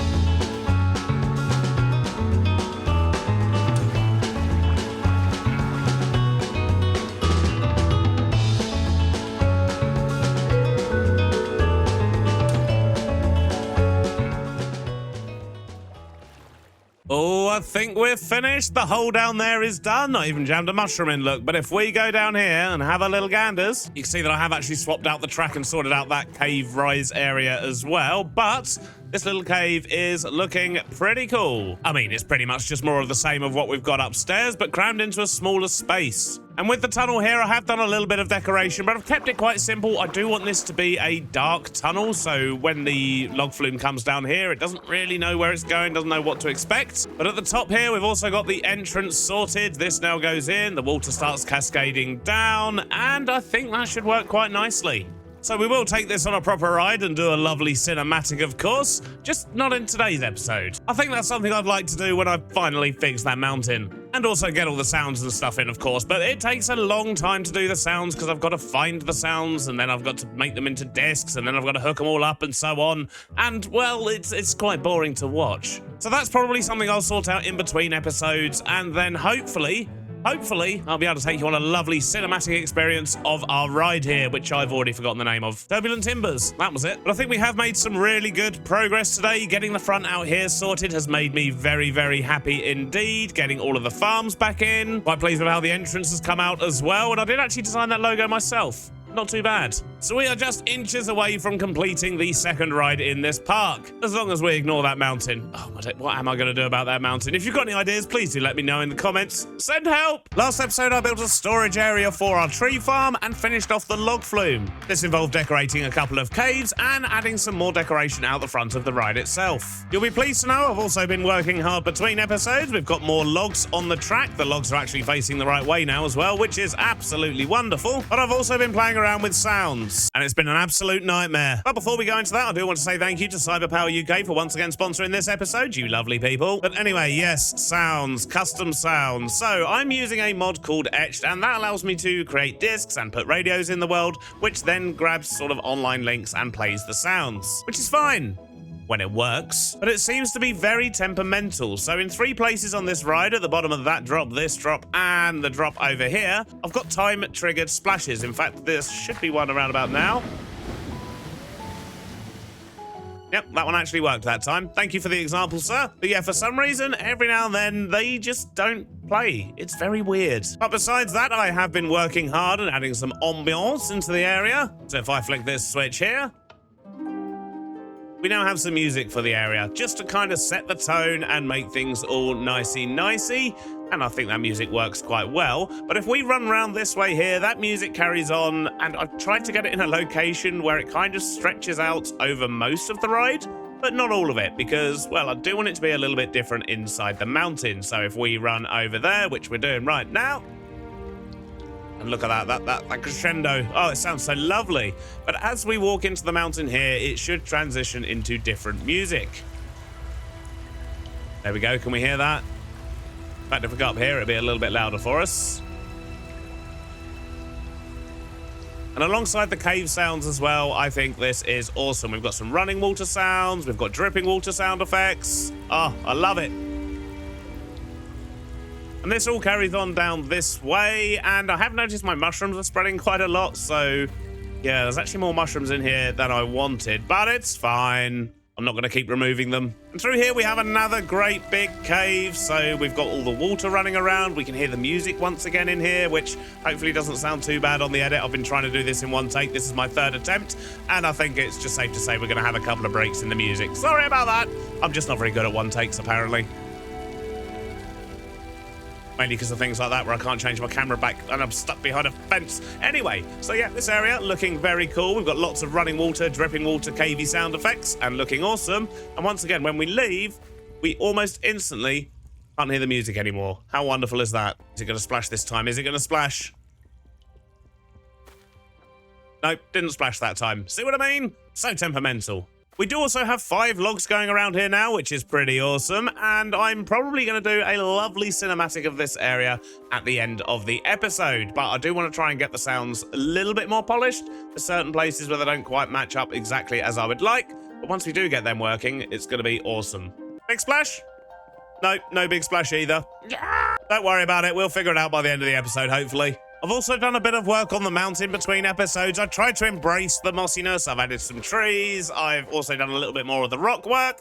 I'm still not 100% sold on it, but it does look a little bit better. But for now, I think it's time for us to leave this area behind, at least for the time being. As I say, we'll be back to do a cinematic at the end, and I'm going to be fiddling around with it all throughout the episode, trying to get those sounds fixed. But there's something else we really need to do, and that means we're going to be switching things up a little bit for a short time. So we have built 2 areas of the theme park, and they're looking awesome. I do like them. This area is a bit framey, isn't it? Jeez. And one of my goals this series is, of course, to put farms inside lots of rides, which is great. Apart from the fact that these rides are massive. They're taking me 4 or 5 episodes each to make, and I'm loving the experience. Don't get me wrong. I'm having a wonderful time doing it.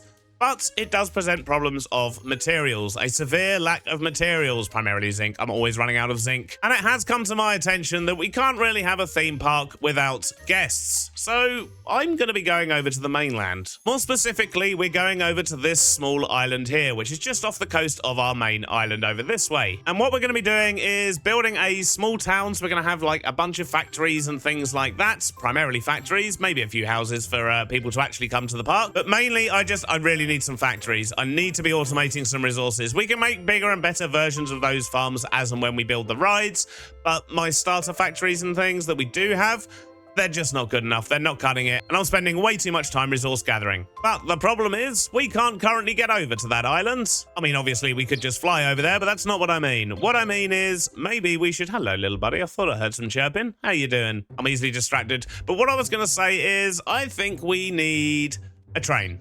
We definitely need trains. Everyone loves trains. I love trains. I miss building trains, and I want to build a train. But the problem with that is we don't have anywhere for the train to go. So I think what we're going to do is build a small train station out the front of the theme park here. We're going to have it go through a small section of the theme park. I do know what theme this area is going to be, and it should work quite nicely as a result. And then we're going to have a nice big bridge over here to the mainland where we'll have another big station. So it's basically just going to be a passenger train more than anything else. It's not actually going to be transporting any of our resources. And then over here, we're going to have a lovely industrial district. That's basically what it's come to. I need an industrial district. But on the plus side, that means for the next few episodes, we're going to be building lots of fun, small little create factories in create style buildings and trains, which I'm really looking forward to. I do miss playing with trains. So in order for me to achieve this, I'm going to need to do a little bit of landscaping out here. So I need to extend this landmass out to at least where that sandbank is, because I don't really like the way all of this looks at the moment. So I need to extend this all the way out there and then get a cliff in of some kind and sort out the edges a little bit.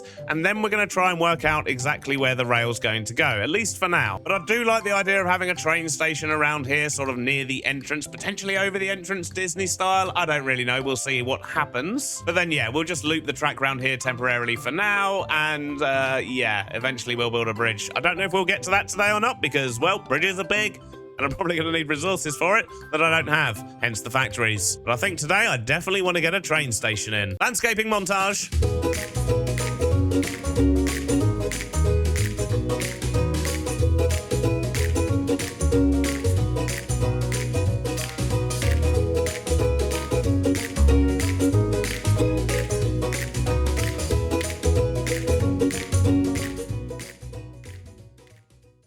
Well, for one, that was a time-lapse on a montage, and you may have also noticed that about halfway through, I kind of realised that I could use deployers instead of placing it all manually. I don't know what I was thinking. I just completely forgot I was playing Create, I think. I don't really know. But it was a nice, relaxing 20 minutes at first, but yeah, deployers, definitely much quicker. So I haven't decided what I'm going to do with this edge over here yet. I'm fairly sure I'm probably going to need to expand it a bit further anyway to get all the station and other bits in that I want to out the front. So yeah, I think we're just going to leave it like this for now. We'll expand it as we need to, and once it's fully expanded and we've got everything up top that we want, we'll figure out what we're going to do with the edge. Maybe a small dock or something? I don't know. But while I've been placing this, I've also been thinking about train stations and how I want to do this, and I think I'm going to base it loosely on the Disneyland Paris train station. The one it has it's already past the entrance to the park, but it does go across Main Street before you get into that area, and I quite like the way that works, so that's what we're going to do, or at least something similar. With that in mind, I have been cooking up lots of cobble to get some stone, I've crushed lots of cobble to get sand, so I can turn it into sandstone, and I've also been crushing down some diorite to get lots and lots of quartz. So I think I want to build the station itself out of sandstone and quartz, but we're also going to need lots of stone. As I say, I do need to place some down out the front here, give us actually a platform to build on. And with that in mind, for now, I'm just going to square off a nice big area over here. Well, that should do it for now, and at least let me plan things out. And I'm going to start that planning with some sandstone. So the first thing I want to do is just mark where the middle of this area is. That's our center point that we need to build around. And then I'm just going to crack on and mark out a rough layout here. I want sort of a big central section, and then I want to have some stairs that sweep down on either side. And I'm going to need it to be deep enough to be able to get a rail track in, as well as, of course, a whole station. But it's not going to be on the ground. It's going to be up in the sky. But yep, for now, we'll just mark it out down here. I'm thinking something around that size should work. So we're going to have 3 different archways, a big one in the middle and 2 much smaller ones on either side. This bit here is where the stairs are going to come and swoop down, and we've got the same on the other side, of course. But size-wise, I think this should work, because that's going to leave us plenty of space to put the rail towards the back. It's going to need sort of, what, a 5-block area for the rail, and then the rest of this can be the platform. So I guess there's nothing left for me to do but get this built up, at least the basic shape of it.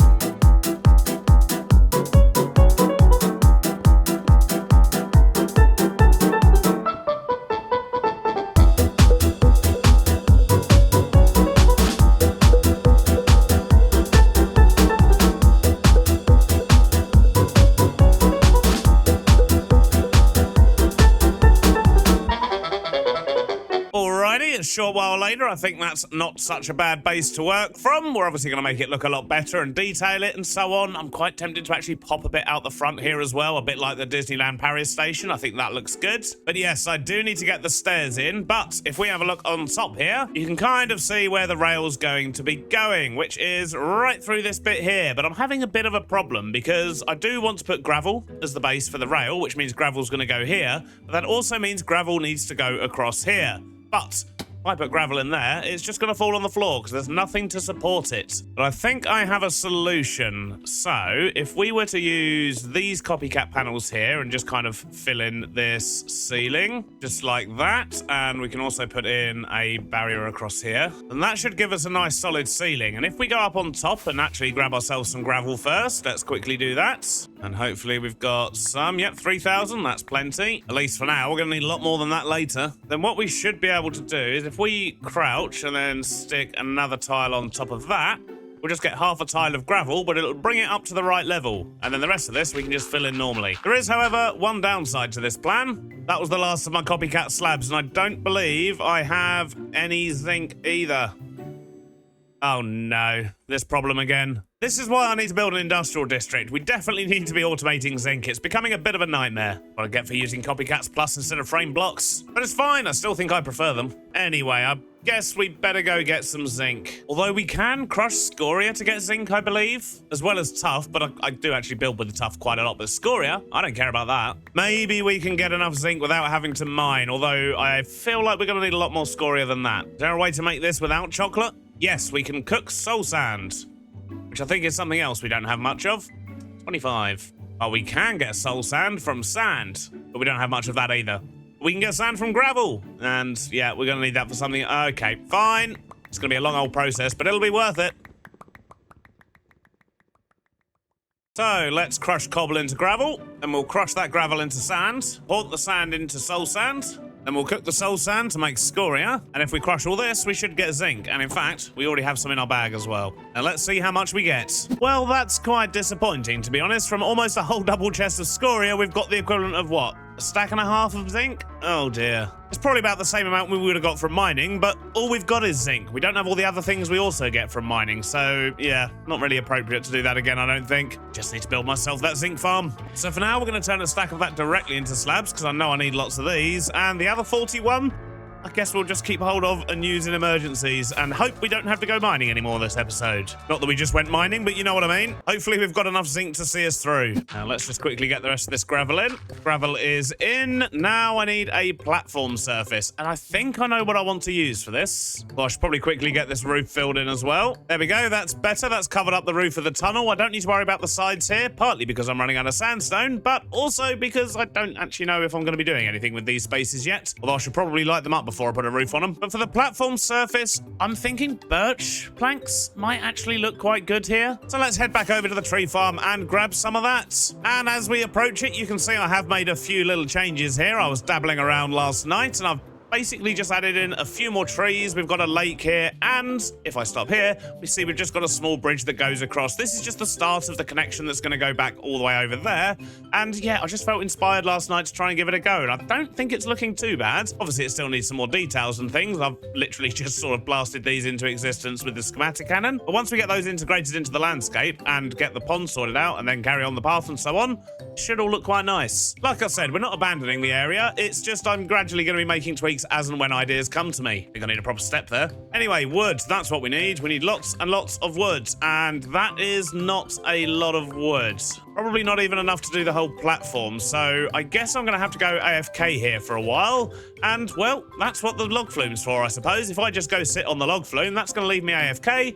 I can go round and round while some more wood gathers up. I can also make myself a nice cup of tea in the meantime. Just got to wait for the next log, and here it comes now. Excellent stuff. Let's just hop in here, and I'll go make a cuppa.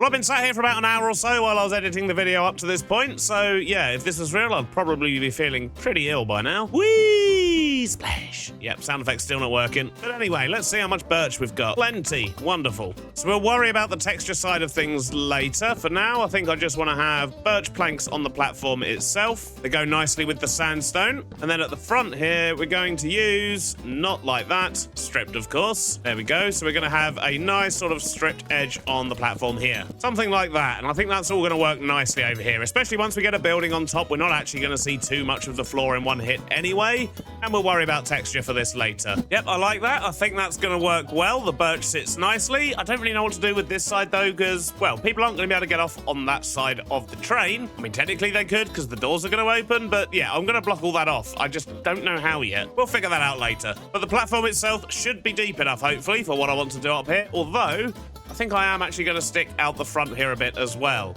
So if we get ourselves over the middle, which I believe is about there. I don't want it to be a big area, maybe just something like that. Let's get rid of these. Fill that bit in and get some stairs back on the outside here. I think I want to round that off a bit more. Maybe if we come out another block there. Same on that side. Yeah, that feels better. Although I don't like this on the underside, so we might do the copycat panel trick again, I think, just to make the bottom sandstone. Although we've already only got 31 left. Hopefully this is going to be enough. Not even enough to do the bottom layer. This is not ideal. We're using up all our zinc already. But it does look so much better. Totally worth it. Oh no.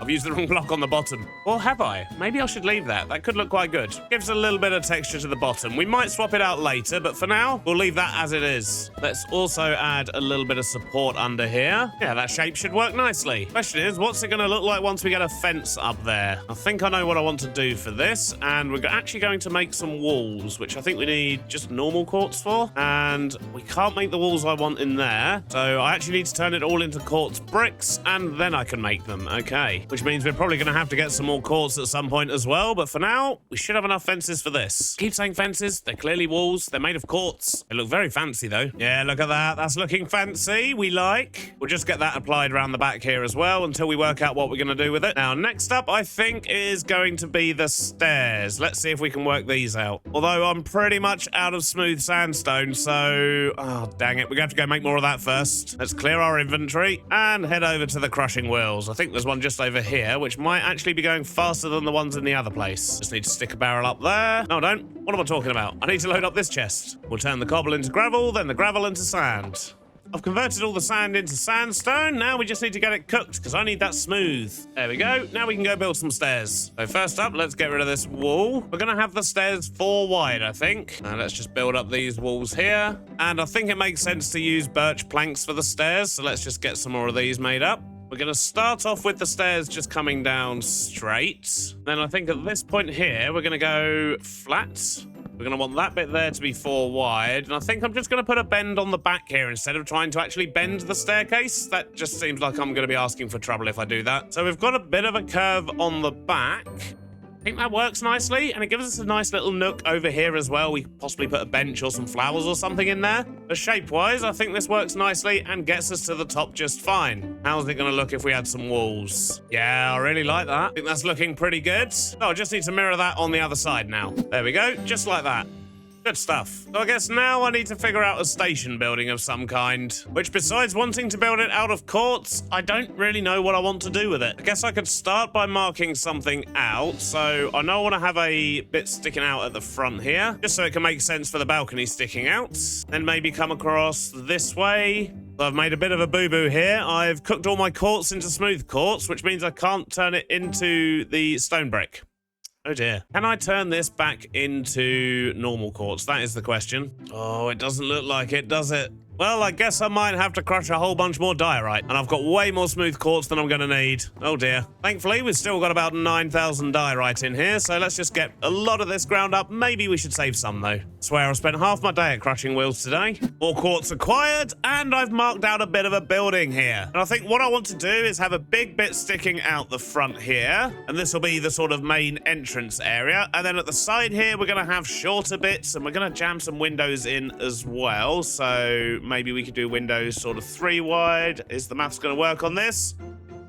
Nope, not quite. We can make the middle one 2 wide, I guess, and then that'll work. 2, 3. 1, 2, 3. Stick another one there. Yeah, that should work fine. And then at the sides here, I'm actually going to leave it open. So from this side, it's going to look like the facade of a building. And then from this side, it's going to have like a sheltery bit that then goes over the track. Probably connects over on that side, maybe?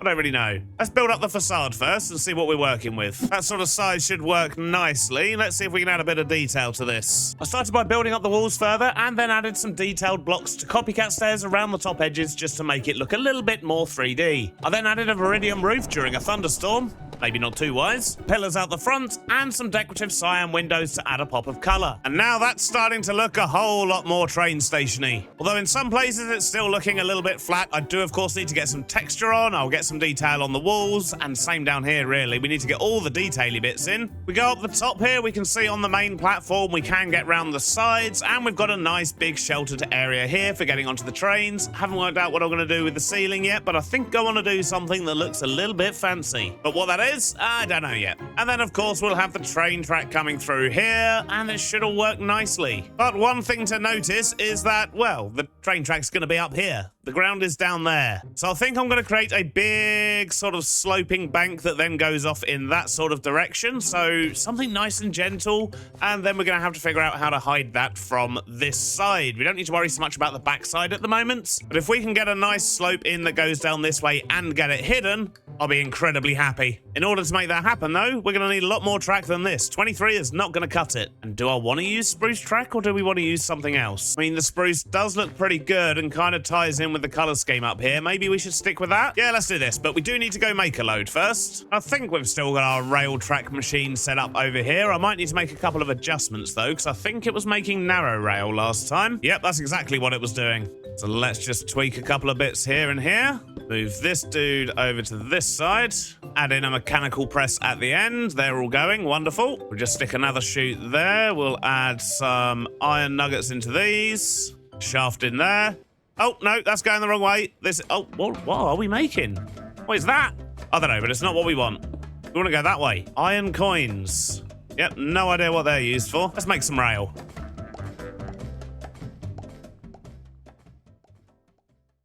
Right, so how are we going to do this? Let's head down this way and see what kind of a curve we can get. I don't think I want to come all the way down to the ground. I think maybe a block or two still raised might work. But if we were to put in a curve like, let's hold caps lock, let's make it a bit smoother.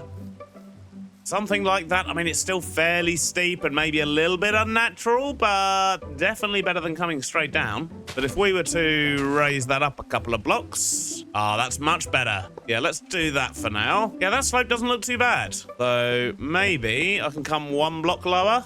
Just stick a bunch of blocks down here so we've got some options. And we'll have a little play around and try and get a nice curve. And I should probably sleep. It's dark and wet. All right, so get a shallower curve the more this way we go. Ow! Whoa, easy, fellas. No need for that. Jeez.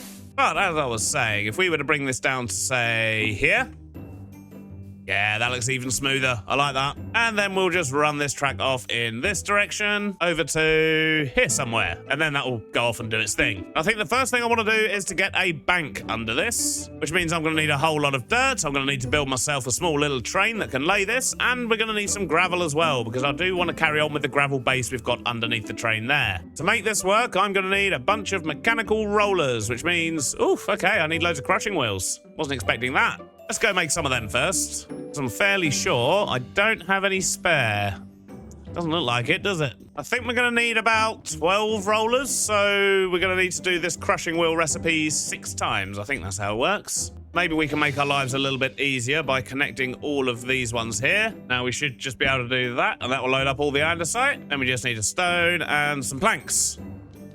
And some power.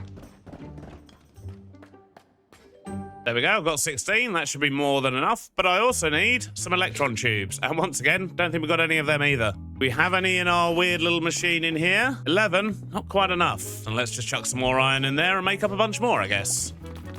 Now we should be able to make these. 16, more than enough. Where did they go? Oh, there they are. Then I'm also going to need a seat, some train casing, train station, and some train controls. But for that, we're going to need a precision mechanism. So I need a bit of gold, and I'm going to need some cogs. Unless we happen to have any already laying around in this machine, which we don't. It was worth a try. So let's chuck those in there, and nothing. Oh, I need to flatten them. Let's turn them into sheets first. There we go.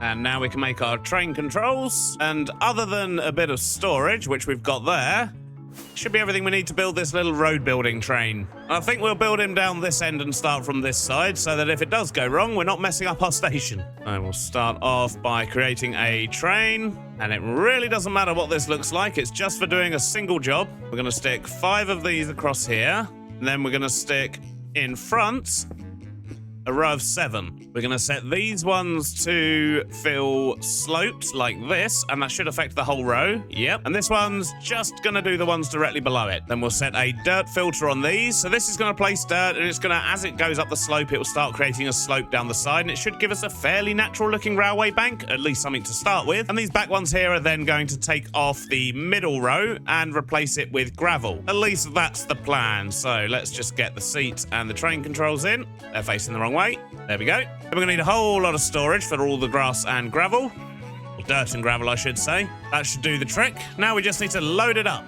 The train is together and loaded up, and it seems to be working. As I'm going up the slope here, it's adding more and more dirt and kind of sloping it down. That's basically what we wanted. Well, it doesn't look very tidy, so we're going to have a lot of work to do after this, I think, just to make it fit in a little bit better. There we go. That's as close as I dare go. Let's just get this train all the way back out of the way, and we can tidy up this bank. So the first thing I want to do to make this look a bit better is sort out the slope that's directly under the rail. So because we've used gravel, it hasn't placed slabs because, well, gravel slabs don't exist, which means we have to go in and place our own, which, well, it's fine in one way because we can use copycat slabs, not an issue. Although, maybe I could be even smarter about this. Maybe I can use copycat layers instead.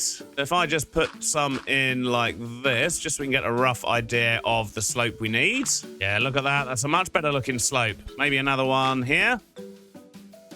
Perfect. So yeah, we can use layers to make this look a little bit better, but the problem with that is we need lots of copycat layers, and I only seem to have 20 there, 50 there, so yeah, we've got 70 copycat layers. Oh no, there's another 140 there. I mean, either way, that's still not going to be enough to do this entire slope, and we've got no more zinc. So that's the first slope in, and I've used almost all of the layers I had.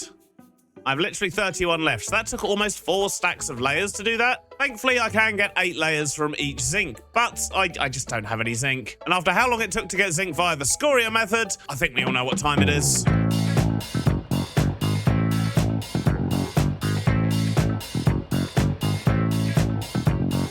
Just over an hour or so later, we've managed to get, what's that, 6 and a tiny bit more of crushed ink. 6 stacks, so that's going to tide us over for at least a little bit longer, but that literally took an hour. An hour of mining to get that. Zinc really is proving to be a pain, so let's get all this cooked up, and hopefully, next time we go to do this, we'll actually have a factory doing it for us. It is 100% going to be the first factory we build in this new district. What I'm going to do is turn 2 stacks of that into layers. Let's make sure I get the right one. I don't want to make pressure plates. And that's going to give us 16 stacks of layers, which will hopefully be enough for this area, but if not, we do have a little bit of extra zinc now. I just don't want to convert it all into layers only to need something else later.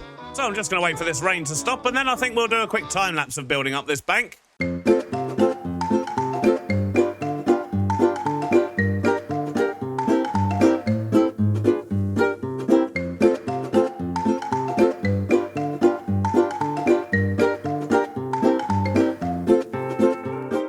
A short while later, and the slope is in. It's looking a lot better. I did have to use up more of my zinc. I think I've still got about half of it left. But yeah, those layers, it turns out you need quite a lot of them. I think we're definitely making some good progress here, but what I need to do now is hide this bank and get some detail on this building here. We want to get some entrance gates in. I need to get a little bit of texture here and there, and I need to sort out the backside of the station here as well, and, well, the platform. That could do with some work as well, couldn't it? But I'm sure if I stare at the sun long enough and then turn around, we'll see a lovely completed station. Look at this thing. I absolutely love how this is coming together. We've still got a lot of space out the front here that we need to deal with, but I don't see that being a problem. But in regards to this bank area, I've put in some flower beds, some benches, some lights, and I think that works quite well. I haven't actually added the benches and the lights on that side yet because, well, I'm not entirely sure if that's actually going to sort of carry on. I just don't really know what's going to happen with that side yet. I do like the idea of it being mirrored though, so yeah, maybe I should just get them in for now anyway. But besides that, we've also got some other lights in here. We've got our entrance gates down the front here as well. We've even got little beepers for your tickets. I did consider putting some actual ticket vendors in here as well, but no, we don't do that anymore. I've been to theme parks recently. It's all done by scanning and things like that, at least the ones I've been to. So I think that's what we're going to stick with. I also managed to cram in a couple of benches on either side down here with our little plant pots as well, and I've made some banners. The only sort of pattern I actually had access to, though, was the one you can make from the Oxeye Daisy, so yeah, these banners may well change. I might come up with my own design for them, but they definitely add a well-needed splash of colour. And speaking of splashes of colour, I've also got these warped wood, what are they called, parapets, I think? Yeah, parapets from the McCaw's Windows mod. And they really make a difference just breaking up these bits here and kind of tying it all in with the roof as well. I really like how that's come out. And then if we go up the stairs here, we've got a few more benches, some flowers and nicey things like that. And then the platform itself is still missing a few things. I mean, I've got the lights in, I've got a fancy roof going, I've got the clocks, and I've got a couple of benches. But I do want to get some more plant pots and things in here, and I want to get some posters for these walls. Sadly, I haven't made the posters yet, and to be honest, I'm not going to have time before this episode needs to go out, so that's going to have to be something we come back and add later. And in regards to the pots, down the bottom here, if we go and have a little look, so they're good, they work, but they look a little bit broken, apparently. Let's put that back. But they look a little bit bland, and we can, of course, make fancy pots if we get some pottery sherds. But once again, we don't have any of those at the moment. So we're going to have to go hunting to get some of those and make these pots look nicer and also get some nice ones up on the platform. And I'm going to need to make myself some posters just so we can advertise different rides in the park, maybe. I mean, the best I could do at the moment is maybe the Aeronautica poster with an arrow, but yeah, well, we don't really want that. On the other side of the platform, I've just turned that into a big sort of bushy area, which I think will work fine. And once we tidy it up from the other side as well, that should look quite nice. So if we just jump into FreeCam and have a proper look at this area, you can see what what we're working with. I think I want to get something big in the middle here as well. So, yeah, I don't know, maybe the park name? We could do like a 3D lettering thing of the park name potentially. I don't really know. I'll be interested to know what you think we should put there, so do let me know in the comments. But the good news is this is going to set us up nicely to be able to build a rail that goes all the way over to that other island, and then we can build a station on that side. It's going to be much smaller than this. It doesn't need to be anywhere near as grand, but then we can have our industrial district and so on. And finally, we'll be able to automate our zinc, among a whole bunch of other things. So that leaves me with one thing left to do today, and sadly, I still haven't been able to solve it, and that is the log flume sound effects. I cannot work out what is wrong with them. They're just so temperamental, and that means it's going to take me a whole lot longer to do a nice, shiny cinematic. But hopefully we can open the next episode with that one. In the meantime, enjoy this cinematic instead.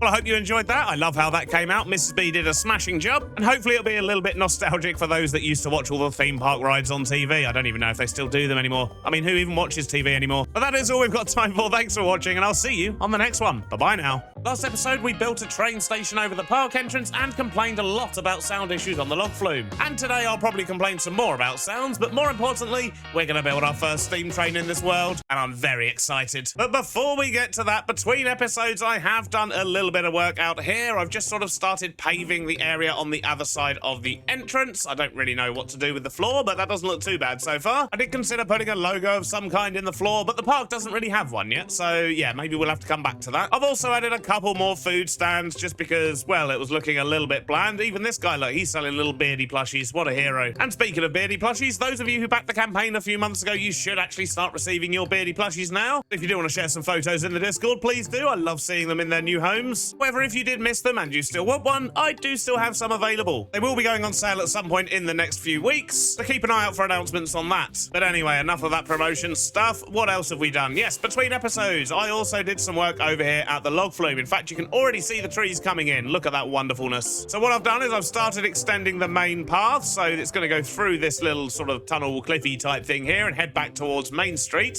But I've also just done a little bit of work on the path around here. I do still need to put in a bridge across the river here, but once you get over to this side, it's a lot more immersive. We've got the forest in, we've got lots more mushrooms and trees and things, and it's just generally looking a whole lot better around here. But of course, we still have a long way to go, and I have still been struggling with the sound issues. I've not actually been able to fix them, but the issue has developed. Oh, sounds like the CD over here loaded this time, but I actually want to turn that off so I can edit without all the jump cuts in the music. Wonderful. So yes, the sound problem. It gets weirder, and it seems there must be some kind of conflict within the pack itself. As it turns out, it's not just affecting the sounds that I've added via a link, and it's not just struggling to pull them from the internet. I also made a custom data pack that actually had the music in it, and even then sometimes it wouldn't load them. But it gets even weirder than that. I then experimented with the default Minecraft discs, and I put cats into a jukebox and nothing happened. I took it out, I put it back in, and then it played the song. I then took it out, put it back in, and nothing happened. So it's just being very temperamental, and I don't know why. So if anyone can work out why sounds don't load when joining a world,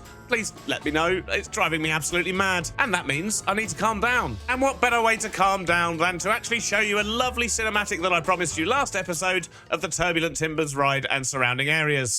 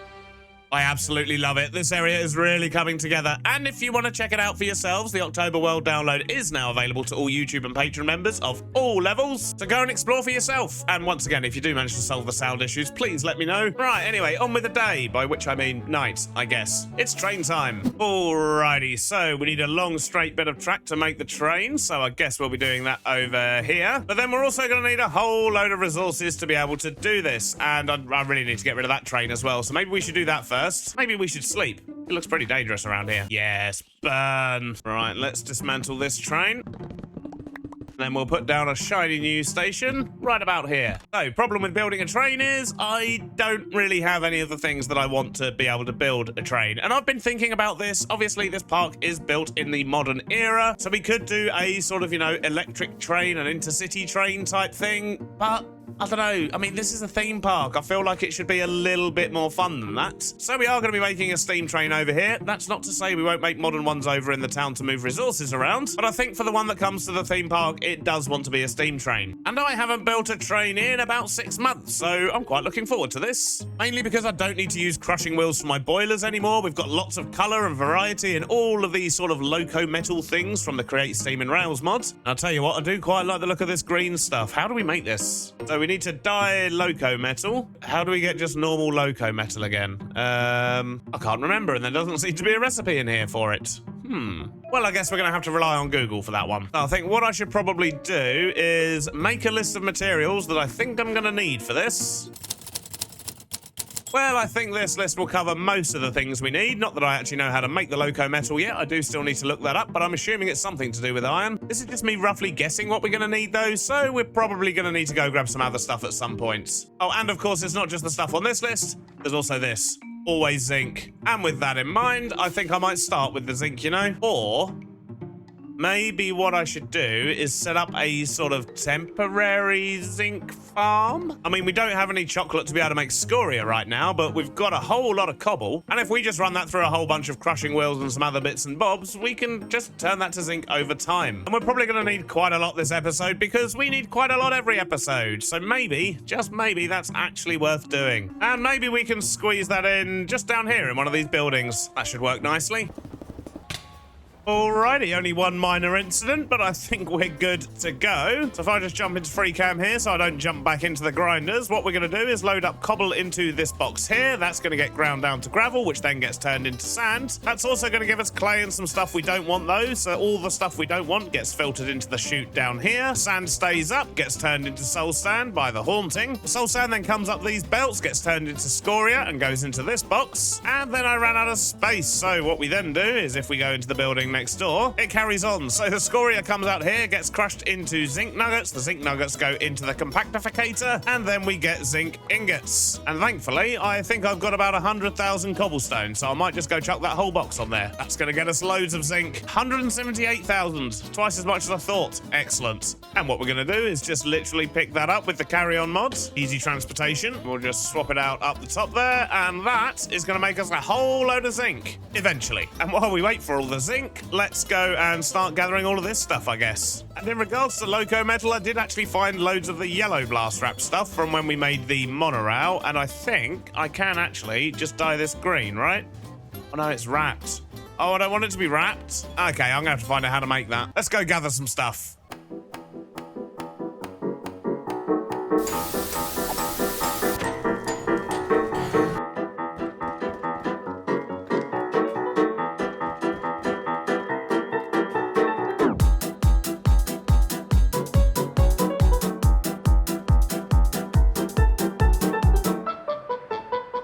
Well, I've got everything on my list and a few items more, and we've got 271 zinc so far, which isn't too bad. We'll just stick that in there for now. But I'm hoping that in this bag here, we have everything we need to at least make a start on the trains. I don't know why I pluralized that. I'm only going to build one train, at least for now. So, let's make a start, I guess. And as always, we start with the most important thing. How are we going to make the wheels look? And I think at the front of the train, maybe a triple bogie? A radial one at that? Yeah, that could work. Oh, and just before we get into this, I know nothing about trains. So apologies in advance when I get to the point where I start upsetting all the train enthusiasts. It's almost certainly going to happen because I have no idea what I'm doing. Right, standard. Maybe big wheel at the back? 2 big wheels at the back. Yeah, that could work. And we're going to do a little trick here that I do like to do. We're going to run some chutes down the middle and then stick them on like that. And we get a lovely curve at the bottom of the train engines. Then down at the front here, maybe let's just stick in some solid blocks here for now. So I feel like that's going to want to be maybe a block further forward so we don't see the wheels. Don't want them sticking out the front, that would just be weird. So let's try these engine boiler things that we've got, shall we? What I've done is I've got some grey ones like that, which I think is going to look quite good at the front, but then we want to stick on some green ones. Yeah, I quite like that colouring. I think I'm going to adjust where these wheels at the back are. Maybe stick one in there. And another one there. Yeah, that looks better. Doesn't look quite so long in the middle now. And then we're just going to add some more chutes onto the back. Maybe block that bit in as well. And let's maybe break up this front bit here a bit. In fact, I should probably get that filled in as well. And maybe some pipes. Not sure on that. We'll come back to that. Let's sort out the front here. So we'll use some copycat steps. Placard on the front. We're going to grab some girders, some metal brackets, a whistle. Tell you what though, didn't bring any fluid tanks, did I? I'm going to need one of those. But what we're going to do, we're going to put 2 girders on the top and then put a smokestack on the one at the front here. Yeah, that works. Then we're going to shape the top here a little bit. Can we use... Yep, there they are. They are coming through. Just something simple like that, maybe. Do I have any copper tanks in here? I do. Okay, cool. Let's just put some of those in with a whistle on top. Got a better idea. Let's make it taller. Stick the whistle on the front. And if we block in the sides here, I think I want that to come back one more, maybe. Just fill in this floor, get these in, then figure out what to do down here. So that pipe there looks a bit weird. Let's maybe replace that with some vertical corner stairs. That looks a bit better. Got another weird one here, though, as well. But, don't really want to make it solid. Maybe we can hide it. Let's try this yellow brass wrapped loco metal stuff. This might work. Put a little bar across there. Do that to maybe there. Oh, there we go. That's better. Gonna want to put some brackets on that as well. Maybe one at the start. Get some brackets on these pipes here. One there. Maybe I should just match the pipes. Yeah, that looks pretty good. Do want to sort out this top bit here, though. I reckon if we use some copycat panels... Get rid of that one. Maybe get 3 of those along there. Still needs something here, doesn't it? Maybe let's try a copper shaft and some brackets. I mean, there's a lot going on, but I do quite like it. So now what we're going to do is we've got these copycat headstocks, and if we change it to buffers, we can get some lovely buffers on the front. Look at that. I approve. We're going to need some of these on the back so we can get more buffers in, but also there is this one. A knuckle coupler, and I'm hoping that's going to connect to the carriage behind. But I guess we'll find out soon. I think we need a ladder on there. Coming along nicely, though. Well, we've only got industrial iron ones on us, so they'll have to do. So let's put in some glass up here for a window, and let's get all the train controls in next, I think. So those under there and a seat. And I guess to seal off this window, we're going to have to use copycat panels. That'll do the trick. Then if we use a couple of slabs at the back there...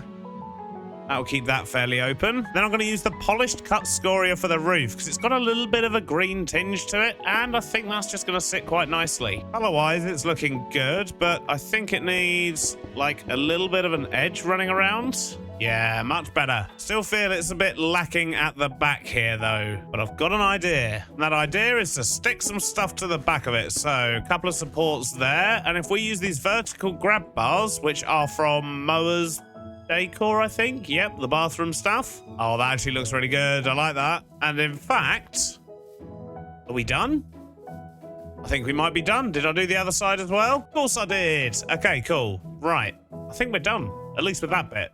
Now what we need is a tender. You know, one of those things that you put all the coal in.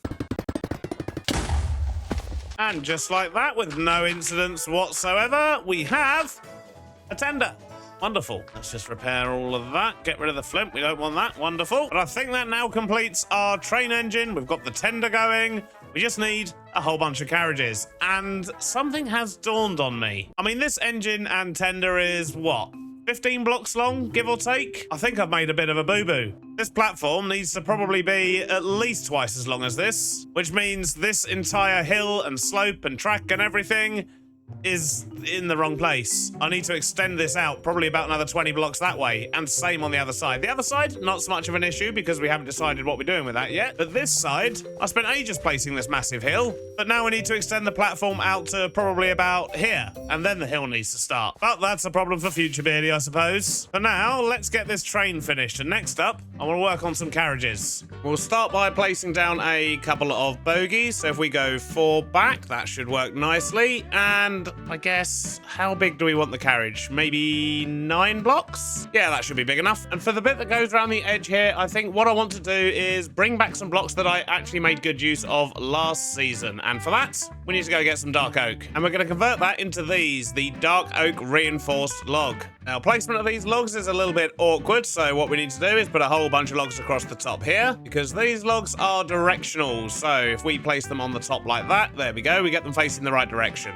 Although I don't think I want to cover over the wheels, so let's use some stairs here, see how they work out. Yeah, okay, I think that works. Let's try getting the rest in and see how the whole thing looks.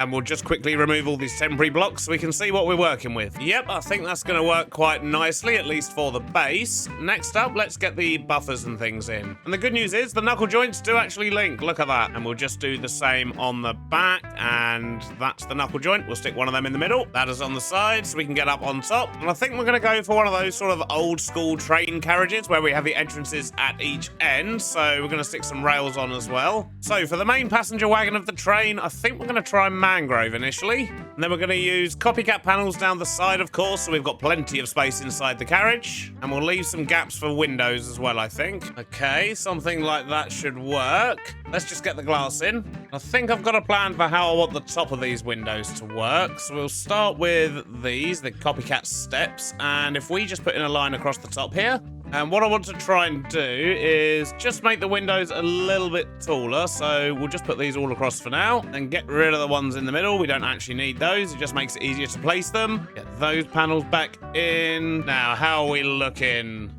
Yeah, I like that. I mean, I think the color's good. The shape's good. I mean, we could do with getting a roof on it. It is looking a little bit bland, though, so let's swap out these mangrove blocks at the bottom and add a little bit of texture. Oh, yes, that makes a massive difference. And then for these vertical pillar bits, I think what we'll do is try these chiseled engraved blocks. I think they look pretty good. I'm not sure, though. Let's try it on the rest of them as well. Oh, okay, that actually looks pretty good when they're all swapped out. I think I like that. So I need to get the other wall in here, I think, before we get the roof on. Though, let's just quickly swap out these plain blocks first on this wall. And we should swap out these pillars here as well. Make sure they match. And I guess before I put the other wall in, I should actually make sure we've got enough space here. So can we do... No, that looks ridiculous. What's that doing? Doing any... Oh, it's making it thinner at the back. Yeah, that's still not going to help really, is it? So that means we're going to have to leave space in between them. How does that sit? Oh, okay, well that actually fits perfectly, but let's get rid of these arms as well. And we'll get some tables in too. Yeah, this should work nicely. We do have this weird gap here in the middle though. What can we do about that? How about just a block of dark oak? Yeah, that works. And then we'll, of course, do the same on the other side. But yeah, I think I'm happy with this. We could maybe just put a light or something on that. So let's get this other wall in. Usually at this point, I'd do a quick block placing montage for you, but apparently I didn't actually have the game sound turned on for some reason, which I didn't notice when recording whatsoever. So apologies for the lack of sound in this whole section. Got the other wall up, so now let's get a roof on. And I'm going to use the Scorcher again because, well, I kind of want it to match the train engine, to be perfectly honest. Start off with just a circle of slabs round here, and we're going to raise the centre bit. Well, it's working nicely, but I forgot to use the polished stuff. I've just used the normal stuff, so we're going to swap that out quickly. Silly birdie. Not only does it look much better, but it's also going to match the main engine this way. Then what we're also going to do is just put a little ridge on the side here. How big do we want it? 2 bits? 3 bits? 3 might be a bit big. Let's just stick with 2 for now, and we'll get that all the way around and see how we're looking. Yeah, that's the one. That's looking good. I like. We'll just spam a couple of lights in. I think 1 at each end, and maybe just a couple on the inside. May as well make use of those bits in the middle. Now, we need to do something about the floor, and I want to try these oak planks first, see how they look. Bit concerned they might be a bit bright. Yeah, that's a bit too bright, I think, and it doesn't really help that under the table it's dark oak, so how about we swap these out for planks? Yep, that's looking much better. I definitely prefer that. But now we need some doors. And I think for the train doors, it's just, yep, a door and an andesite casing. I'm going to use these proper train doors here because, well, they open in a cool way, but mostly because they'll actually open automatically when we get to a station. And any other door we use wouldn't do that. But I think that is our first carriage done. I like how that looks, and it goes with the engine quite nicely as well. Although, maybe it just needs a little bit of something under here. Just a single slice might look pretty good. Oh yes, that makes a huge difference. Let's just get that in on the other side. And now our first carriage is done. Excellent stuff. But once we get a couple more in, our train will be complete. I just hope I've actually got enough track here to do it.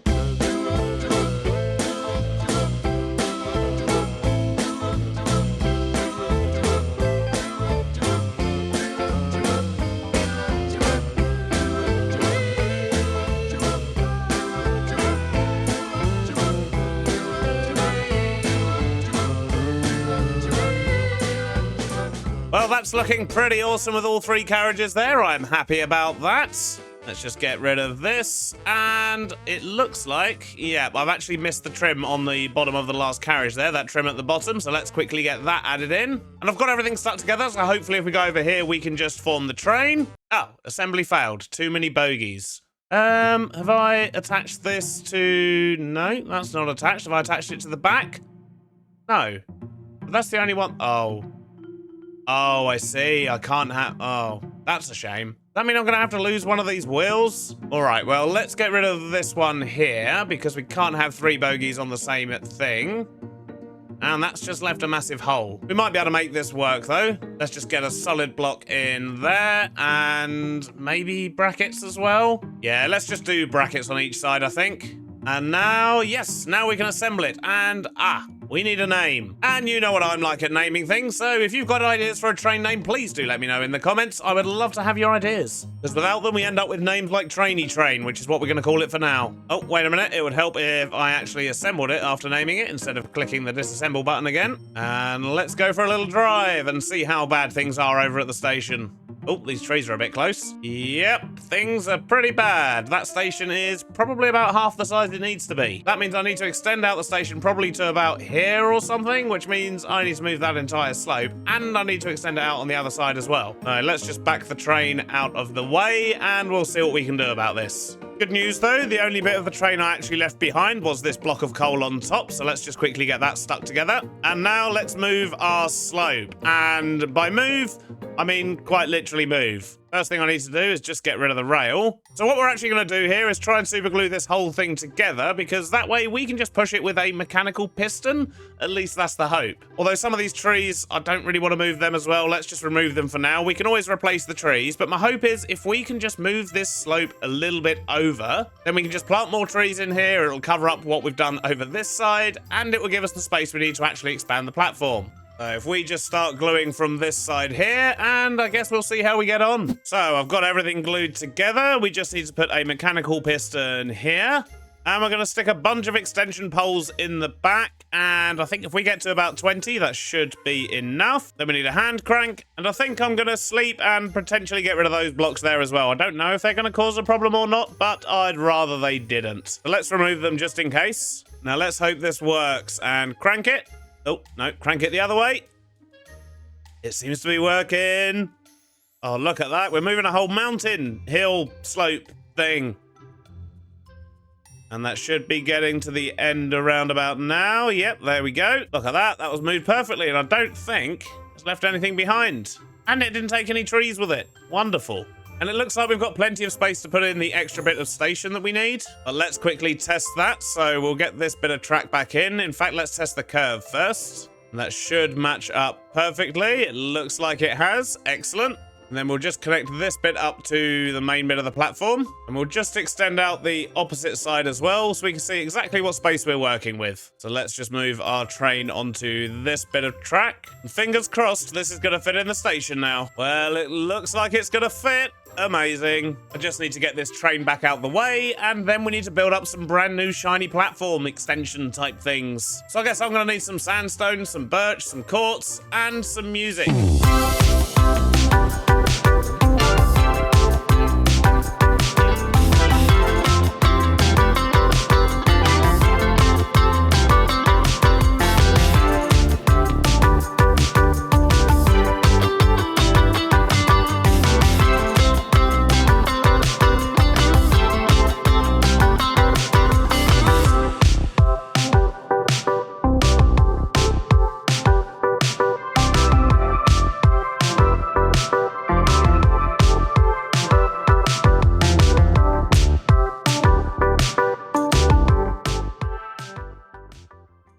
Oh, yes, look at that. That's looking so much better now. I mean, we've still got a lot of work to do out the front here. All of this bit here needs to be sorted out, but I'm not concerned about that right now. I'm just happy that the train actually fits in the station. And in regards to the curve bit over this side, I have had to add a lot more trees, but I don't really think it's a problem because when you're actually down at the front here, you still get a good view of the flower bed and you'll still be able to see the train go past. It's just going to be a little bit further away, but I really like how this extra bit of the station here sticks out at the side. I have got that on the other side as well, and overall, I don't know, it just seems to settle the station into the landscape a little bit more. And if we go up onto the platform here, I have actually added a little bit of detail. So we've just got some plant pots, some benches, a couple of little bins and things like that. But with the station in here, this place is looking very cool. I'm very happy with it, and I believe it should be quite easy. Just step straight onto the train as well. Look at that. Don't even need to jump. No chance of falling off the platform here. Excellent. So with all of that done, I guess the next thing to do is, well, I do need to figure out what we're going to do with the track over on this side. I need to somehow turn the train around and send it back, but yep,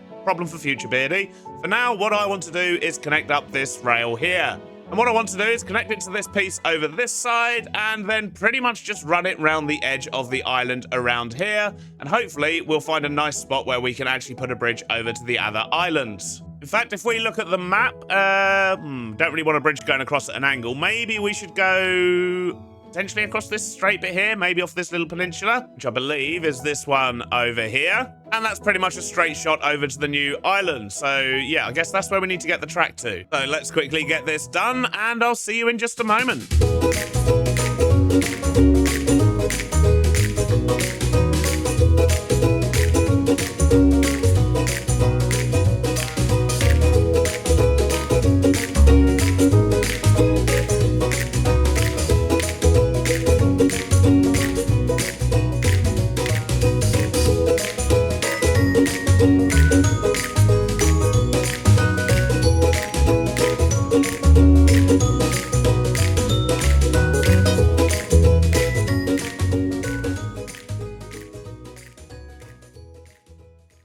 And there we have it. We now have a rail that goes all the way over to the edge of the island. Obviously, it still needs a lot of work. It needs to be tidied up. We've also got some really nice areas here where we're going to be able to put in some cool features. But I don't want to say what they might be because it'll probably give away what this area is going to become. And we're not ready for that just yet. I haven't connected the rail all the way to the other island yet because, well, you can see we need to make an absolutely massive bridge to get all the way over here. And then we need to build another station on this side. But this is the new island. This is where we're going to be building our sort of mini industrial district, I guess. And it might be enough space, it might not, but, you know, there's plenty of other islands around and so on. We can always spread out if we need to. But I'm just really looking forward to actually automating some of the basic resources we probably should have automated months ago. But sadly, that's all we've got time for today because, well, I've got a ginormous bridge that I need to plan. But I hope you enjoyed the episode. Thanks for watching, and I'll see you on the next one. Bye-bye now.